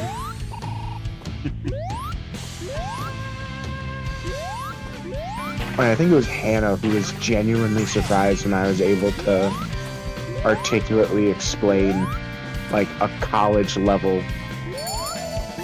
No, it was a college, like, philosophical experiment. I mean, I think it was the Milgram. I think it was the Milgram experiment, and I explained it, like, really, really in depth and really well, like, what the point of it and what the results were. And Hannah was, like, earnestly surprised that I was able to articulate a functioning answer to that. Because half the time I'm just do star stinky. Funny man do funny noise to get laugh. Ooh-ah. Or more likely than not, I'm just being vehemently racist. And you know, honestly, at this point, because it has no negative effect on me, I don't care if you get in trouble on Twitch because I'm saying I'm being racist. I went thrift shopping with a girl, and the first thing I bought was a Confederate flag pin.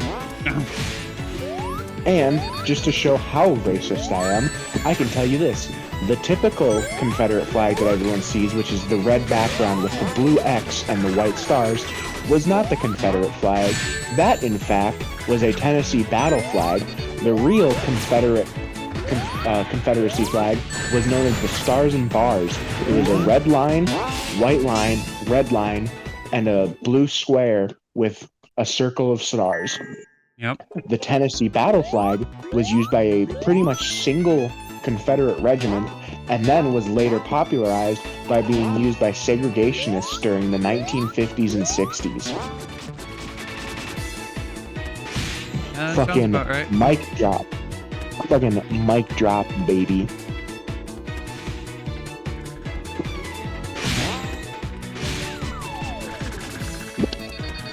And the main reason that segregationists use it is because the Daughters of the Confederacy, which is mainly, I believe, a Tennessee-based organization, used it.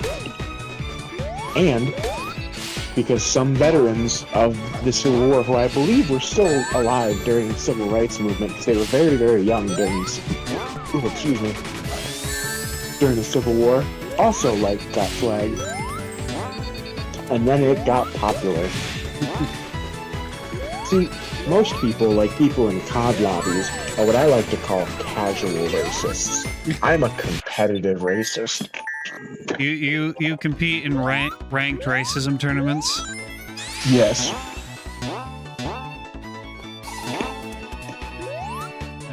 I may not have the KD ratio of Hitler. That man is undefeated in my opinion. But one can dream and hope. Oh, of course. That's what everyone dreams and hopes of getting one day. Well, you know, not everyone dreams of winning, like, a Super Bowl trophy, but everyone who plays in the NFL does. So, you know, everyone who competes in competitive ranked racism hopes to be able to beat Hitler's immaculate KD ratio. I mean, dude was popping off for a while, honestly. Oh, God, why why have I allowed this to happen? What was his final KD ratio? I think it was like 6 million to 1. Something like that. There's pro gamers who wish they had that good of KD ratios. There's people who professionally hack in video games who wish they had that good of a KD ratio. Not only did Hitler have real-life hacks, but Buddy was just grinding that shit out. He had multiple chances to just go, you know what? I'm gonna stop the mass killing of Jews and cripples and gays because we're losing the war. So I'm gonna stop doing that and just use them for manual labor instead of spending significant resources on the continuing of beating the shit out of them and oppressing them and then eventually finally killing them after way longer than it probably should have taken. No, instead of using this open workforce as a workforce, we're just gonna execute them. And then, towards the end of the war, instead of stopping that and making them help build us tanks and guns and shit, we're gonna take as many resources as we can, which could have won us the war, and specifically use them only for the executing of these undesirable people. The guy may not have... Dude, the guy may have been a great racist, but he was a terrible fucking strategist.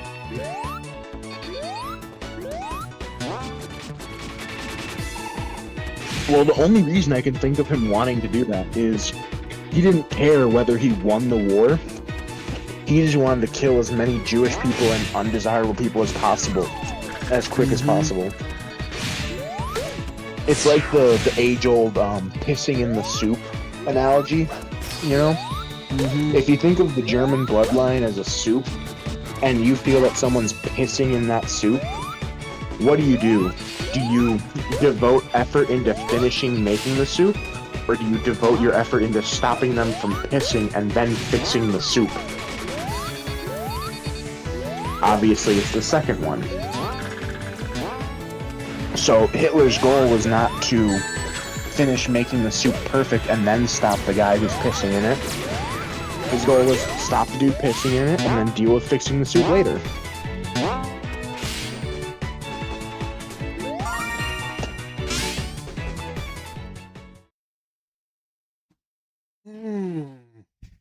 Man, Which is, I really hope that if I ever manage to make this a living, that we get to that incident at a time when stuff like this will not affect my career. Yeah. I'm kind of single-handedly making sure you never become a professional Twitch streamer. You kind of are, yeah.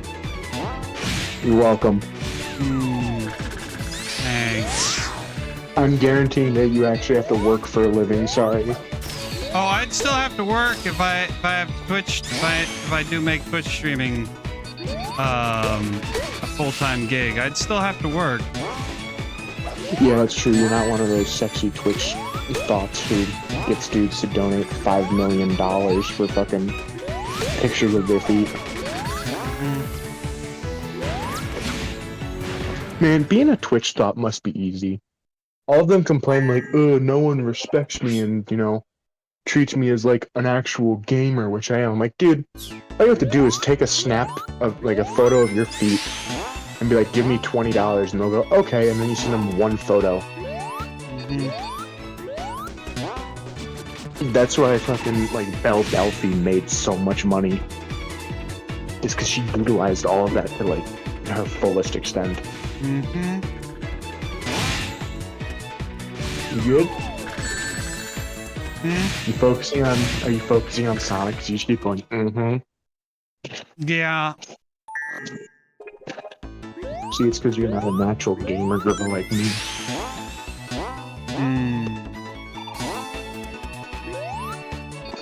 No. God gifted me with the gamer girl abilities that you'll never have.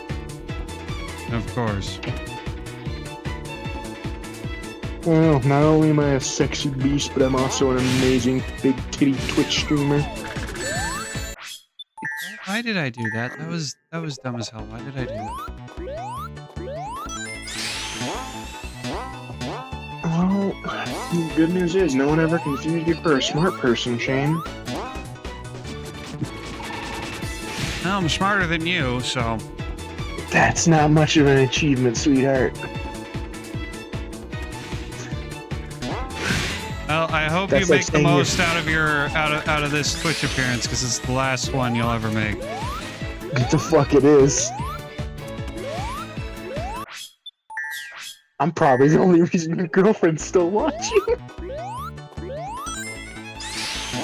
She's sitting there like, man, Shane fucking sucks at Sonic, but this motherfucker's hilarious.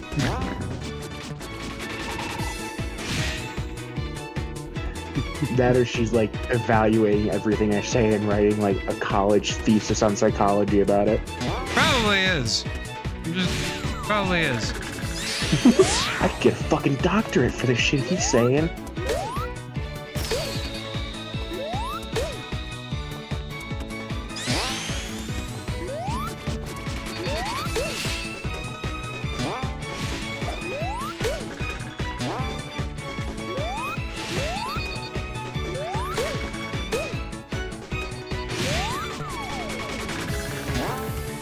But yeah, no, I did. Like, I did during high school do research on World War II to the point where my teacher was like concerned with some of the things I was looking up about Hitler. I'm like, no, I'm genuinely just trying to figure out whether this guy was so dumb that he couldn't figure out that he could use the Jews as slaves to be able to like win the war, because he had like a very, very large amount of them that he could have used as a workforce. Oh, here we go. You're not studying your psychology, but she could use you in a story. If you were a superpowered individual, what power would you have? It depends what kind of superhuman world I'm in. Like if it's like a DC world versus like a Marvel world, or like this world is a world unlike any world that you've ever thought of. It would take way too long to explain her world. Okay. But basically, take Marvel, take DC, take Transformers, take Mega Man, take Sonic, take Detroit Become Human. Take all that plus D&D fantasy settings, throw it all in a blender, and you have a very, very, very rough image of the kind of world that she's created. Interesting. Yes.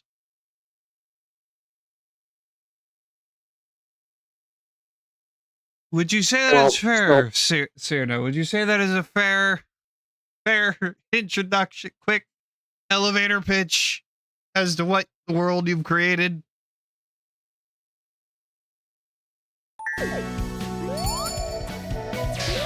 Oh, shit.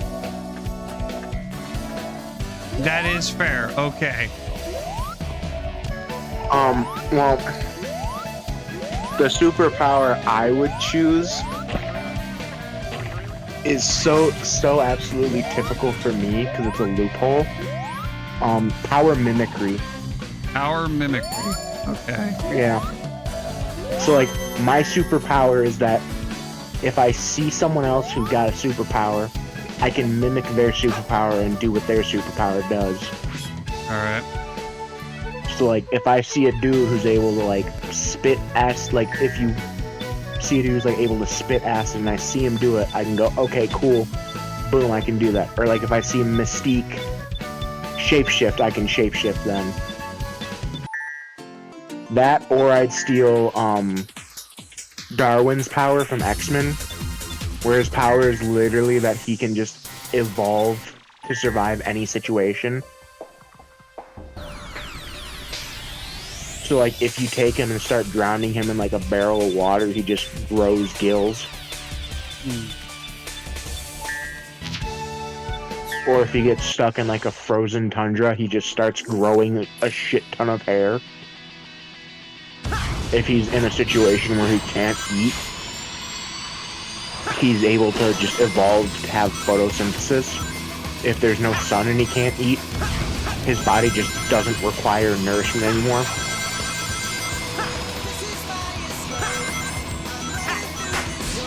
Which I think is hilarious that Darwin is his superpower is effectively evolution-based immortality.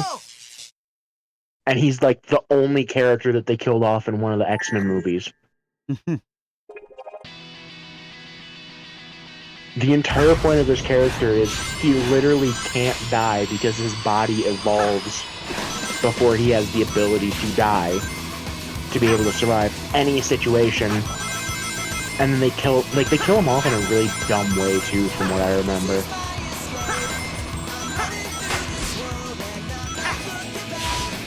See, I can have normal conversations, Shane. It doesn't always have to be psychobabble bullshit and World War II conspiracy theories. No. Although I don't think Hitler killed himself in that bunker. Personally. You do or don't? I don't. No. No. I could go either way, but also I don't care enough. I think that fucker went to Argentina and started living in the middle of the woods. Okay, so here's your character she's created. Oh god, this is gonna be. She already had a character that does the power mimicry. She can make it so that you're a high schooler that would do that, and or a science explorer. You're definitely a dragon student with the School of Dreams. And you could be a second iteration of an experiment to create a controlled vampire assassin. What the? I feel like listening to what you just said is what being Charlie Sheen on cocaine is like. Boy, you don't even know an eighth of it. You didn't have the pleasure of reading her first draft, which I'm worried and concerned. No, you're what? I'm worried and concerned.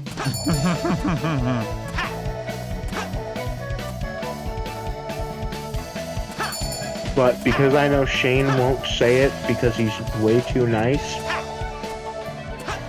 I think, based off of how he has described him so far, your first draft couldn't have been anything short of almost Joe Biden dementia-ridden levels of insanity. It wasn't Joe Biden dementia levels of insanity. It was more like, and I believe I said this to her in some fashion. It was, she was trying to write and establish a Lord of the Rings level world with world building akin. Tell a story that should be spread across at least maybe 2 or 3 novels, but trying to compact it into the average length of a short story of a novella. Okay. It did not work. It very much did not work. So she's trying to build a 6-bedroom house, but she doesn't want to add a second story. In a way, yes. She wants to she wants to create this world and this story so that one day there could be like a tabletop RPG okay, well, that could use this world. She has been stretching it out, and that's good. Okay. As someone who during high school did get involved in a little bit of writing and has been told that they're decently good at, my first recommendation would be you gotta spread it out. Don't be afraid to have, especially if you want to keep them in like a novella format. I would definitely recommend having more than, I'd say, like, probably based off of what I'm hearing, like, more than 4 or 5. As, like, I'd say 4 or 5 would be a good baseline. But I definitely think, like, the first one could kind of establish, not yes, basic plot points, but the first one could definitely, like, establish the rhythm of how these novellas are gonna go. Second one would focus more on the individual relationships of characters, is what I'd recommend. First one obviously would introduce the very beginning of the plot. Second one would continue with what the plot's going to be. And the second one could also have a bit of involvement of, like, further investigating your characters. But don't be afraid to kill off a character. Mm-hmm. That's a big problem a lot of people have with writing. Like, when I was doing creative writing during high school, and we were reading each other's stories, a big problem a lot of people had was killing off characters. Yeah. Because I read so many different short stories where people were, like, very clearly like, this character should have been killed off, but they didn't want to because they liked the character. Yeah. So the worst thing you can do is, as an author, is get attached to a character and not want to kill him off. That's why when my short story that I wrote during during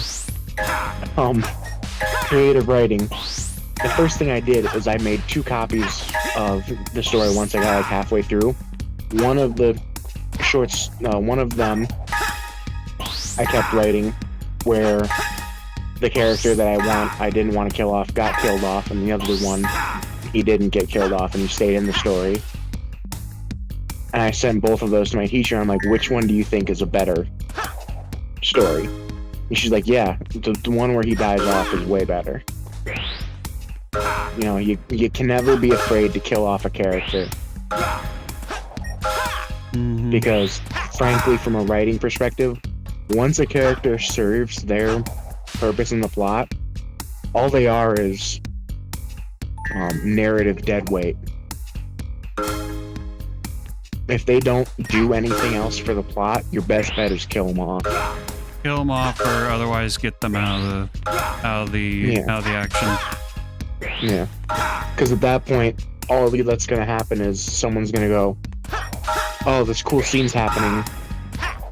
Where's this character who has already done something? What's he up to? Like, what's he doing if you don't mention him? And if you just kind of leave him as, like, he exists, you gotta say what he's doing. And that just adds so much more, frankly, for lack of a better way of saying it, work.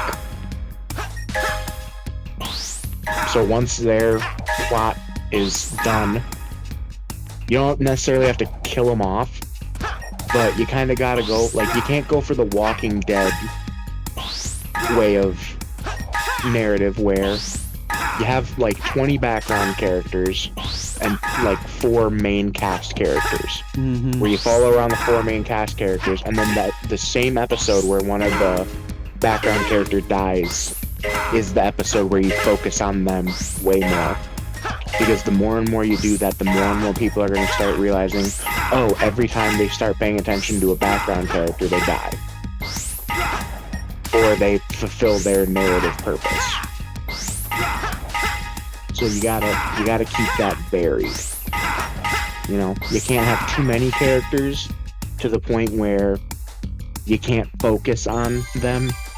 Otherwise, it kind of becomes a clusterfuck. But you can't have so few characters that you have nothing to do with them. Mm-hmm. And there's no, like, there's 2 dudes, and one wants this, one wants that, and there's no conflict. So don't be afraid to, you know, start writing something and then make a copy of it and then continue one thing going one way and then another the same story going the other way, and then send it to, for example, Shane, and have Shane read it, and if Shane goes, yeah, I like this one better. You know? But also, if Shane says he likes something better and you think it's not that good, then I'd go with your gut, because one, it's Shane, and two, it's better for an author to put out something that they like, that they feel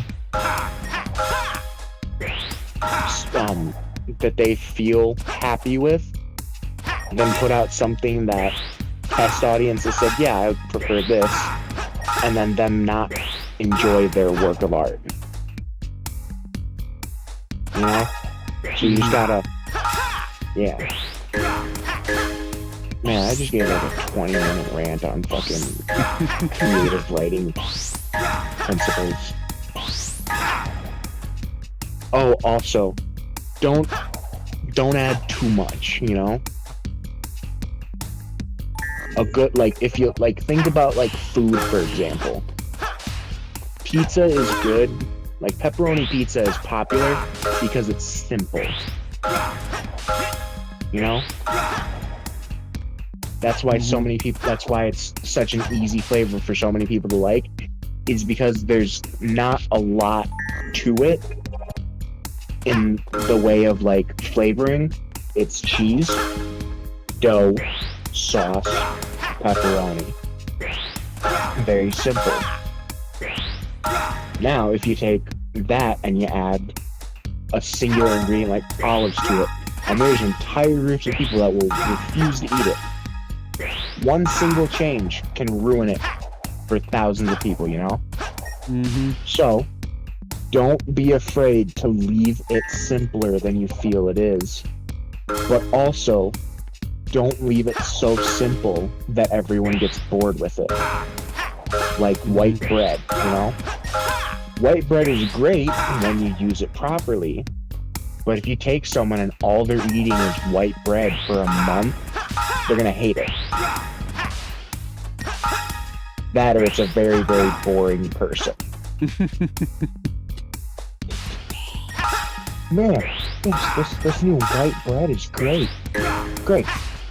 White bread now for 3 years. But yes, it's just so, it's perfect. God. Who the fuck keeps texting me? I'm on a Twitch stream talking to my favorite big titty Twitch streamer. And if I get enough likes on this Twitch stream, she'll send me her bathwater, dude. That was the deal. That's what I signed up to. That's my contract. I didn't send you a contract. You must be talking about some... Fuck! Someone else. If you get more than 3 viewers on this stream while I am on it, I get a cup of your bathwater. That was the deal. Well, you're not going to be getting any bathwater because I don't take baths. I take showers like a real man. Just because you were under the influence of melatonin and you were not awake does not mean it's not a legally binding contract. No, I'm pretty sure that is not legally binding. No. No. I was not in my right mind with my full faculties. I like your funny words, Magic Man. Yeah, just because I put some roofies inside of your nightly, you know, your cup of milk that you had with dinner, doesn't mean that any legally binding documents you signed after that are no longer legally binding. Duh. You must be talking about someone else, because I didn't have milk with dinner. Who the fuck doesn't have milk with their dinner? I don't. Who hurt you? A lot of people. Fair. A lot of people hurt me. But see, here's the thing that no one ever asks after saying that. Did you deserve it?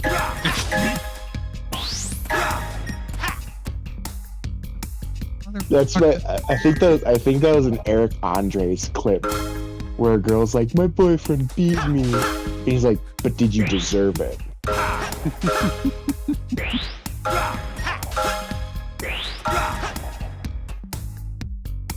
Did you know that Netflix has the Amber Heard Johnny Depp trial on it?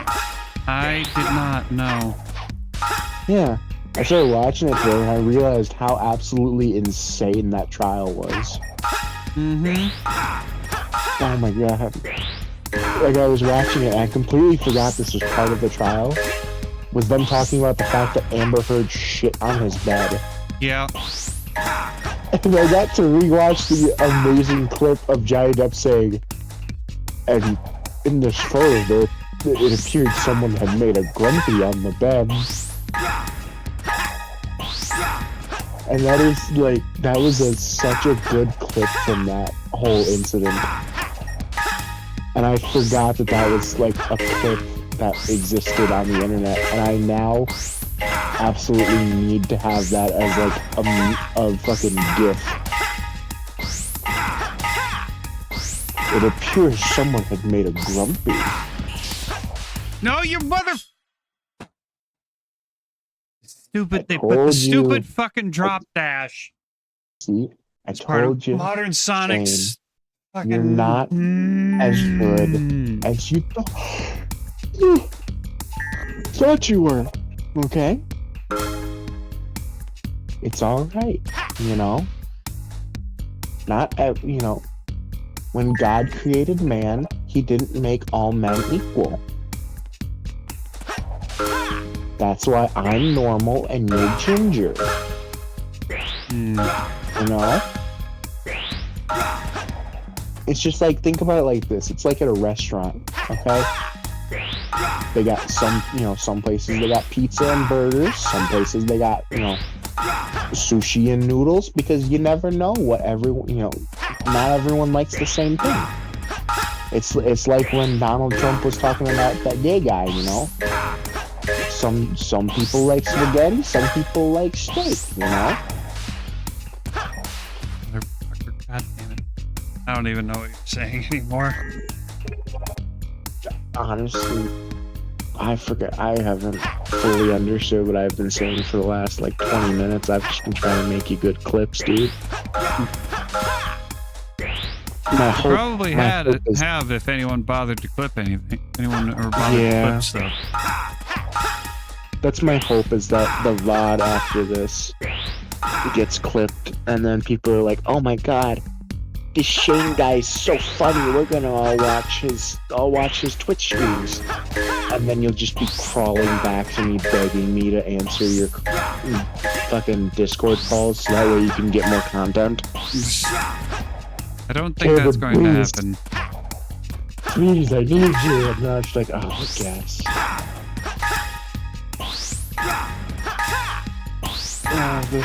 The downsides to being famous. I'm loved by the masses. Motherfucker, God.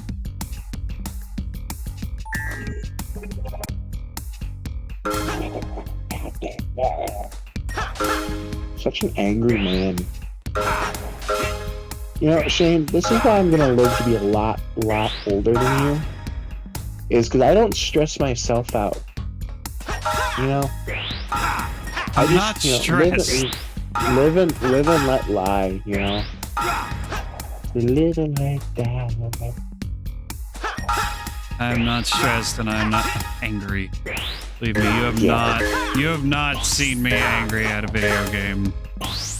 You wouldn't like me when I'm angry. Behind me are two wolves of anger. Oh, it's like those edgelord kids who are like, if they stand behind me, I protect them. If they stand next to me, I respect them. And if they stand in my way, I destroy those types of kids. the just absolute cringe fuckers that you encounter during school. You're like, how do you exist? How are you a thing that exists in my life? One of them we were genuinely worried that he was gonna shoot up the school. Like, I remember I had creative writing with him, I think it was. After reading one of his stories, one of my friends was like, I think he's gonna fucking shoot up the school, dude. And we were like genuinely worried about this. So for the next like 2 weeks, we sat on the opposite end of the classroom as him, and I brought a knife to school because I was worried he was gonna start shooting up the school. I was like, fuck it. If he's gonna start shooting us, I'm gonna go down swinging.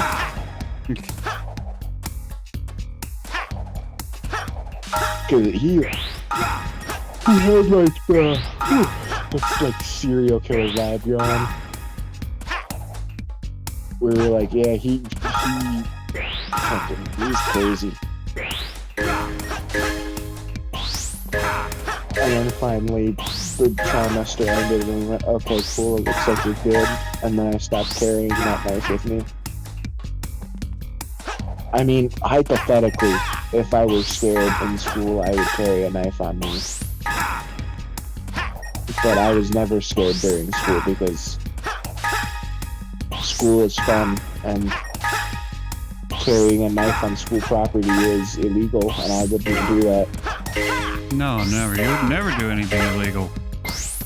Especially not underage drinking. I forgot that this was on Twitch, which means that it's being recorded. Would now be a good time to mention that I've been arrested? You know, I'm not surprised anymore. You'll never guess what I was arrested for, though.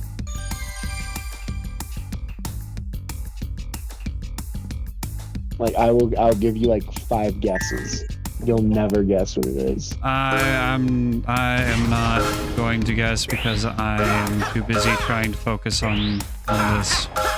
Okay, well, I'll tell you this. It wasn't underage drinking.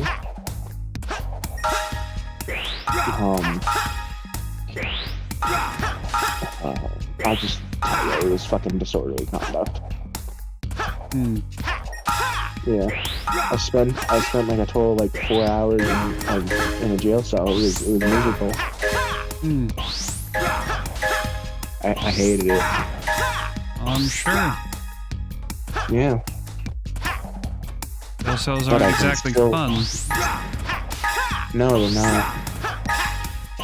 But I can still own a gun, so I'm happy about that. Which means that I can keep undesirable people off my property. And by undesirable, I mean trespassers. Or common colloquial terms for that, people on my property illegally. There we go, finally. Illegals. So why were you charged with disorderly conduct?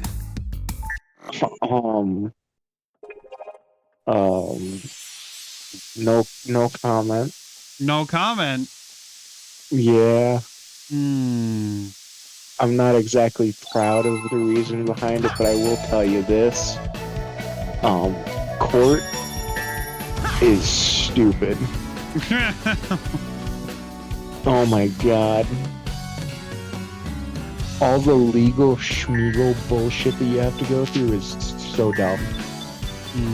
I'm currently still dealing with that stuff. I have to do an anger management class over it. And it sucks. Don't want to do it, but it's whatever. Ooh, shit, now that I think about it, I didn't tell any of those drinking stories to my, anger management assessment agent I had to talk to. I blatantly lied to him and said, yeah, I have, like, 2 or 3 drinks occasionally, socially. Not, yeah, I get shit-faced plastered on like a regular basis.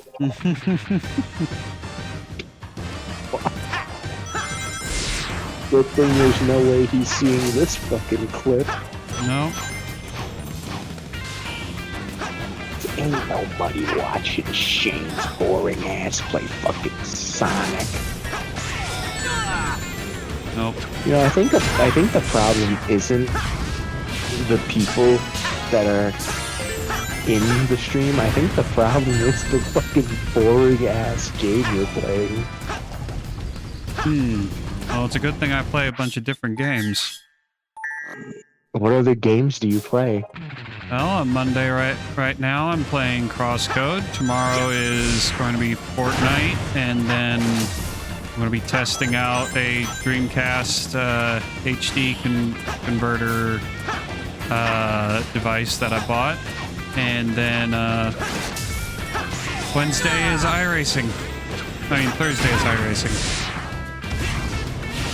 Each night is a different thing. Interesting.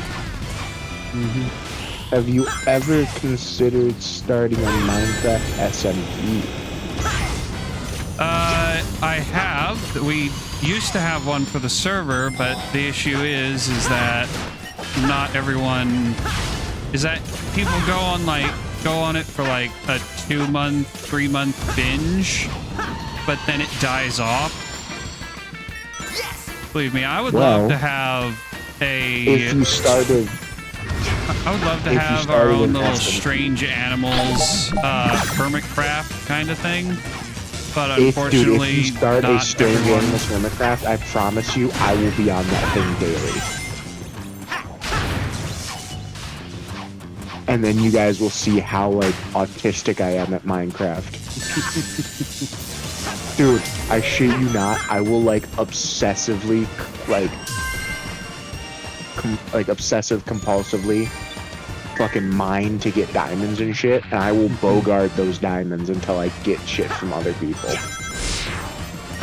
Well, if you're willing to chip in to pay for server costs, I'm sure there's enough people on the server willing to pool together money to pay for a server. Well, I'm broke as shit, so I can't throw any money in. Yeah, that's the issue. I used to have the money, but then I started having a bunch of other you had to accommodate and buy all your Twitch streaming stuff, like the gamer girl earmuffs with the cat ears. Yes, exactly. And the big titty mouse pad. For your arthritic wrist. Yeah, exactly. But no, if you guys start up like a Strange Animals Discord hermitcraft thing, I will become a regularly occurring character on that. I could be like the J. I could be the J Schlatt to you guys' Dream SMP. Nope. No, sirree, Bob. Why? Have you not heard what happened with Dream? Oh, I know what happened with Dream. I thought it was because I said J Schlatt. I honestly have never heard of J Schlatt. I've heard of Dream, but I have not heard of J Schlatt. Okay, well, basically on the Dream SMP videos, J Schlatt created a capitalist country and started taxing everyone. So he'd show up to people's Minecraft houses and be like, "Hey, tax time, give me a diamond." Which is 100% something I do, where I just start bullying people into giving me stuff and be like, "Nope, taxes, buddy. Come here." And then if they didn't, I just start blowing up their shit. Like, well, that's what you get, you know. I had to do a little FBI Ruby Ridge situation on your house. You should have paid your taxes, buddy. Sure. That and if you wanted to do like a Minecraft, like a modded Minecraft server, I already have a mod pack set up that might work pretty well. Oh, it'd definitely be modded. Our last server used a lot of the mods that that Hermitcraft uses. We use it, and we used it through a third-party mod loader called Modrin. I thought Hermitcraft was a vanilla thing. It's modded vanilla because they create a bunch of like special models and stuff. Like if you watch Good Times with Scar, the last season, he basically created his own Disney World, and there's a lot of custom models and stuff that he created for it. I have an actual like mod pack that I use. It's Tinkerer's Construct,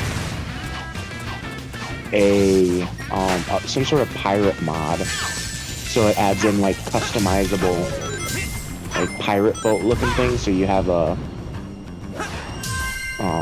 so you can change the color of the sails and the color of like the actual boat itself.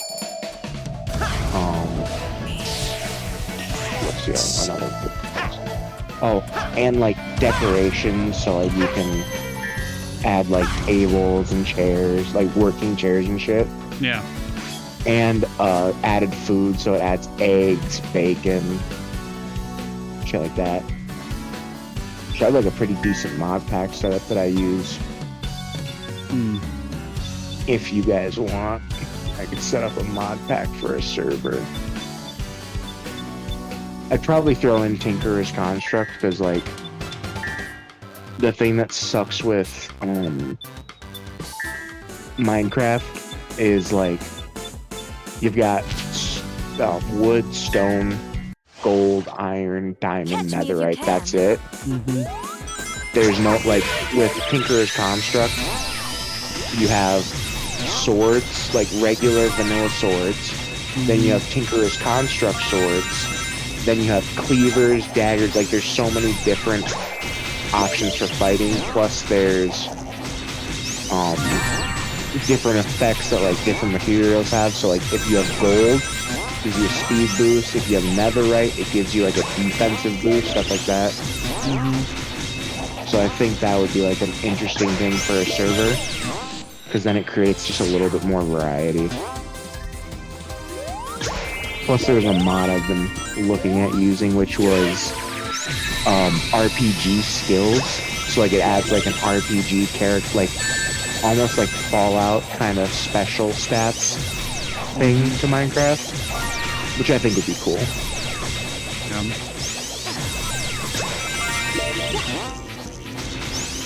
Honestly, if you're playing vanilla Minecraft and you aren't modding it, what the fuck you doing? Yeah. Minecraft is such a good modding community. How's Sonic going, man? It's going good at the moment. Right now I'm not entirely sure what I'm supposed to be doing for this mission at the moment. Don't know if I'm supposed to be catching Blaze or beating her to the goal. Oh, I was supposed to catch her, hit her. All right, I got it. I did it in 2 seconds, quote unquote. Hitting women is wrong. What? I say, well, you shouldn't hit women, Shane. Hitting women is wrong. I mean, I'm not. No. Shane, don't you dare.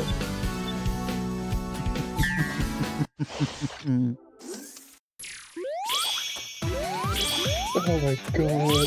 Hitting women's wrong. Well, just to play devil's advocate.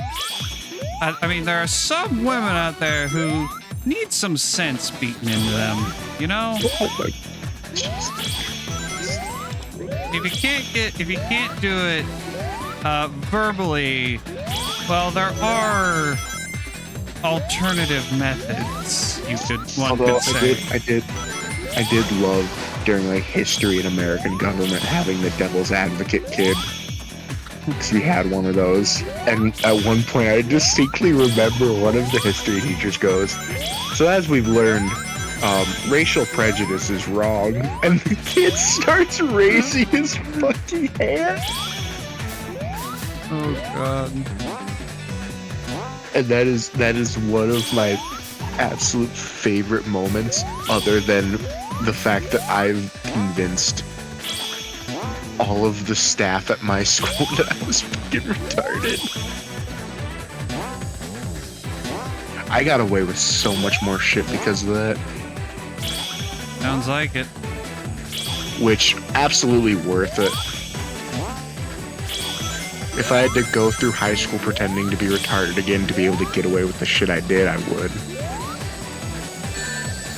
Oh my god. I could have fucking gotten away with murder at that school. She's like, no, it's this other mentally challenged child. I go, that makes sense. Although, I do remember there was one kid who, the best way I can describe his voice is, imagine Squidward from SpongeBob mixed with like a Spanish accent. Like a Mexican accent. Yeah. Yeah. And like he played the piano, but he was really annoying. And at one point we were in a class together, I think it was astronomy, and we were working on something. He was annoying me. I don't even remember what he was doing. But I asked him to leave me. I'm like, yo, leave me alone. Dude, his name was Pablo, by the way. I went, yo, Pablo, leave me alone. And he kept doing it. I went, Pablo, seriously, leave me alone. Like, I'm not in the mood. Leave me alone. Stop talking to me. And he wouldn't. So finally I went, if you don't shut the fuck up, I'm gonna punch you in the mouth. I swear to God, shut up. And the teacher goes, oh, Cameron, you can't say that. That's not very nice. I'm like, well, maybe he should shut the fuck up and stop talking to me. How many times do I have to say, hey, dude, shut the fuck up before I get to say, hey, shut up or I'm gonna punch you? I feel like 4 times should be the limit, but like, it's been going on for the past like 20 minutes, you know? So he's got 2 choices now. Either he shuts the fuck up or I punch him. You know? Actions have consequences. This is when we start introducing consequence. So far, this school has been full of consequence-free choices because we're all special ed kids. Now I'm starting to fast track us onto the advanced course of consequences. If Pablo doesn't want to shut the fuck up when I'm trying to read something, then I'm gonna punch him in the nose. Maybe if I hit him hard enough, he'll stop sounding like Squidward tentacles. Dude, his voice was so unbelievably annoying. Oh my god. And then he kept talking about how... Which I thought it was funny that he said he was friends with, because he was following popular artists, like popular pianists on Instagram, and was getting spam messages from them that were very clearly not from them. And he goes, yeah, I'm literally best friends with this pianist. Like, we're literally best friends. I'm like, dude, this person doesn't care or know who you are. And he's like, no, we're literally best friends. I'm like, okay, whatever. If it makes you happy. But he kept, like, he'd play piano during, passing periods. So when kids were in between class, every time he'd be playing piano, if I passed by him, me and my buddies would all go, play Freebird! And he, oh my god, he hated Leonard Skinner. Like, not just Freebird, but like, anything by Leonard Skinner, for like no reason. So every time we saw him on the piano, we just go, And he got so upset. So then we found out he was leaving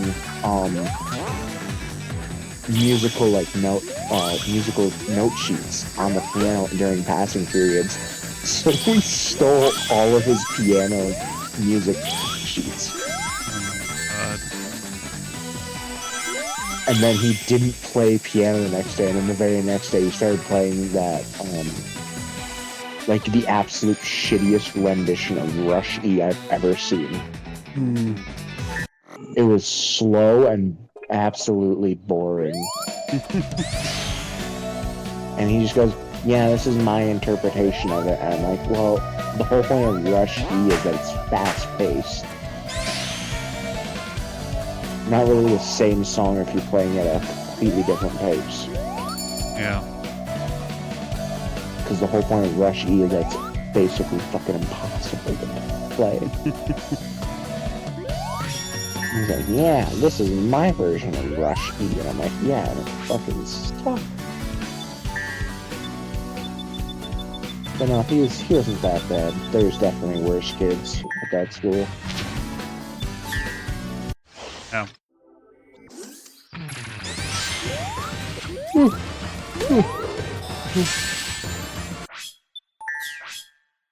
Oh, like the girl who's a sophomore and already had a kid. That was interesting. She transferred from a school in Illinois. Her family had moved up here. And halfway through the school year, we learned that she had a kid. And we all thought that it was like a late night sneaky uncle situation. No. Deadbeat boyfriend. He's only a year and a half older than her.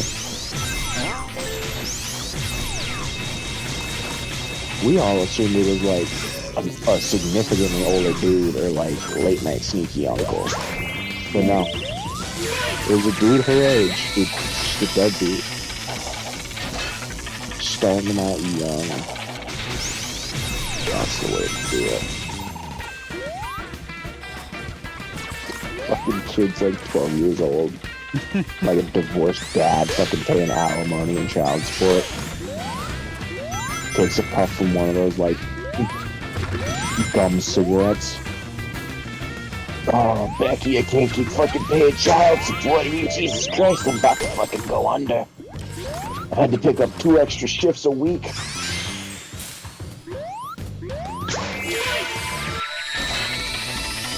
Child support and alimony and shit is, you've done this shit over. The amount of men who are bled dry by that bullshit is ridiculous.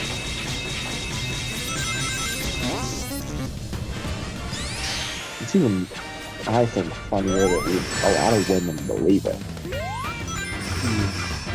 Like astrology, the fact that it still exists and people believe it is hilarious. Yeah. The time of year which you were born dictates not only your personality, but whether you're a good person or not. Oh, you were born during spring on this month? You're a terrible person. Me, I was born during the good month, so I can kill you and still be a good person. Like, it's a lack of a way to sugarcoat it. Astrology is like the liberal dream. Because no matter what you do or how you behave, all of it is excusable entirely because of something that is uncontrollable. Actual, why am I not?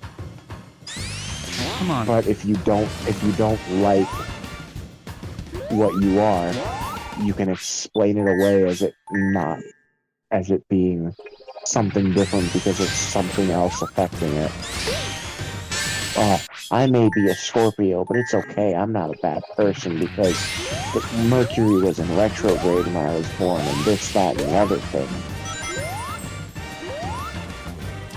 So I'm a Scorpius rising Sagittarius, blue eyes, white dragon.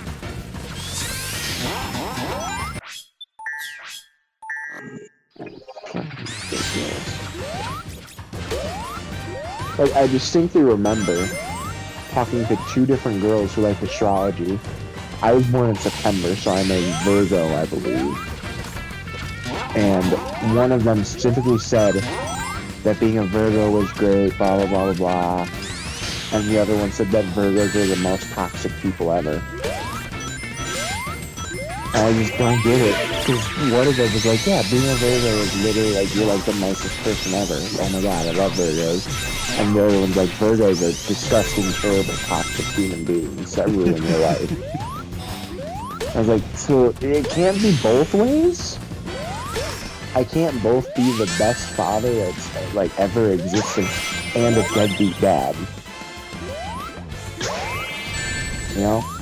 Those things, those can't coexist.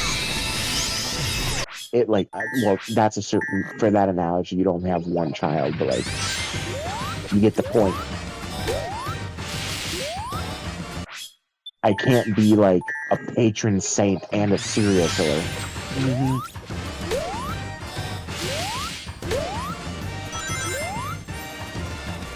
Oh, you're a Virgo, you feel bad. Oh, Virgos are literally the best. But then, of course, they could then blame it on the fact, like, oh, the reason we said that is because I'm an asparagus and she's a Tonka truck. So that means that because we were born during different months, we have different star sign compatibilities.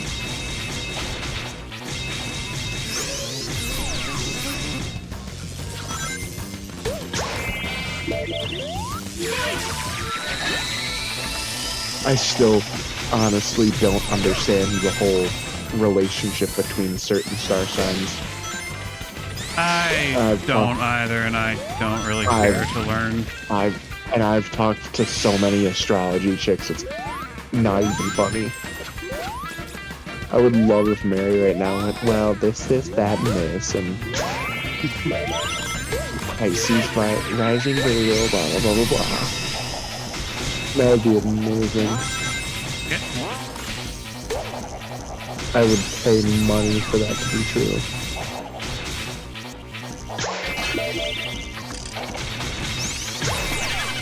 Or her just be like, oh yeah, we need to live like an alternative lifestyle. We can eat fish and kelp and tofu.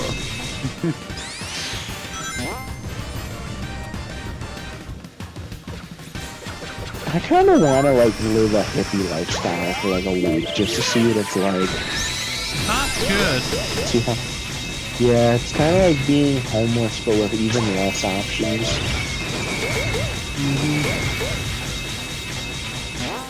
Oh, you can't eat meat, man. Meat's murder. Yeah.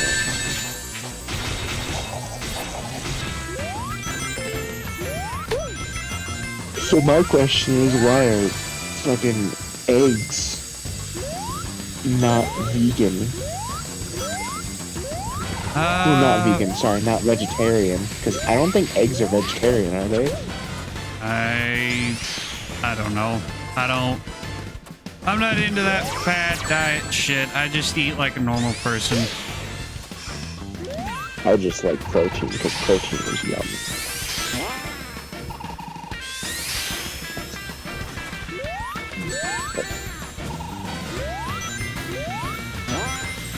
I think it was me who said during sixth grade, I think it was not sixth grade, sorry, ninth grade, right before freshman year, I said to my friend's face, I don't care if McDonald's chicken nuggets are made up of ground human babies. They're goddamn delicious, and I'll eat as many as you give me. And then I believe for lunch we proceeded to go to McDonald's and I got chicken McNuggets. And I would do it again. No.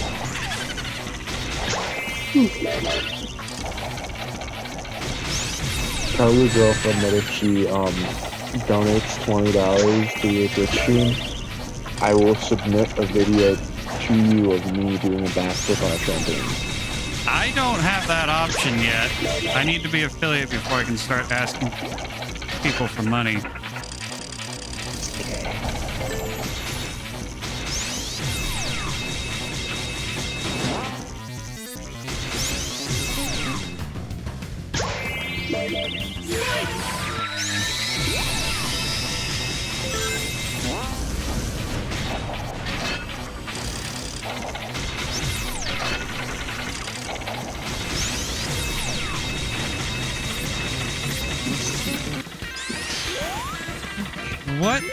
What on earth is happening?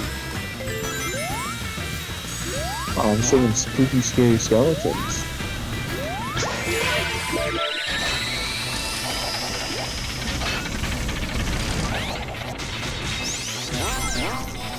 No, what's happening is I am failing miserably. Weird shit happens. It ain't easy being easy. It also really being easy. That's a whole different argument.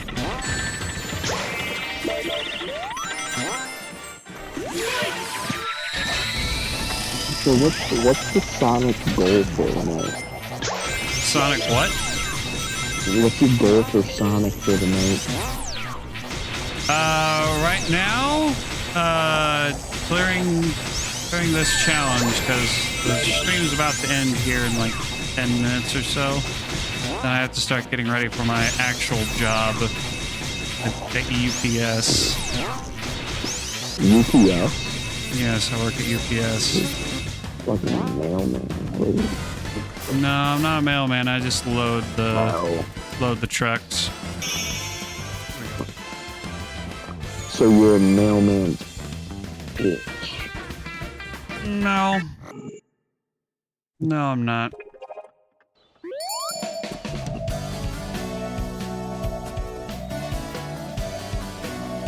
You could work with the mailman, pretend not to be it, but you know. What? They walk around. Have you never seen the fucking, what's the thing I was thinking of? God damn it.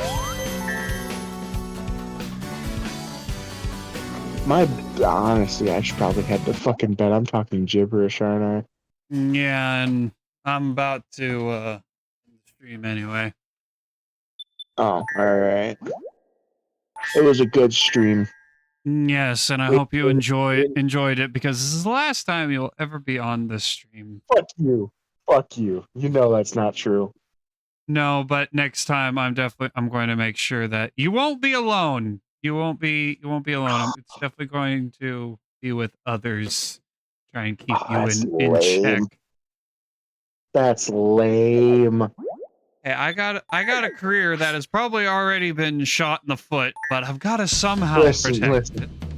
You got to think about it like it's like the Mike Tyson ideology, you know? If you have a pet, like a pet tiger, you don't put that bitch on a leash, you just let it run.